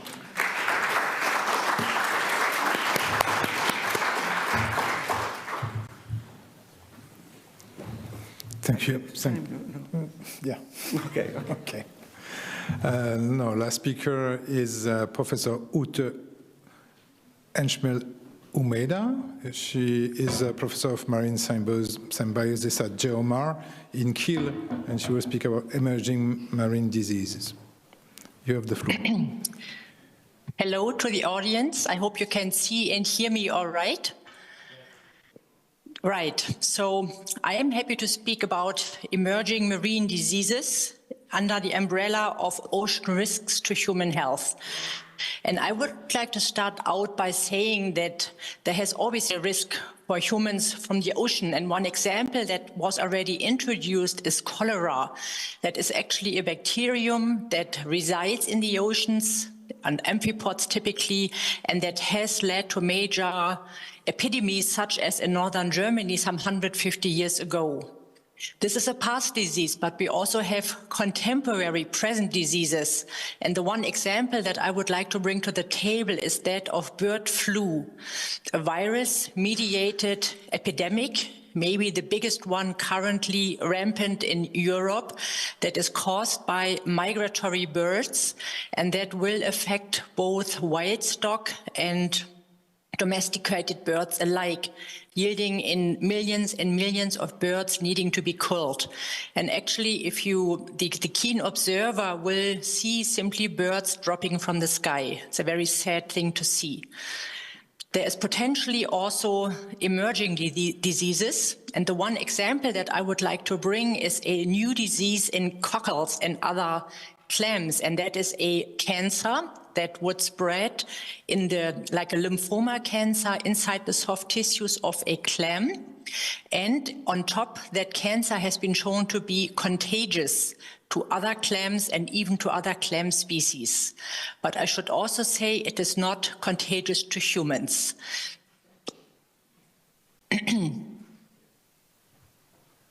So the thinking of ocean health and disease research, in my opinion, rests on 3 pillars.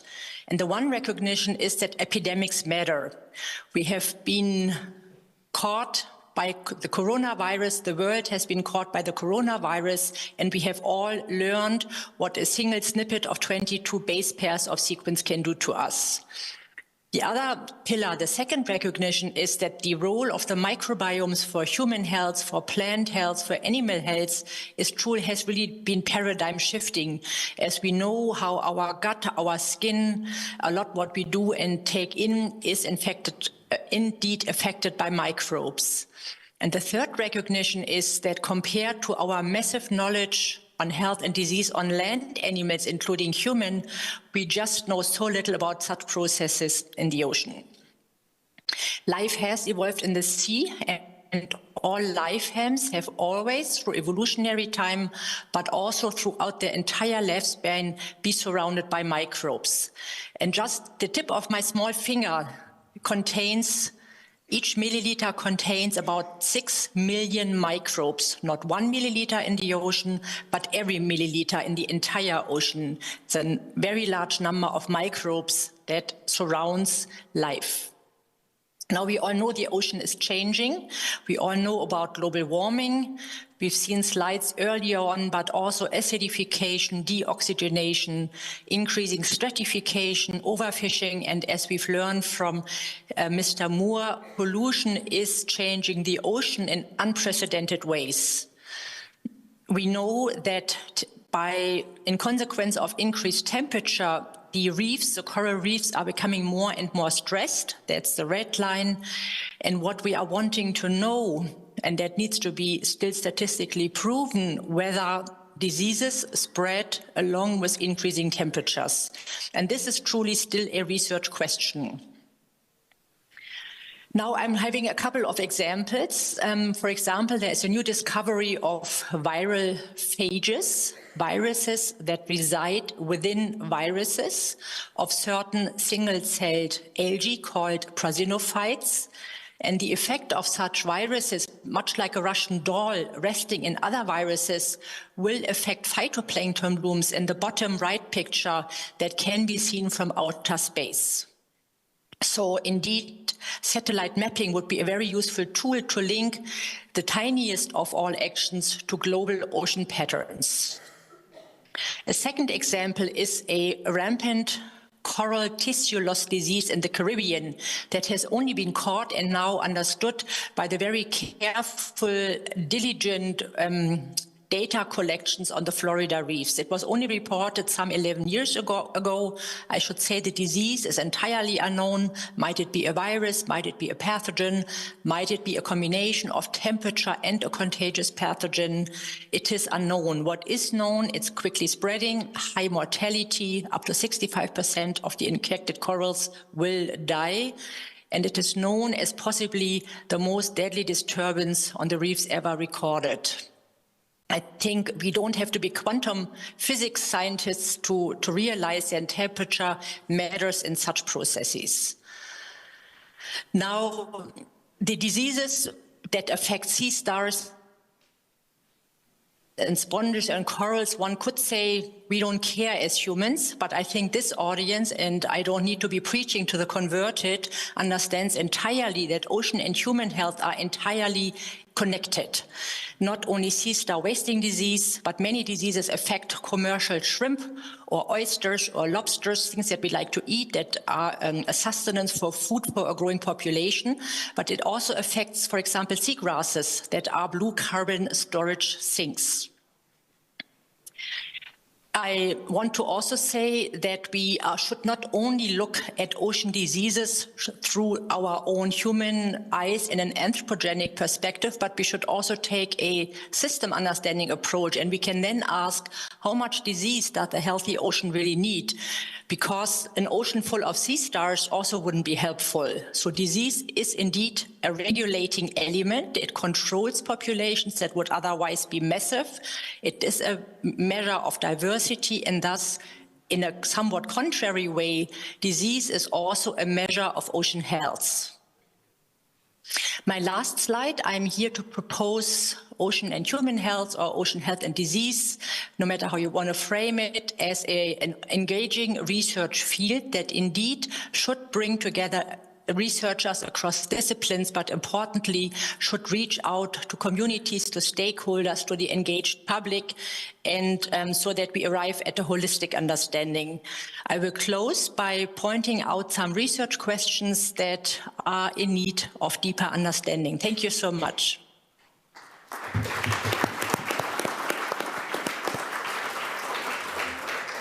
Thank you. Are there any questions in the audience for Professor Moore?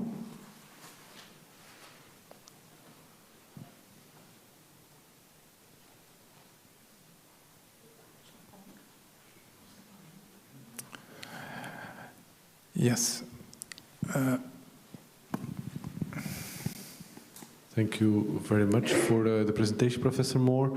It's Gert Everett of the Flanders Media Institute. I heard you mentioning in your presentation a lot of the word potential. Could you give us enlighten us a little bit? What's the actual status? So, are the current concentrations of plastics and of the other harmful, potentially harmful chemicals at the current concentrations also already causing effects?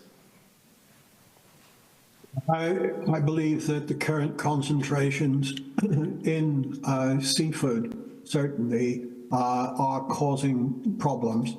Obviously, not all effects are known. They're almost weekly, if not daily, new adverse effects are being described in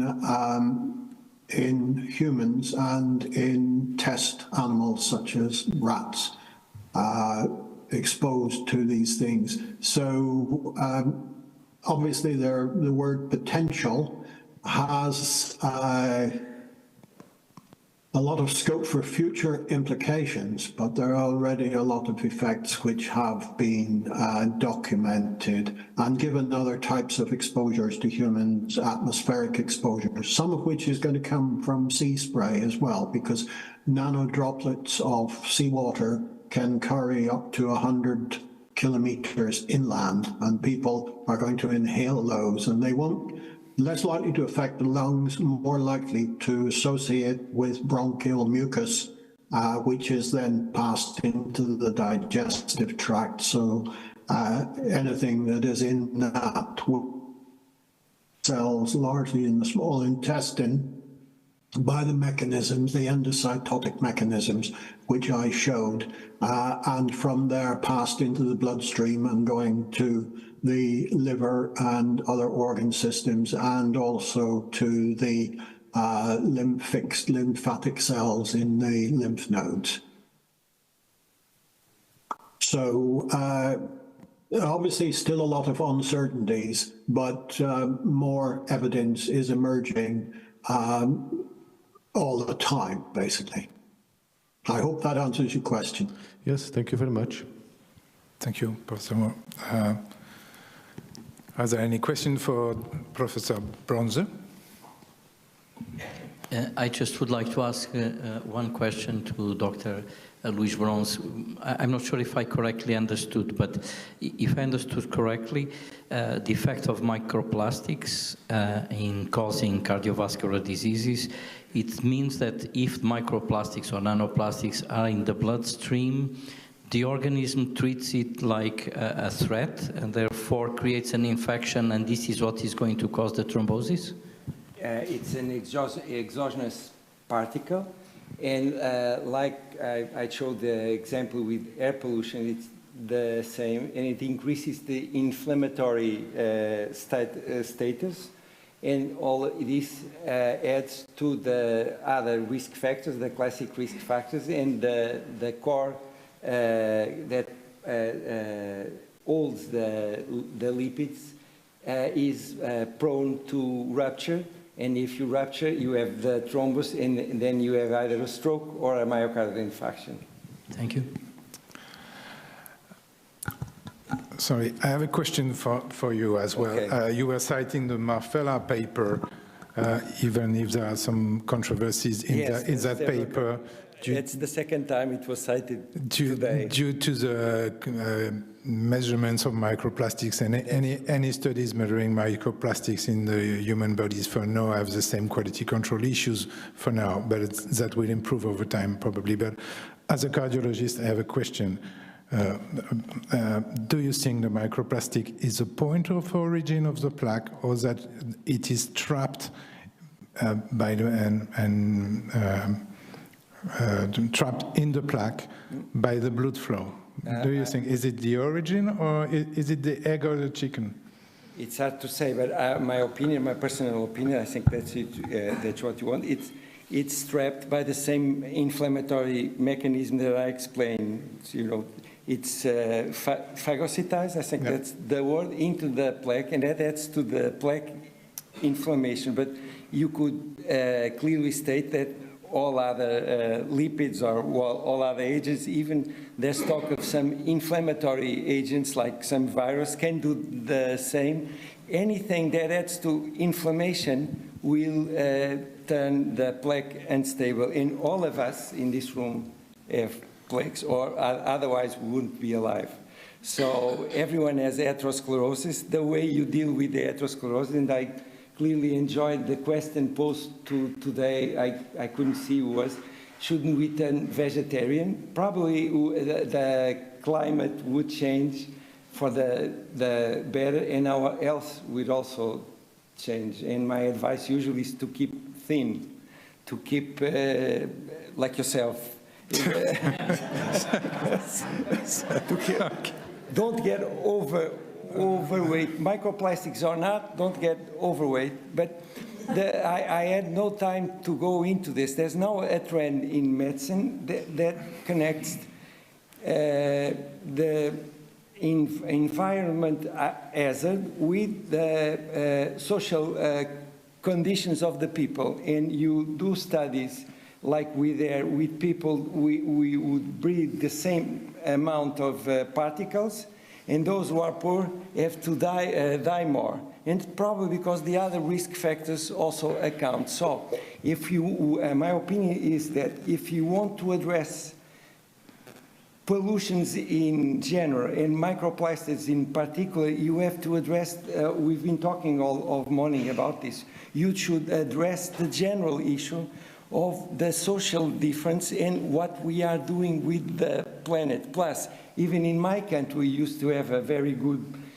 public health system, and now there's private, and the private medicine works on the clinical side of the disease, and my opinion is that that's the side where you don't want to be. I wouldn't want to be. Probably anyone here wouldn't want to be. But they make money out of it, and besides arms, health is a profitable business. So we have, like Dr. Campos said today, we all have to come together to make a change. And this change should start in our children, in our own hearts. So that's the easy question. Okay. Thank you. Things are getting personal between us. So, but just to forget the room and forget YouTube, but I cut my animal protein intake by half. I'm only eating animal protein once meal a day since 5 years. Yeah. And I think completing the story, the question asked by the ladies this morning, yes, consuming less meat would have benefits for climate change and also for cardiovascular disease. Yes. And I thank you for your intervention. I'm forgetting Professor Almeida. Are there any questions on emerging marine diseases for Professor? Hervé? Pardon, sorry. I think Michael wants to intervene. Oh, okay. Michael, please. Okay, thank you very much. Just very briefly, just expanding the previous argument, microplastics and nanoplastics on their own probably contribute to cardiovascular problems, but as I mentioned in my talk, they will have many other potentially toxic chemicals associated with them, particularly polycyclic aromatic hydrocarbons, and many of the non-carcinogenic polycyclic aromatic hydrocarbons are known to contribute to cardiac failure. This was discovered some nearly 25 years ago from a study in California, and so there could well be interactions, and these things could exacerbate the effects of the plastics themselves. So I think that's something that needs to be borne in mind when looking at the plastic problem. Thank you. Thank you. Thank you, Professor Moore. And last minute for Professor Almeida. Is there any questions about emerging marine diseases? Yes, Susan, please. Thank you. Susan Roberts from the National Academies in the US. And I had a question for Ucha about aquaculture, and are there concerns about having limited genetic diversity in our aquaculture stocks and relative to their being more disease targets? Yeah, thank you for this question. I think you're hitting a right point. I've given it a strongly microbial perspective, but you're absolutely right. The host susceptibility will matter as well, immune system defenses and whatnot. And I think if there won't be diversity on the animal side, they will fare the same fate as many terrestrial bred, overbred, and heavily overbred lineages have fared. It's only that knowledge is not quite there yet. I know they're starting in cod, for example, and salmon, but it's a big knowledge gap and a relevant one. So thank you for that. Thank you, and that will be the end of our panel. And thank you for all the panelists and for the question in the room. Thank you. bye-bye. Enjoy your seafood dinner still, right? Yes, agreed.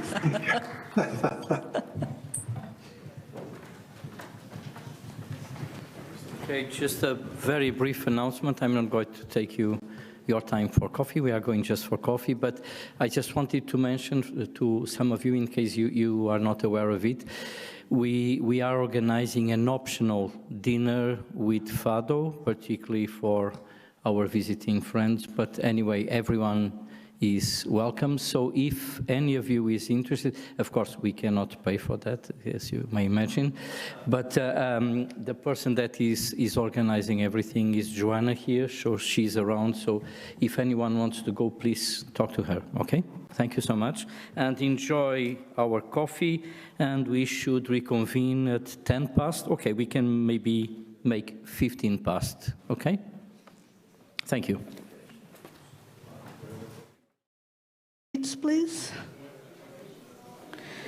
And we continue with our next keynote, Hiroaki Sahito, joining us from the National Ocean Decade Committee in Japan and representing the Tokyo University. Okay. Thank you very much. I'm very happy to be here and have an opportunity to give some talk. I'd like to introduce some results from the project carried out in Southeast Asia by Japanese scientists and scientists from Southeast Asian country. And this is quite pure natural science project, but a couple of examples I want to introduce how to use the scientific knowledge to societal issues like human health, public health issues. And we have a very long history collaboration between Japanese scientists and the scientists from Southeast Asia. And before the start of the UN Ocean Decade, we had an international workshop about emerging issues of marine ecosystem in Southeast Asia. And we invited scientists from the Southeast Asian country, and we discussed about the uniqueness of the Southeast Asia. And maybe you know this is very high biodiversity area, and a quite diverse ecosystem there, like a coral reef, mangrove, seagrass bed, etc. And quite a rich biological and genetic resources there. And it is also diversity disparity in culture, history, surrounding country. So this is quite different culture there and the social systems there. And this is quite productive area. And this is a ranking of the marine capture production, a little bit old, but you see many Southeast Asian country or East Asian country there in the top ranking of the fishery production. And this is quite more than 600 million people there along the coast of the Southeast Asia and East Asia. But this rich ecosystem is a face of the threat because of the climate change and the natural disaster, but also human activity eutrophication, decline of mangrove forest, pollution by hazard chemical, or destructive fisheries. So Southeast Asian marine ecosystem is a status is a quite negative impact by human activity, including the global warming. And this induces a threat to ecosystem. But in the same time, we have don't have enough knowledge about the ecosystem structure, diversity, or mechanism of change.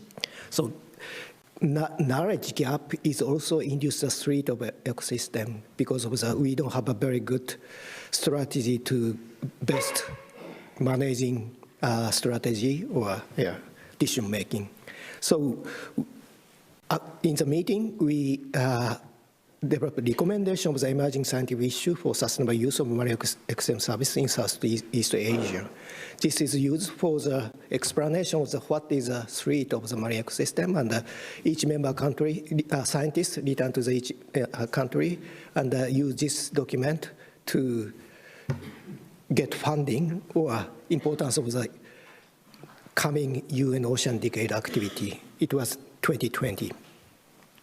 So we set 4 emerging issues: is biodiversity and marine ecosystem dynamics. This should be this information very essential, and the eutrophication and the pollution is other issues. And to understand this process, marine ecosystem dynamics and the change, we need physical oceanography and modeling. This is a need for more human resources, very good about the physical oceanography and the marine ecosystem modeling. And the last one is the social ecological system. So not only for natural scientists, but we need a collaboration with the social scientists or real decision maker. And so this is a CREPSAM, collaborative research and education projects in Southeast Asia for sustainable use of marine ecosystem.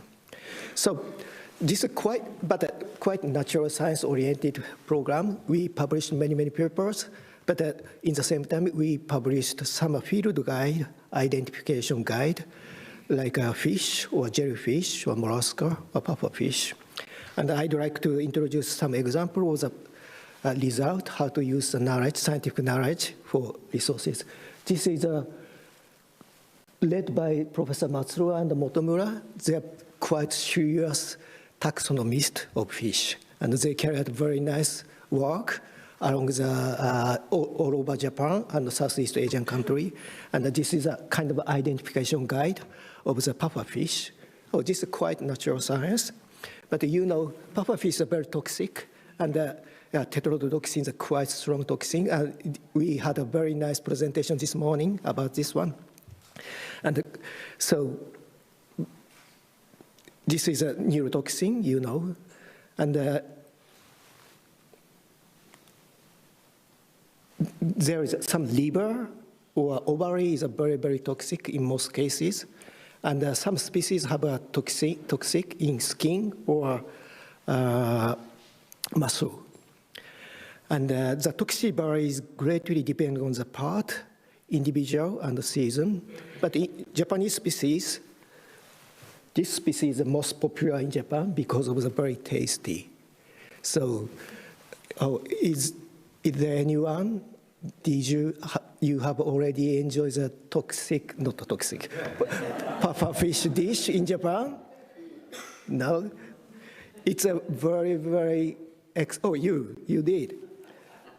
It's quite tasty, but quite expensive, frankly. But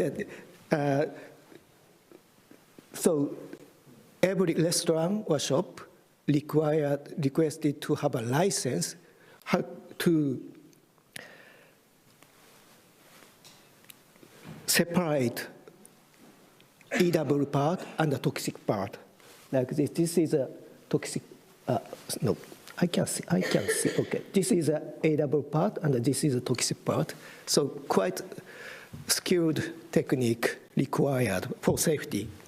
And the Ministry of Health, Labor and Welfare has a set certification standards for food processors as a nationwide standard.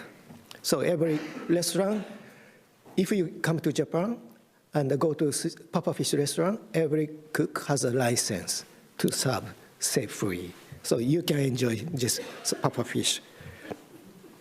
Anyway, so pufferfish is distributed Southeast Asia. And in fish market, you can find pufferfish. It is very interesting. Many pufferfish in Southeast Asia is a toxic, just a limited season or occasionally. Every 3 years, 4 years, they can be toxic, can have toxin because of from foods. So you can see in fish market, some potentially toxic pufferfish are sold. And in most cases, they are okay, but some seasons, some occasion, how to say here,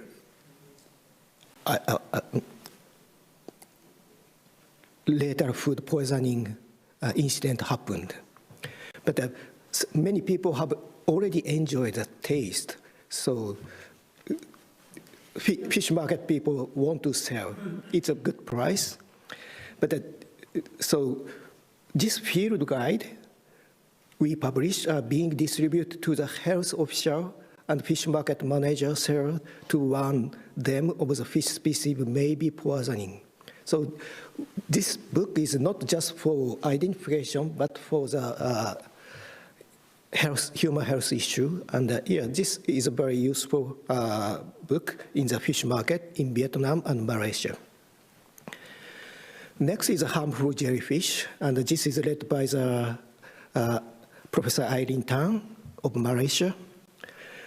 And they led a jellyfish group to develop the sustainable research protocol and working on harmful jellyfish, and to review the analyze the historical pattern, projection, and the trend of the distribution and occurrence of harmful jellyfish in the Southeast Asia.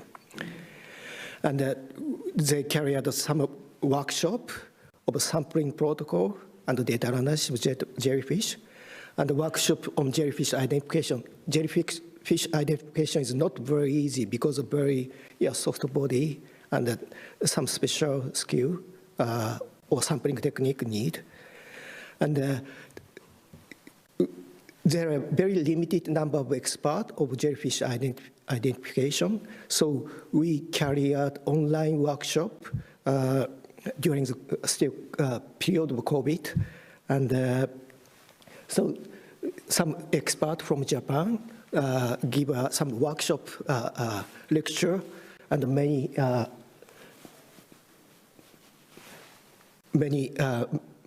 attendee learn how to identify the jellyfish.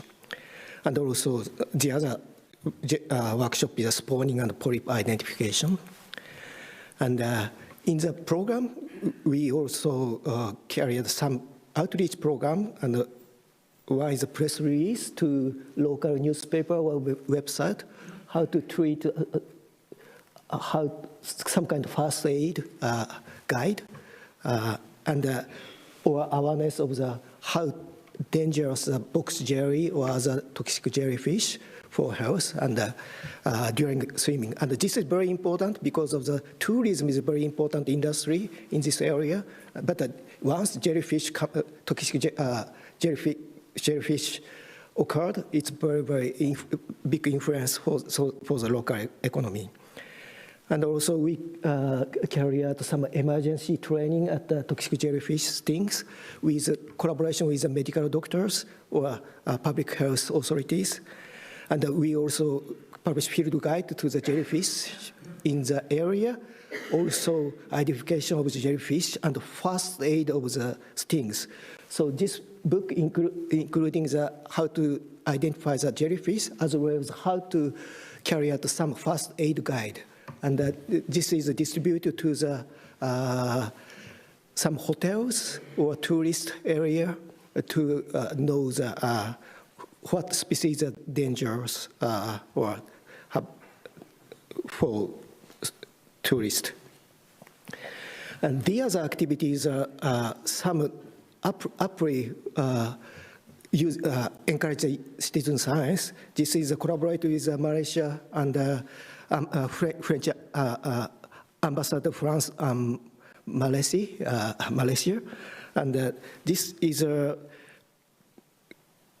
including prediction for monthly jellyfish abundance, and including emergency action plan for medical teams, frontliner and public, and citizen science and information from this APRI. So this kind of activity is possible based on the understanding of the ecology, biology of the jellyfish and other stuff.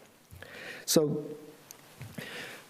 Ocean Decade have 10 challenges, and the CREPSAM project is first targeted to the protected and restored ecosystem and biodiversity. And this is the very main target of the project, and most of the scientists is working for this target.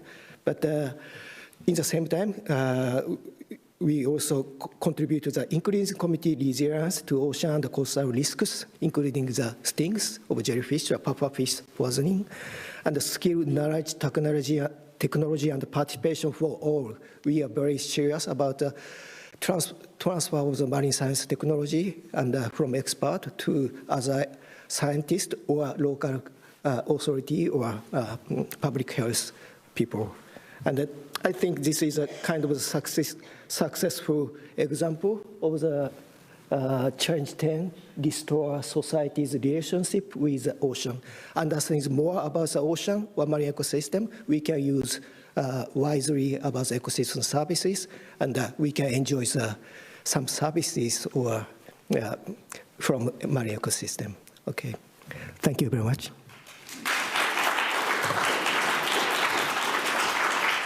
So thank you very much. We still have a few times for questions after this interesting talk. So anyone, any questions for Dr. Saito? Yes, Valerie, please. Thank you for that very nice talk. I was very interested in that seasonality in the pufferfish. Is anything known about that in terms of is it warmer months or any environmental correlates to that? As you know, the toxin of pufferfish coming from prey, and it is of.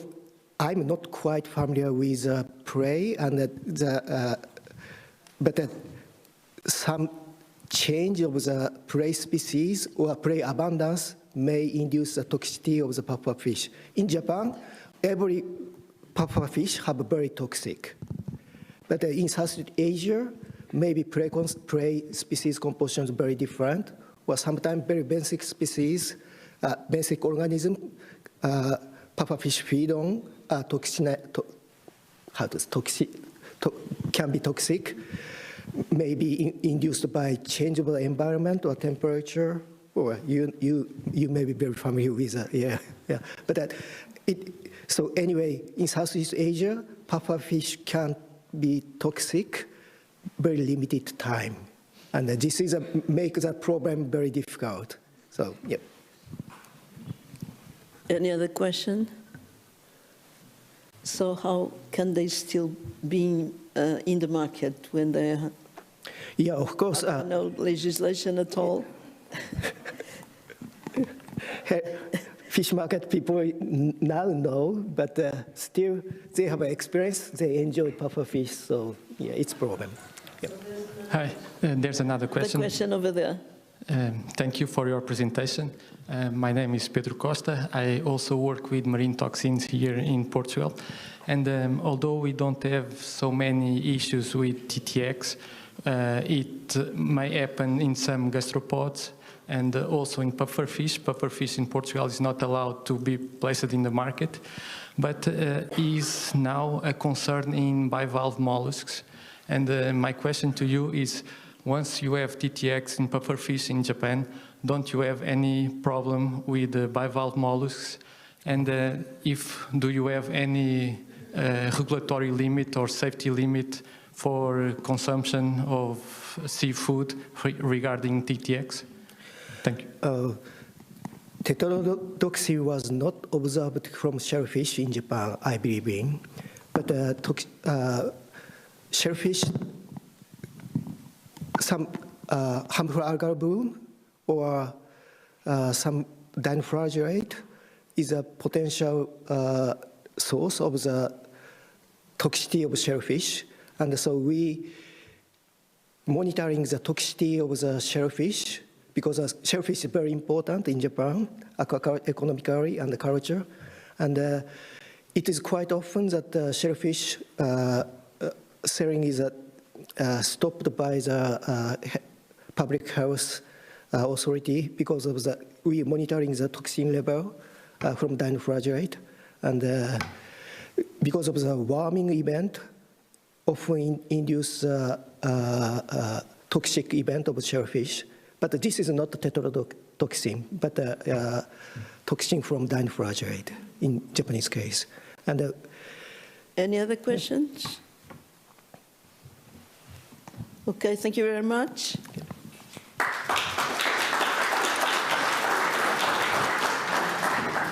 Thank you. And we'll continue now with the second session on ocean risks and to human health of the afternoon. Please welcome Olivia Thomas, representing the Galway University and the National Ocean Decade Committee of Ireland, who will moderate the session. Joining him on stage, we have Pedro Reis Costa from the Portuguese Institute for Sea and Atmosphere, Maarten de Rijk, joining us online from the Flanders Marine Institute, Carla Palma from the Portuguese Hydrographic Institute, and also Carlos Caetano from Clube Náutico da Boa Esperança. Thank you to all our presenters.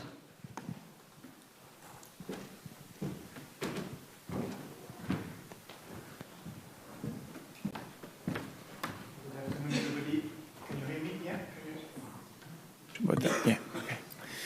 And good afternoon, everybody. It's a real pleasure to be here. I would like to thank the organizing committee, Luis, for the invitation, the Marine Institute in Ireland as well, and delighted to represent this green island of Ireland that we have so much to share with Portugal, so that's really a pleasure to be here. I would like also to really acknowledge the fact that the ocean is connected to human health, and we could see fantastic talk so far. So it's my pleasure to moderate this session with the 4 people. I think 1 person is online, if I'm correct. Yeah. So 3 people are here and 1 online. So we'll have again 7 minutes for your presentations. So I think Pedro is starting maybe with the first presentation about Ciguatera, continuing on this risk session.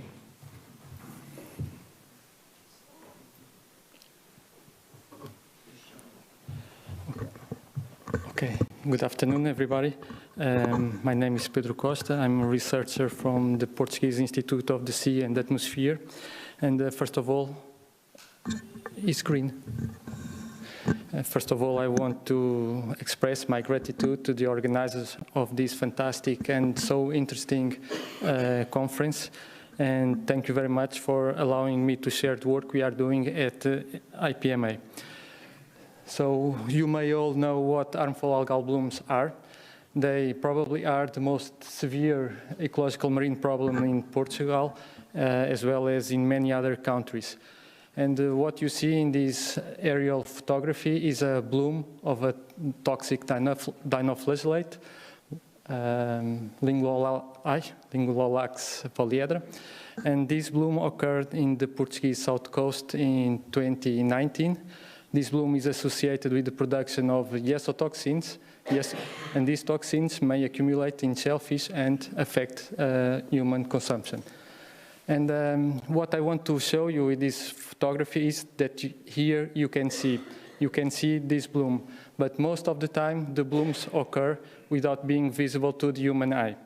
And the IPMA is the Portuguese national laboratory responsible for monitoring harmful algal blooms, as well as their toxins in shellfish. And I'm sure that all Portuguese know the IPMA website, because we have the weather forecast, and so IPMA is very well recognized for weather forecasting. But in this same page,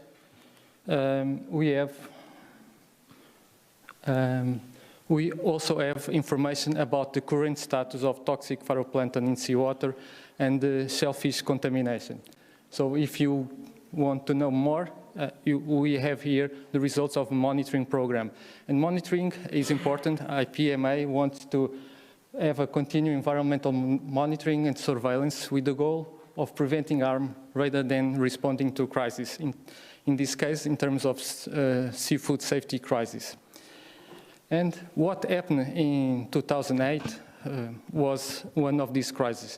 11 crew members of a fishing boat got sick with the symptoms of Ciguatera after consuming a 30 kilograms amberjack caught around Selvagem Islands. Selvagem Islands are the southernmost point of the Portuguese coast. It is below Madeira Island, close to Tenerife, and about 600 kilometers to west of Morocco. And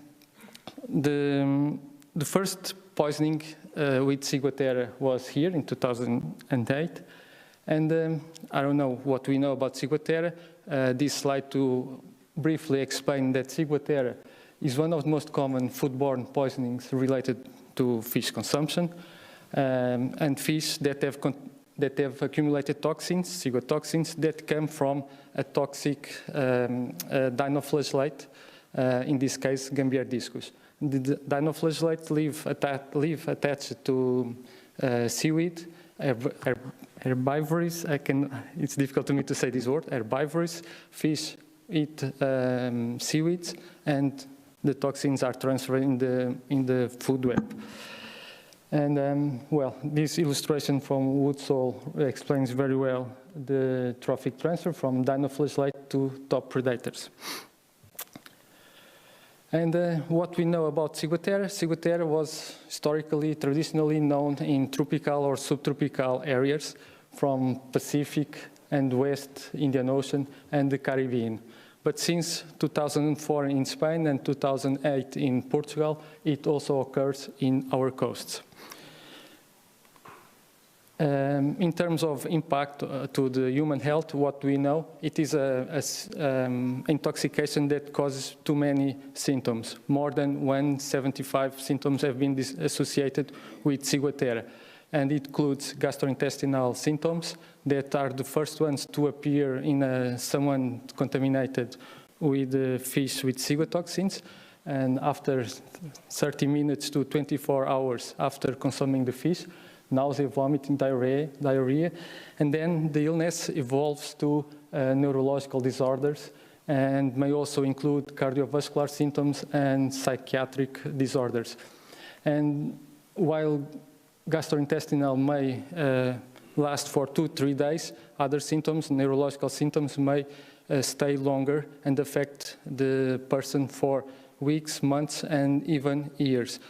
There are not many cases of fatality, but it is indeed high morbidity poisoning. Among all these symptoms, it is important that cold allodynia is the one that can be indicative of ciguatera, and it is, it is a sensation of temperature reversal. When you pick up something that is cold, you're going to feel it as hot or burning. So this is very indicative. It's not exclusive for ciguatera. It's also shared with other poisonings, but it is highly indicative of ciguatera. And since in Portugal, in Madeira, since the first poisoning incident in 2008, more than 50 cases have been identified by Madeira authorities and healthcare services. And so I'm going to explain very briefly what we have been doing at IPMA. In the first place, after all, where are the toxic algae in Madeira? And we didn't know much anything about Gambiardiscus. Now we know the species that occur in Madeira. We know the species that occur in Selvagem Islands. And fortunately, we also collaborate with other partners in the Northeast Atlantic, and we now have a better view of the occurrence of Gambiardiscus, including in Cape Verde and São Tomé e Príncipe. And last year, in response to a marine heat wave that occurred in the Açores, we were called to investigate a possible poisoning event with fish. I don't know if you heard in the news that groupers were swimming upside down at the surface in Azores, and we received samples and we detected, we think it's not related with the issue in groupers, but we found Gambiardiscus in the Azores, and it's the first report, and this report is revealing the expansion to the highest latitude ever reported in North Atlantic. So we now have Gambiardiscus from Gulf of Guinea, São Tomé e Príncipe, up to Azores. And of course, in Canary Islands, a lot of species and have been also reported in the Mediterranean. So there has been an expansion of the algae associated with the production of the toxins of ciguatera. It doesn't mean that we're going to have ciguatera in Azores, but the species that is responsible for the toxin production is there. So the second step of our research was to do a screening of the fish that contains ciguatoxins. In most of the cases, ciguatoxins are related with top fish predators like amberjacks and barracuda. But our studies revealed that also fish with intermediate position in the marine food web may contain ciguatoxins, which is in agreement with the cases of poisoning in Madeira that have been not exclusively associated with amberjack. Also, other fish have been causing these intoxications in Madeira. And another idea, important idea, is in terms of legislation in the European Union. 1 minute. We cannot put in the market any fish containing ciguatoxins. It doesn't matter if it is too much or too low. It cannot contain ciguatoxins. And with our studies in Madeira, we revealed that not only amberjack contains these toxins. So now, just to finalize, three bullet points. Endemic to tropical regions, ciguatera is now a threat in Europe in terms of Madeira and Canary Islands. The diversity and distribution of toxic dinoflagellates Gambiardiscus in the Eastern Atlantic is not clear yet, but extends northwards to the Azores. And not only fish predators contain ciguatoxins, and smaller sized fish are also potential vectors of ciguatoxins. So again, this important sentence, at least to my mind, we need an ongoing monitoring and surveillance of the health of the ocean and of humans with the goal of preventing harm rather than responding to crisis. And that's it, just to say thank you to our funding and collaborations. Okay, so of course it's not only me, it is a team at IPMA, and it's not only IPMA, we collaborate with many people from Madeira, Azores, and also in Spain, and the University of Lisbon, University of Azores, and also we got the contribution and support of the Portuguese Navy and Maritime Authority to go to Selvagen Islands and to perform our work at the field, and funding from the European Food Safety Authority. Thank you very much.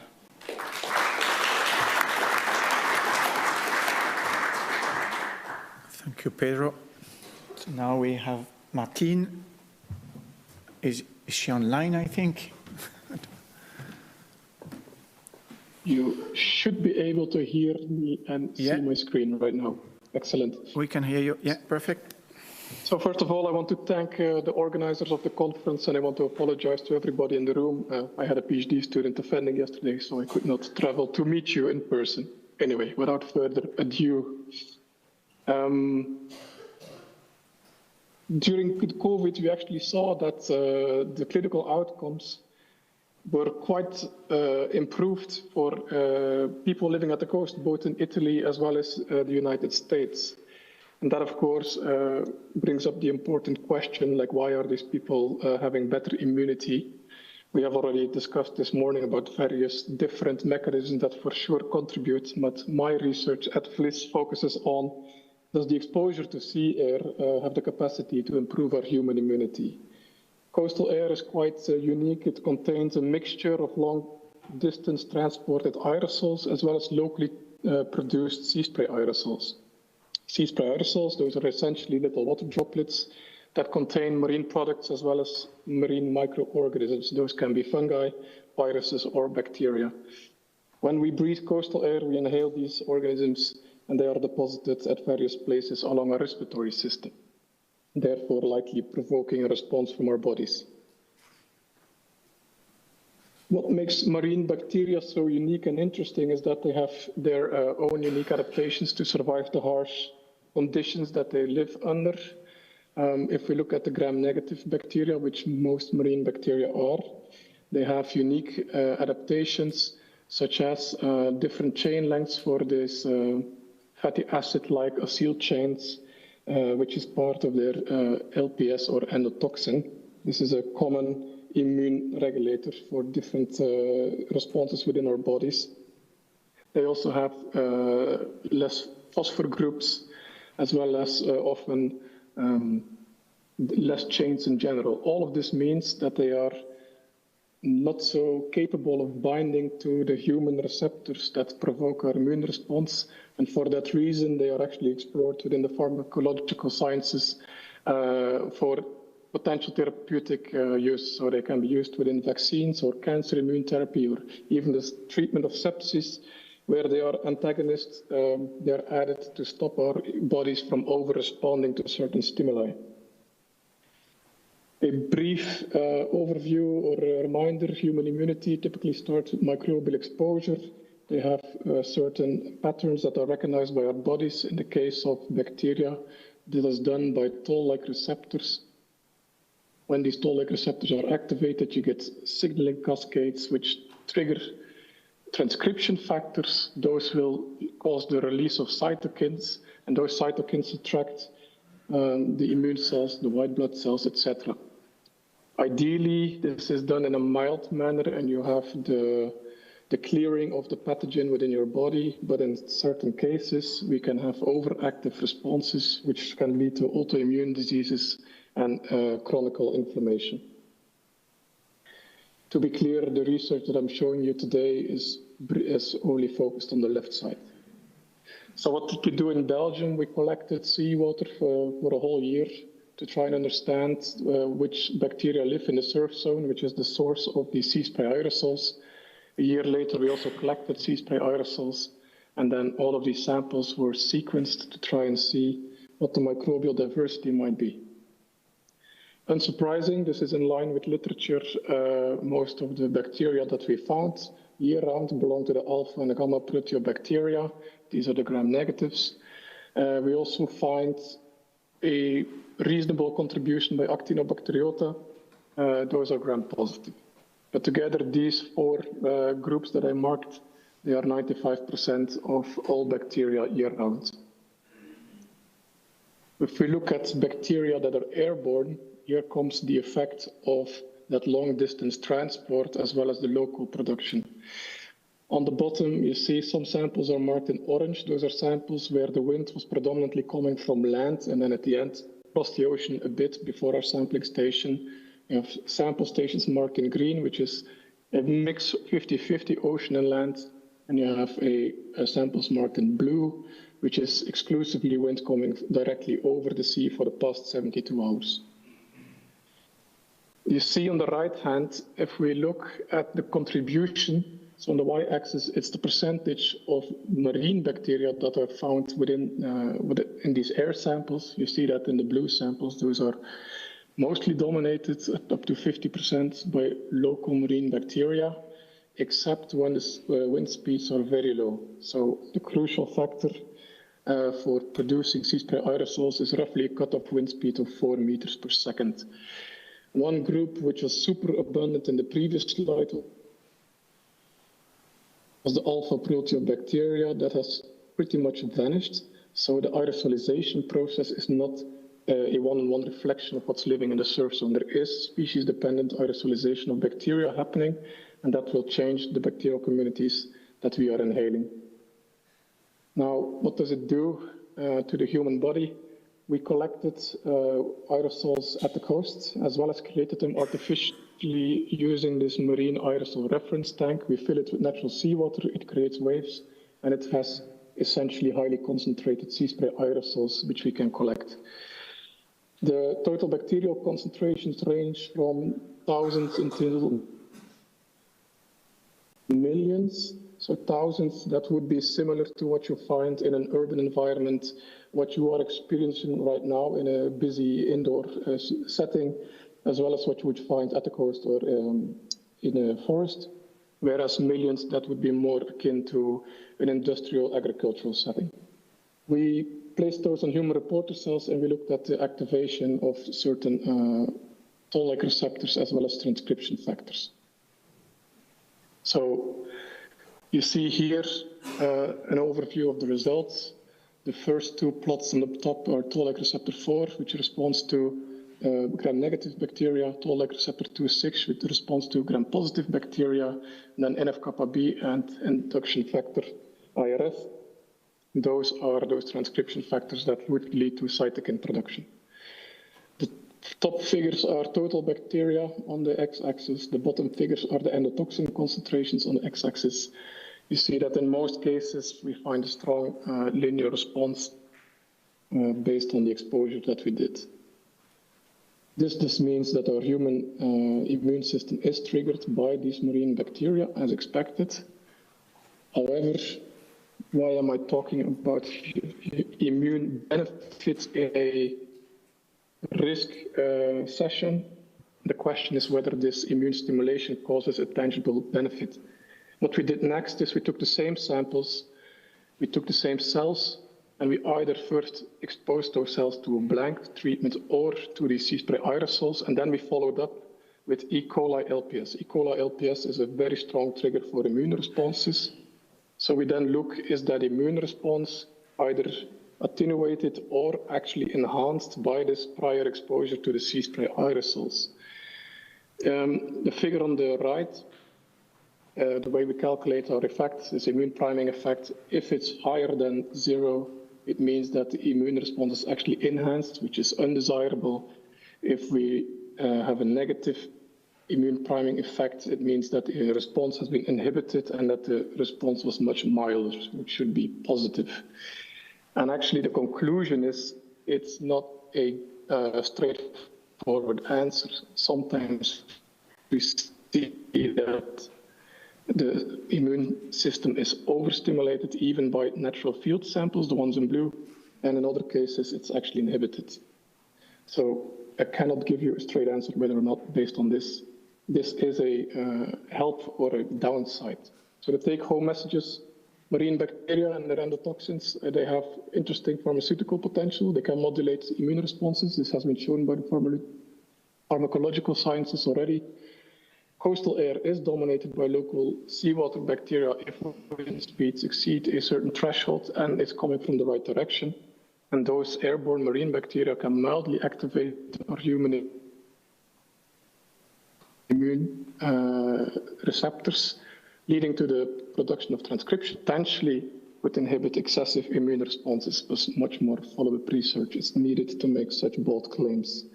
With that, I would like to thank you all again that I could participate in this digital manner that have contributed to this study. Thank you.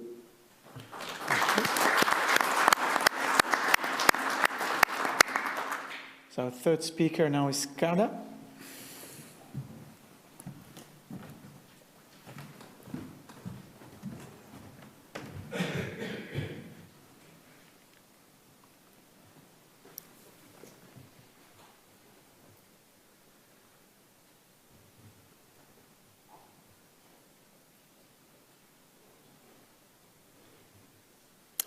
Good afternoon.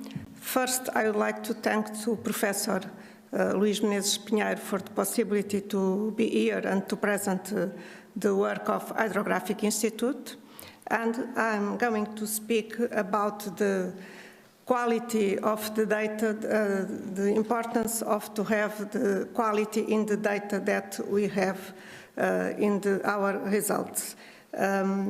Because if we do sampling and we do the laboratory analysis without quality, we have an amount of data, but we can use that data for to understand the ocean and the human health.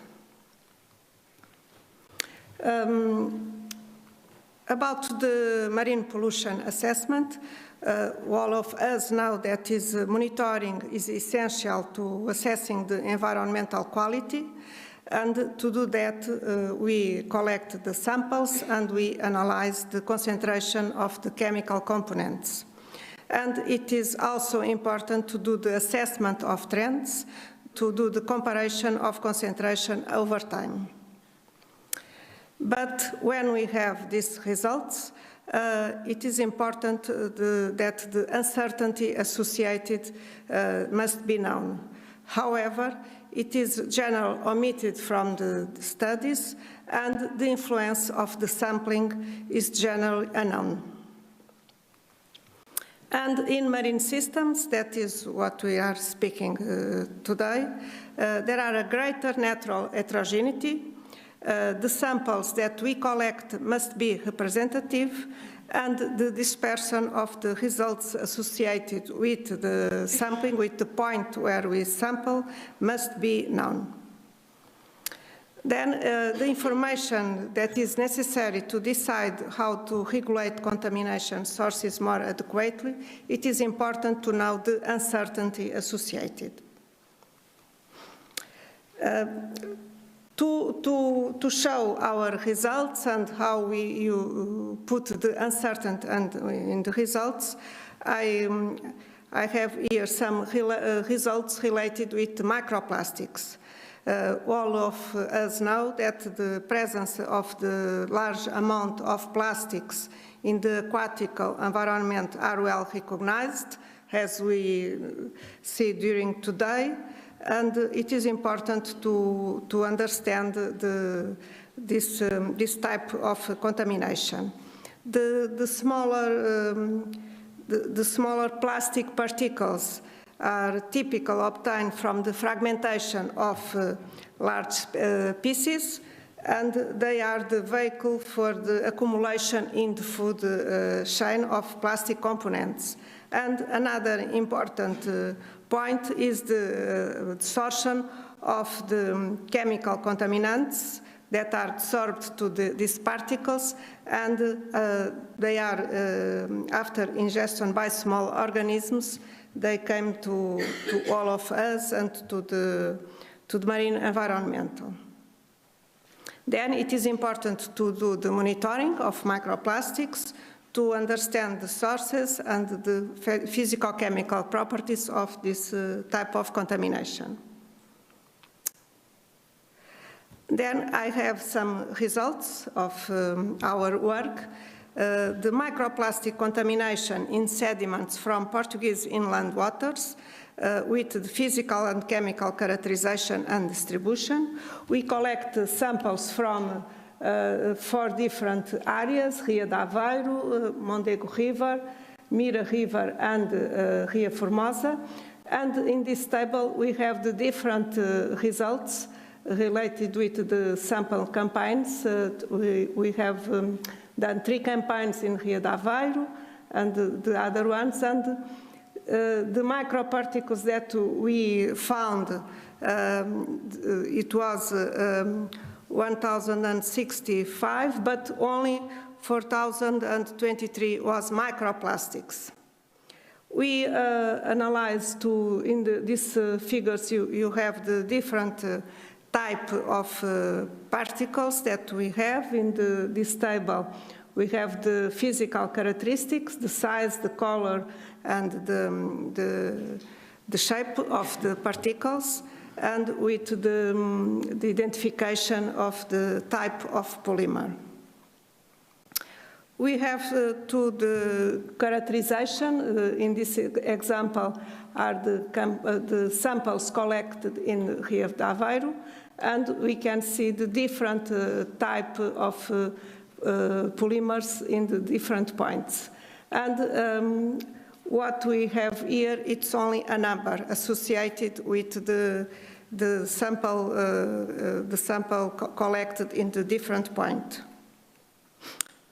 We analyzed different duplicate samples to understand the heterogeneity of the microplastic contamination, and we had a standard deviation of 53 microplastic per kilogram.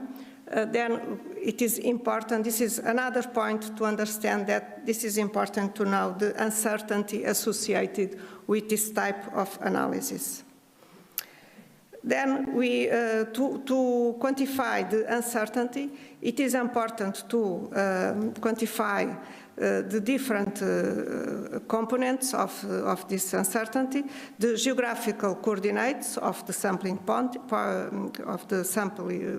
point, the recovery of, when we analyze the microplastic, it is the first in laboratory we do some kind of extraction. It is important to understand if the recovery of the particles are total or not. The duplicate analysis, the mass of the sample that we use to do the analysis, the count of microplastics, the dry weight of the sediment, and the spatial heterogeneity associated. The impact of these uncertainty sources in the result can be considered in the interpretation of the results if we have the uncertainty reported with the result, producing confidence intervals that enclose the true value for the contamination with a defined probability.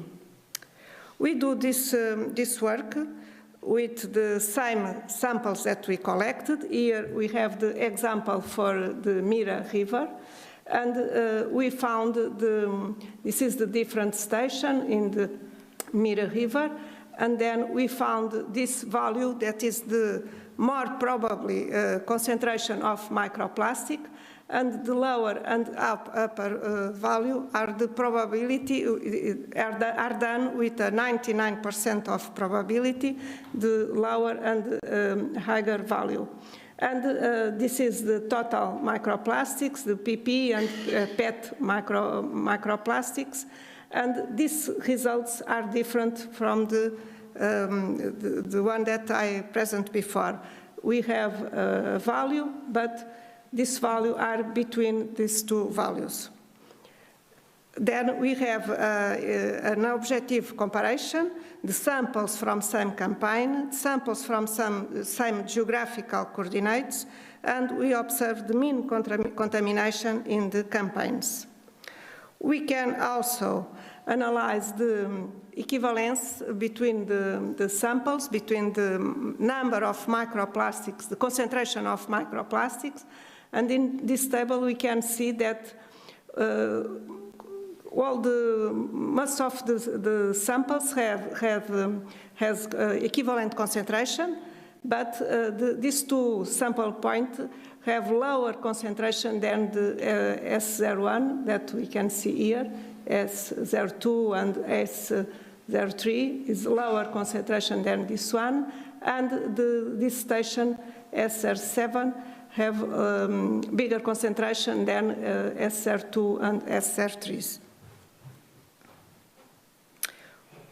We do the same work with the sediment samples collected between the south of Lisbon and Sines in an oceanic area.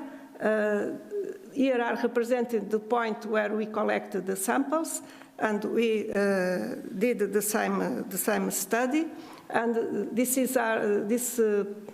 represents the simulated concentration of microplastics, and the results are this one. And we have the same type of results with the table that compare the results, and we can see that PP and PA have lower concentration than the total microplastics, what is represented here, these two PP, PA and PP lower concentration, and for the other station we have the PET with equivalent concentration with PET, of course, and PP with lower concentration of PET, and there are equivalent concentration between these two type of microplastics. With these results, it was done during the study of Vanessa Morgado, her PhD course, and where she done the objective assessment of microplastic contamination of environmental areas. The high quality of the data is critical for understanding the pollution levels to support the environmental monitoring programs. And this is important to protect the ecosystems and the human health. Of course, every step, sampling and the laboratory analysis, we have uncertainty, and it is important, it is recognized that they exist. The important is to be recognized, to be controlled. These sources of variability is very important. Thank you for your attention.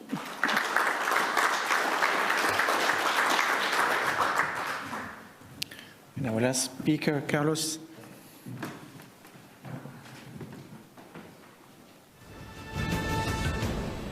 São portugueses e... Good afternoon. Thank you for the invitation. So very kind. The Náutico Clube Boa Esperança. Sorry, I want to read. Náutico Clube Boa Esperança working forces on education, environmental education on nurturing water for spring to sea, via sail, canoeing, nautic science, all this with inclusion of the people with disabilities, encouraging them to live in institution and become active in school in kayak construction. Our most important goal at the moment is to make our example a practice throughout in Europe.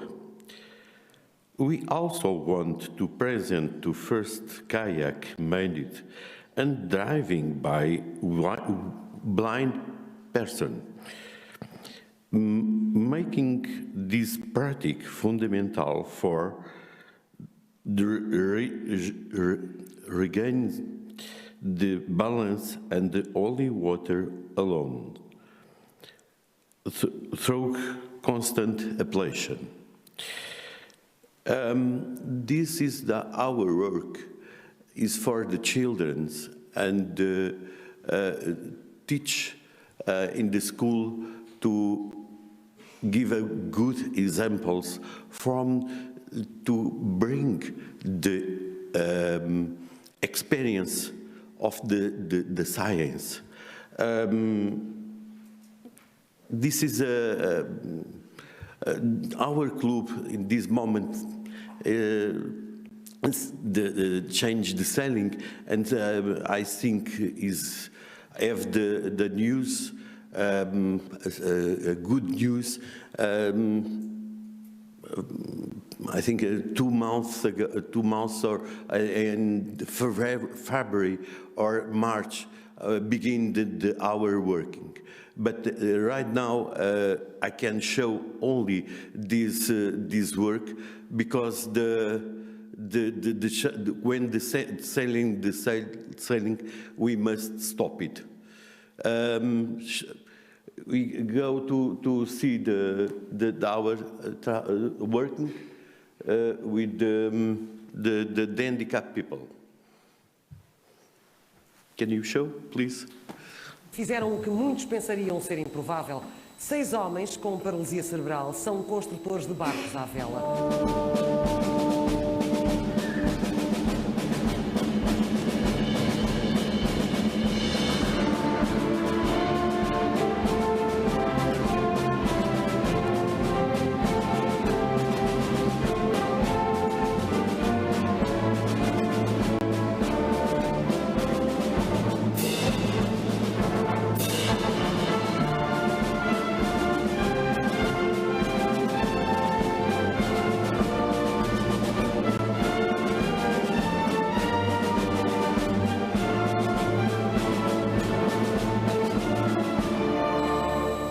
Está feliz e sente-se útil.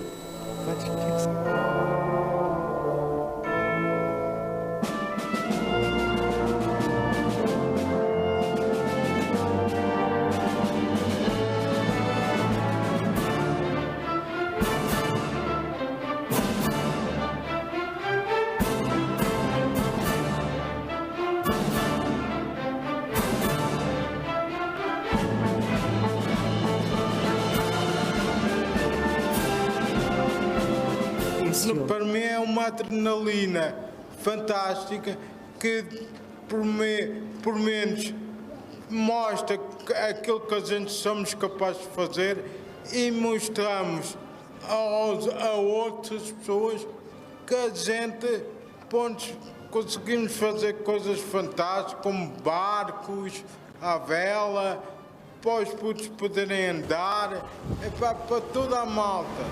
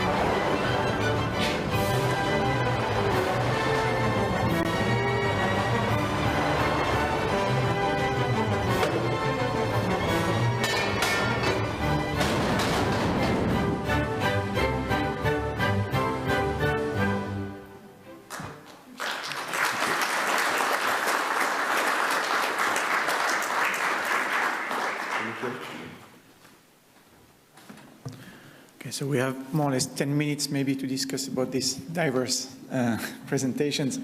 So I will open the floor for any question or comment that you would like to make, please. Yeah, okay. One here.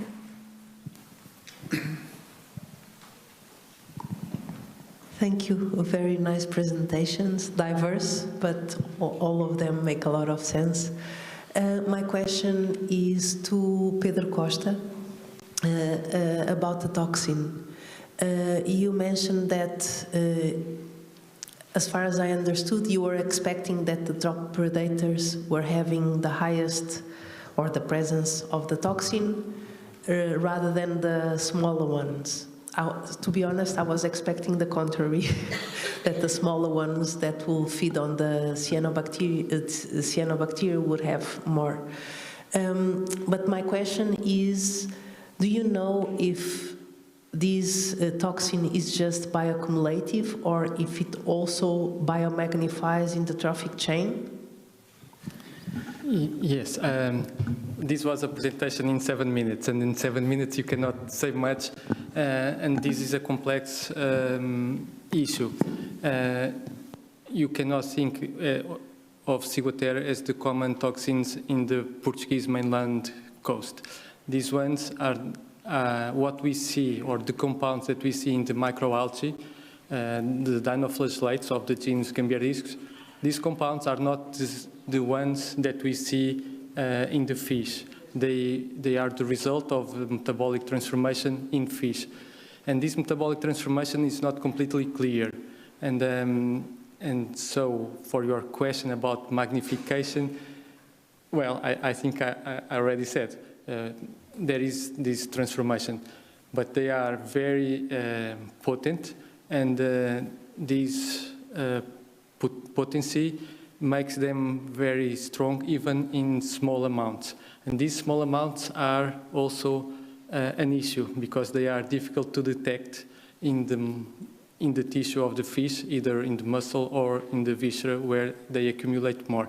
And they accumulate and they remain in the fish for long periods, not like in shellfish here that accumulate and then eliminate relatively fast. And in fish is not the same. Thank you. Any question? Yeah, I think there's one over there. Thank you very much. My name is Alessia, and I represent here the Mediterranean Science Commission. And Luis and colleagues, thank you very much for the invitation. I will speak slowly. Mr. Carlos, if I speak English, it's okay? Yes, I do. I will speak slowly. So, thank you. I love the presentation. It made my soul very soft, and I love the presentations of many who spoke today. I'm a scientist by training, but my heart is not in the science, is in the softness of the people. So because of even part of some activities that I do outside of my job, you mentioned that these small boats that are built cost 2,000 and are sold for 600, correct? Yeah. I understand that this was some philanthropic donation or investment, etc. Is there any idea that to ensure sustainability of the initiative, you will create a balance between how much the cost is, which I don't think is very flexible, and how much the price is? 80 euros, not so much.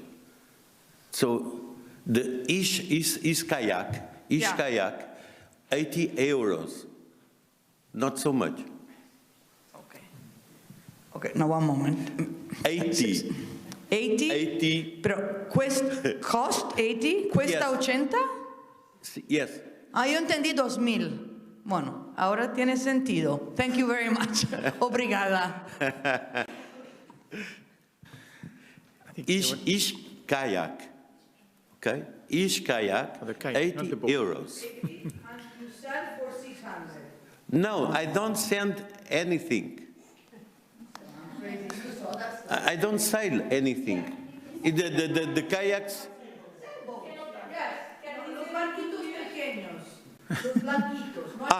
Is it come from New Zealand? The design is come from New Zealand, and we buy it, certainly, and after.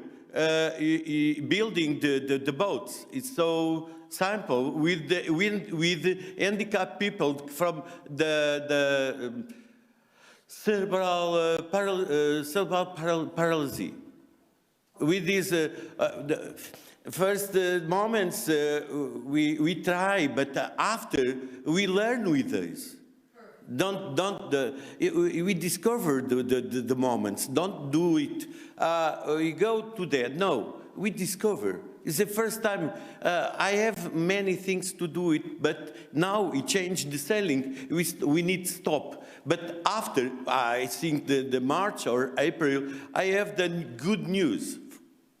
Perfect. Congratulations. Oh, thank you so much. Thank you. And maybe a last question. I think there was one here.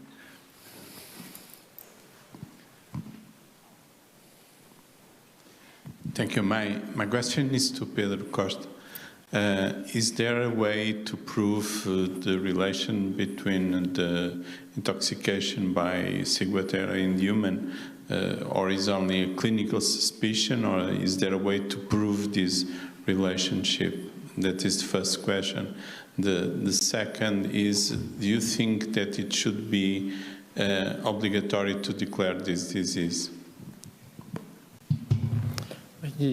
Okay, thank you. The questions are important. So the first one, there is a kind of understanding in the European community, the scientific community, that ciguatera poisoning is something that when that consumed certain type of fish risk species such as amberjack. Okay, I'm going to repeat. It is now a global understanding in the scientific community in Europe that a person that consumed certain fish species and present certain type of symptoms, like the ones I presented in the slide, most likely is ciguatera.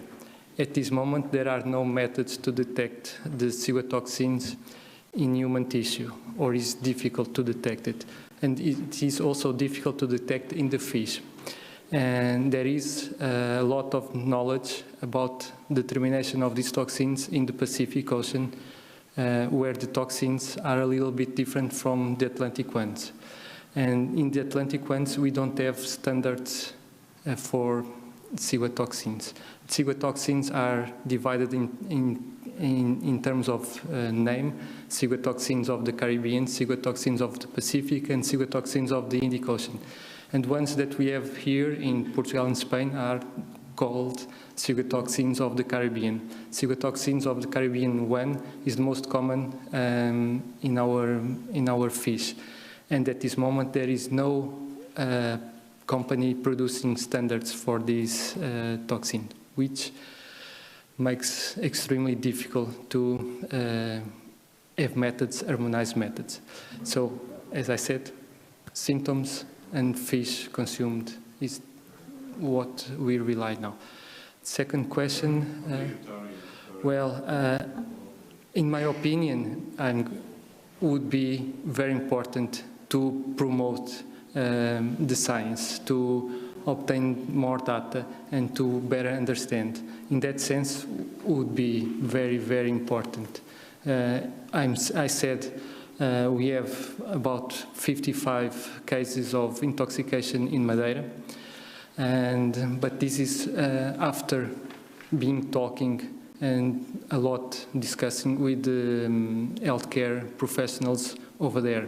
Otherwise, we would not know these things are happening. And if we don't know the cases, we cannot justify funding to research or be aware that it is a certain species and not another one. So it would be very important to improve knowledge in this area. Yes.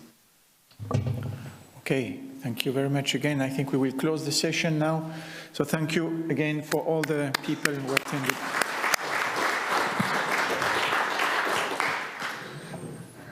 Thank you, everyone. And to wrap up today's program, we welcome to the stage Telmo Carvalho from the Portuguese NDC and the Portuguese Institute for Sea and Atmosphere, and also Peter Huygen from the Institute of Marine Research. Thank you.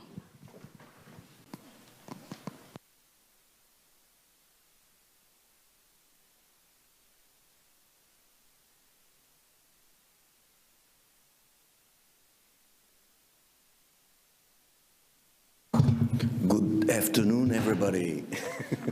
Well, we are almost finishing, but in any case, I would like just to give you a brief overview of what I heard during the day and leave you with one or two key messages that I retained, and then I'll pass it to Peter to wrap up and finalize the ceremony. I think it was very, very profitable, this session today, and I hope that tomorrow will be the same at least, because we really get the feeling that we need to combine more the ocean and the health, because apparently it's two different realities that are still needing networking. That for me is clear. And we started very well, at least we started with historical background that Ziggy gave us, remembering when we started to discuss the relation between the ocean and human health in Europe. I remember also that I was in the first projects of that, and it was very, very interesting to see that some specific working groups on this in some countries are developing. So the idea of having concrete answers in each country is something that we have to learn with each other. Then we had the coming back of something that we discussed at the beginning, but then people tend to forget, that is the issue and the concept of the blue gym effect on people. This was a concept that was developed at the beginning of these discussions, and we had proofs here that this is a real concept that we have to take care, explore, and see how we can improve, because we had several examples of how people benefit physically and emotionally on their relation with the ocean. Of course, we also have the positive sides, also the negative sides, and the second part of the day was more related with all the risks that the ocean presented to us due to the antifungal resistance, the micro and nano plastics, bacteria, virus, but also at the same time the potential that all this brings to the pharmaceutical and the biomedical component. I was also pleased, maybe because I was Portuguese, to see and see the presentation of the Portuguese Council for Health and Environment. I think it's an initiative that we have to promote worldwide. I don't know if many countries have it, but it's clear that is in the political discussions. I don't know if it's in the practice in each society. Before leaving with the three main messages that I retain in my head, I wanted also to highlight the existing social response, like in Asia, for specific problems. So we have to learn with each other how the others are dealing with it, and social services for these issues are mandatory. It's almost a matter of civil protection, and we should consider it like that. Sometimes we think about the ocean as research, and we have to think more about the ocean in terms of services, concrete services for society. I want also to raise the issue that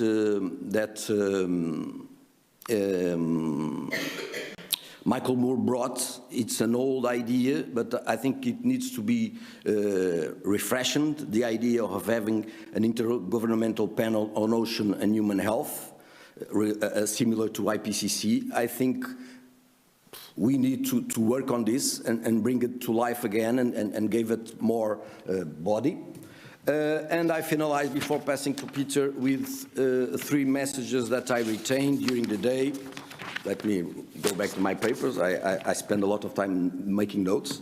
First of all, of course, we have to push for multidisciplinarity. It's obvious. We need to be more coherent in this. We need to do more fora like this together. I miss here the social sciences. For instance, I think the social sciences would help this interconnection between medical and ocean.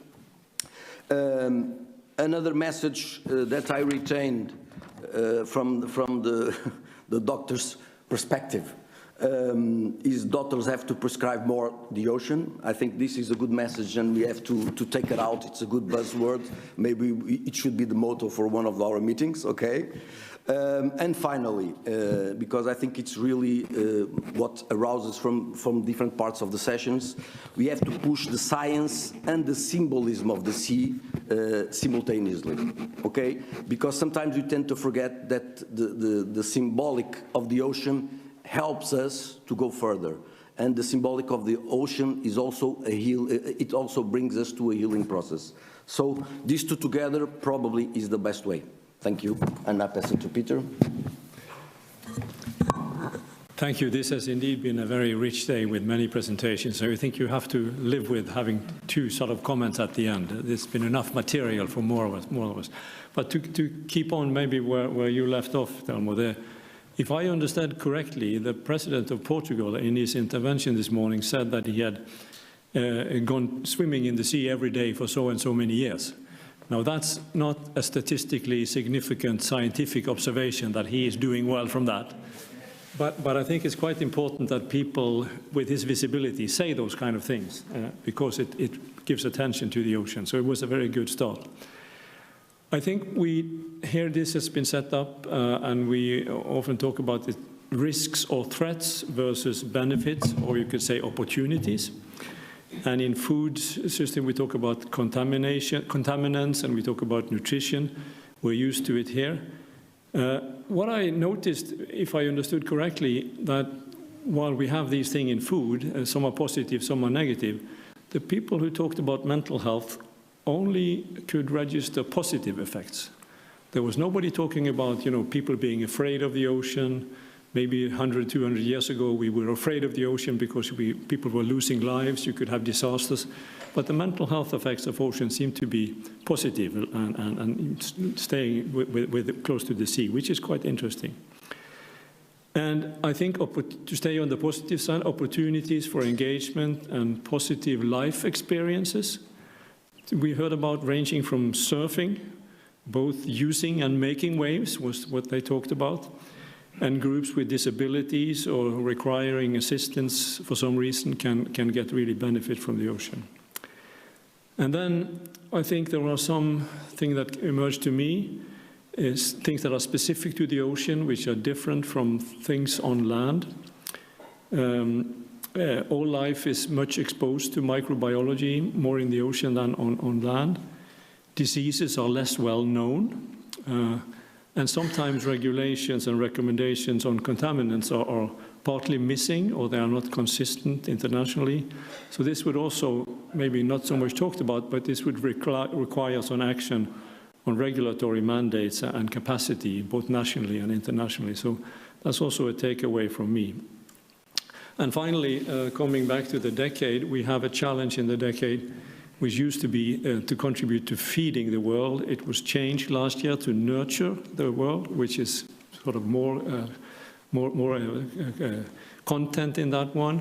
And I think we should maybe think about with the national decade committees, how can one continue that strategy process of the decade to make some of the things with ocean and human health more present. So I think this has been a very rich day with a lot of input for that process. And I think I'm also looking forward to tomorrow, where I guess we start at 9:30, unless you are in the decade committee and you have to be here at 8. But before I close, maybe we should open the floor if there are any comments to what we have said, or if you want to, anybody wants to add something there in the back. Siggy, can you maybe get the microphone? Thank you. I wanted, first of all, to thank all the speakers for such inspiring and really fantastic presentations. I myself have learned a lot. And Telmo, I'm sorry to contradict you. I do not agree with the multidisciplinarity, because if I look at the different interventions today, this is, for me at least, a fantastic example of transdisciplinarity. And I think we should promote that much more, because these are different sectors, completely different people talking to each other, and yet we all have, I think, one common goal. And I'm actually a social scientist. So I bring that into the... Thank you. Thank you really again.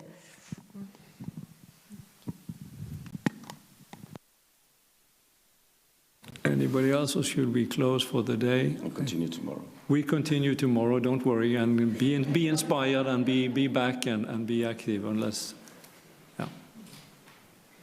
Okay? Can wrap it up? Want to say some words? No? No? Okay. So, just the decade committees, we meet tomorrow here in room 3. We will meet the national decade committees, we meet here at 8 o'clock, okay? Which will finish at around 9, so that we are here to the start of the session. Okay, 9:15. 9:30 we start sharp, so please make sure you are here on time, because we want to keep time as much as possible. And thank you so much for everyone. I learned a lot, and I hope you also enjoyed the time here, and so look forward to seeing you tomorrow. Thank you so much. Bye.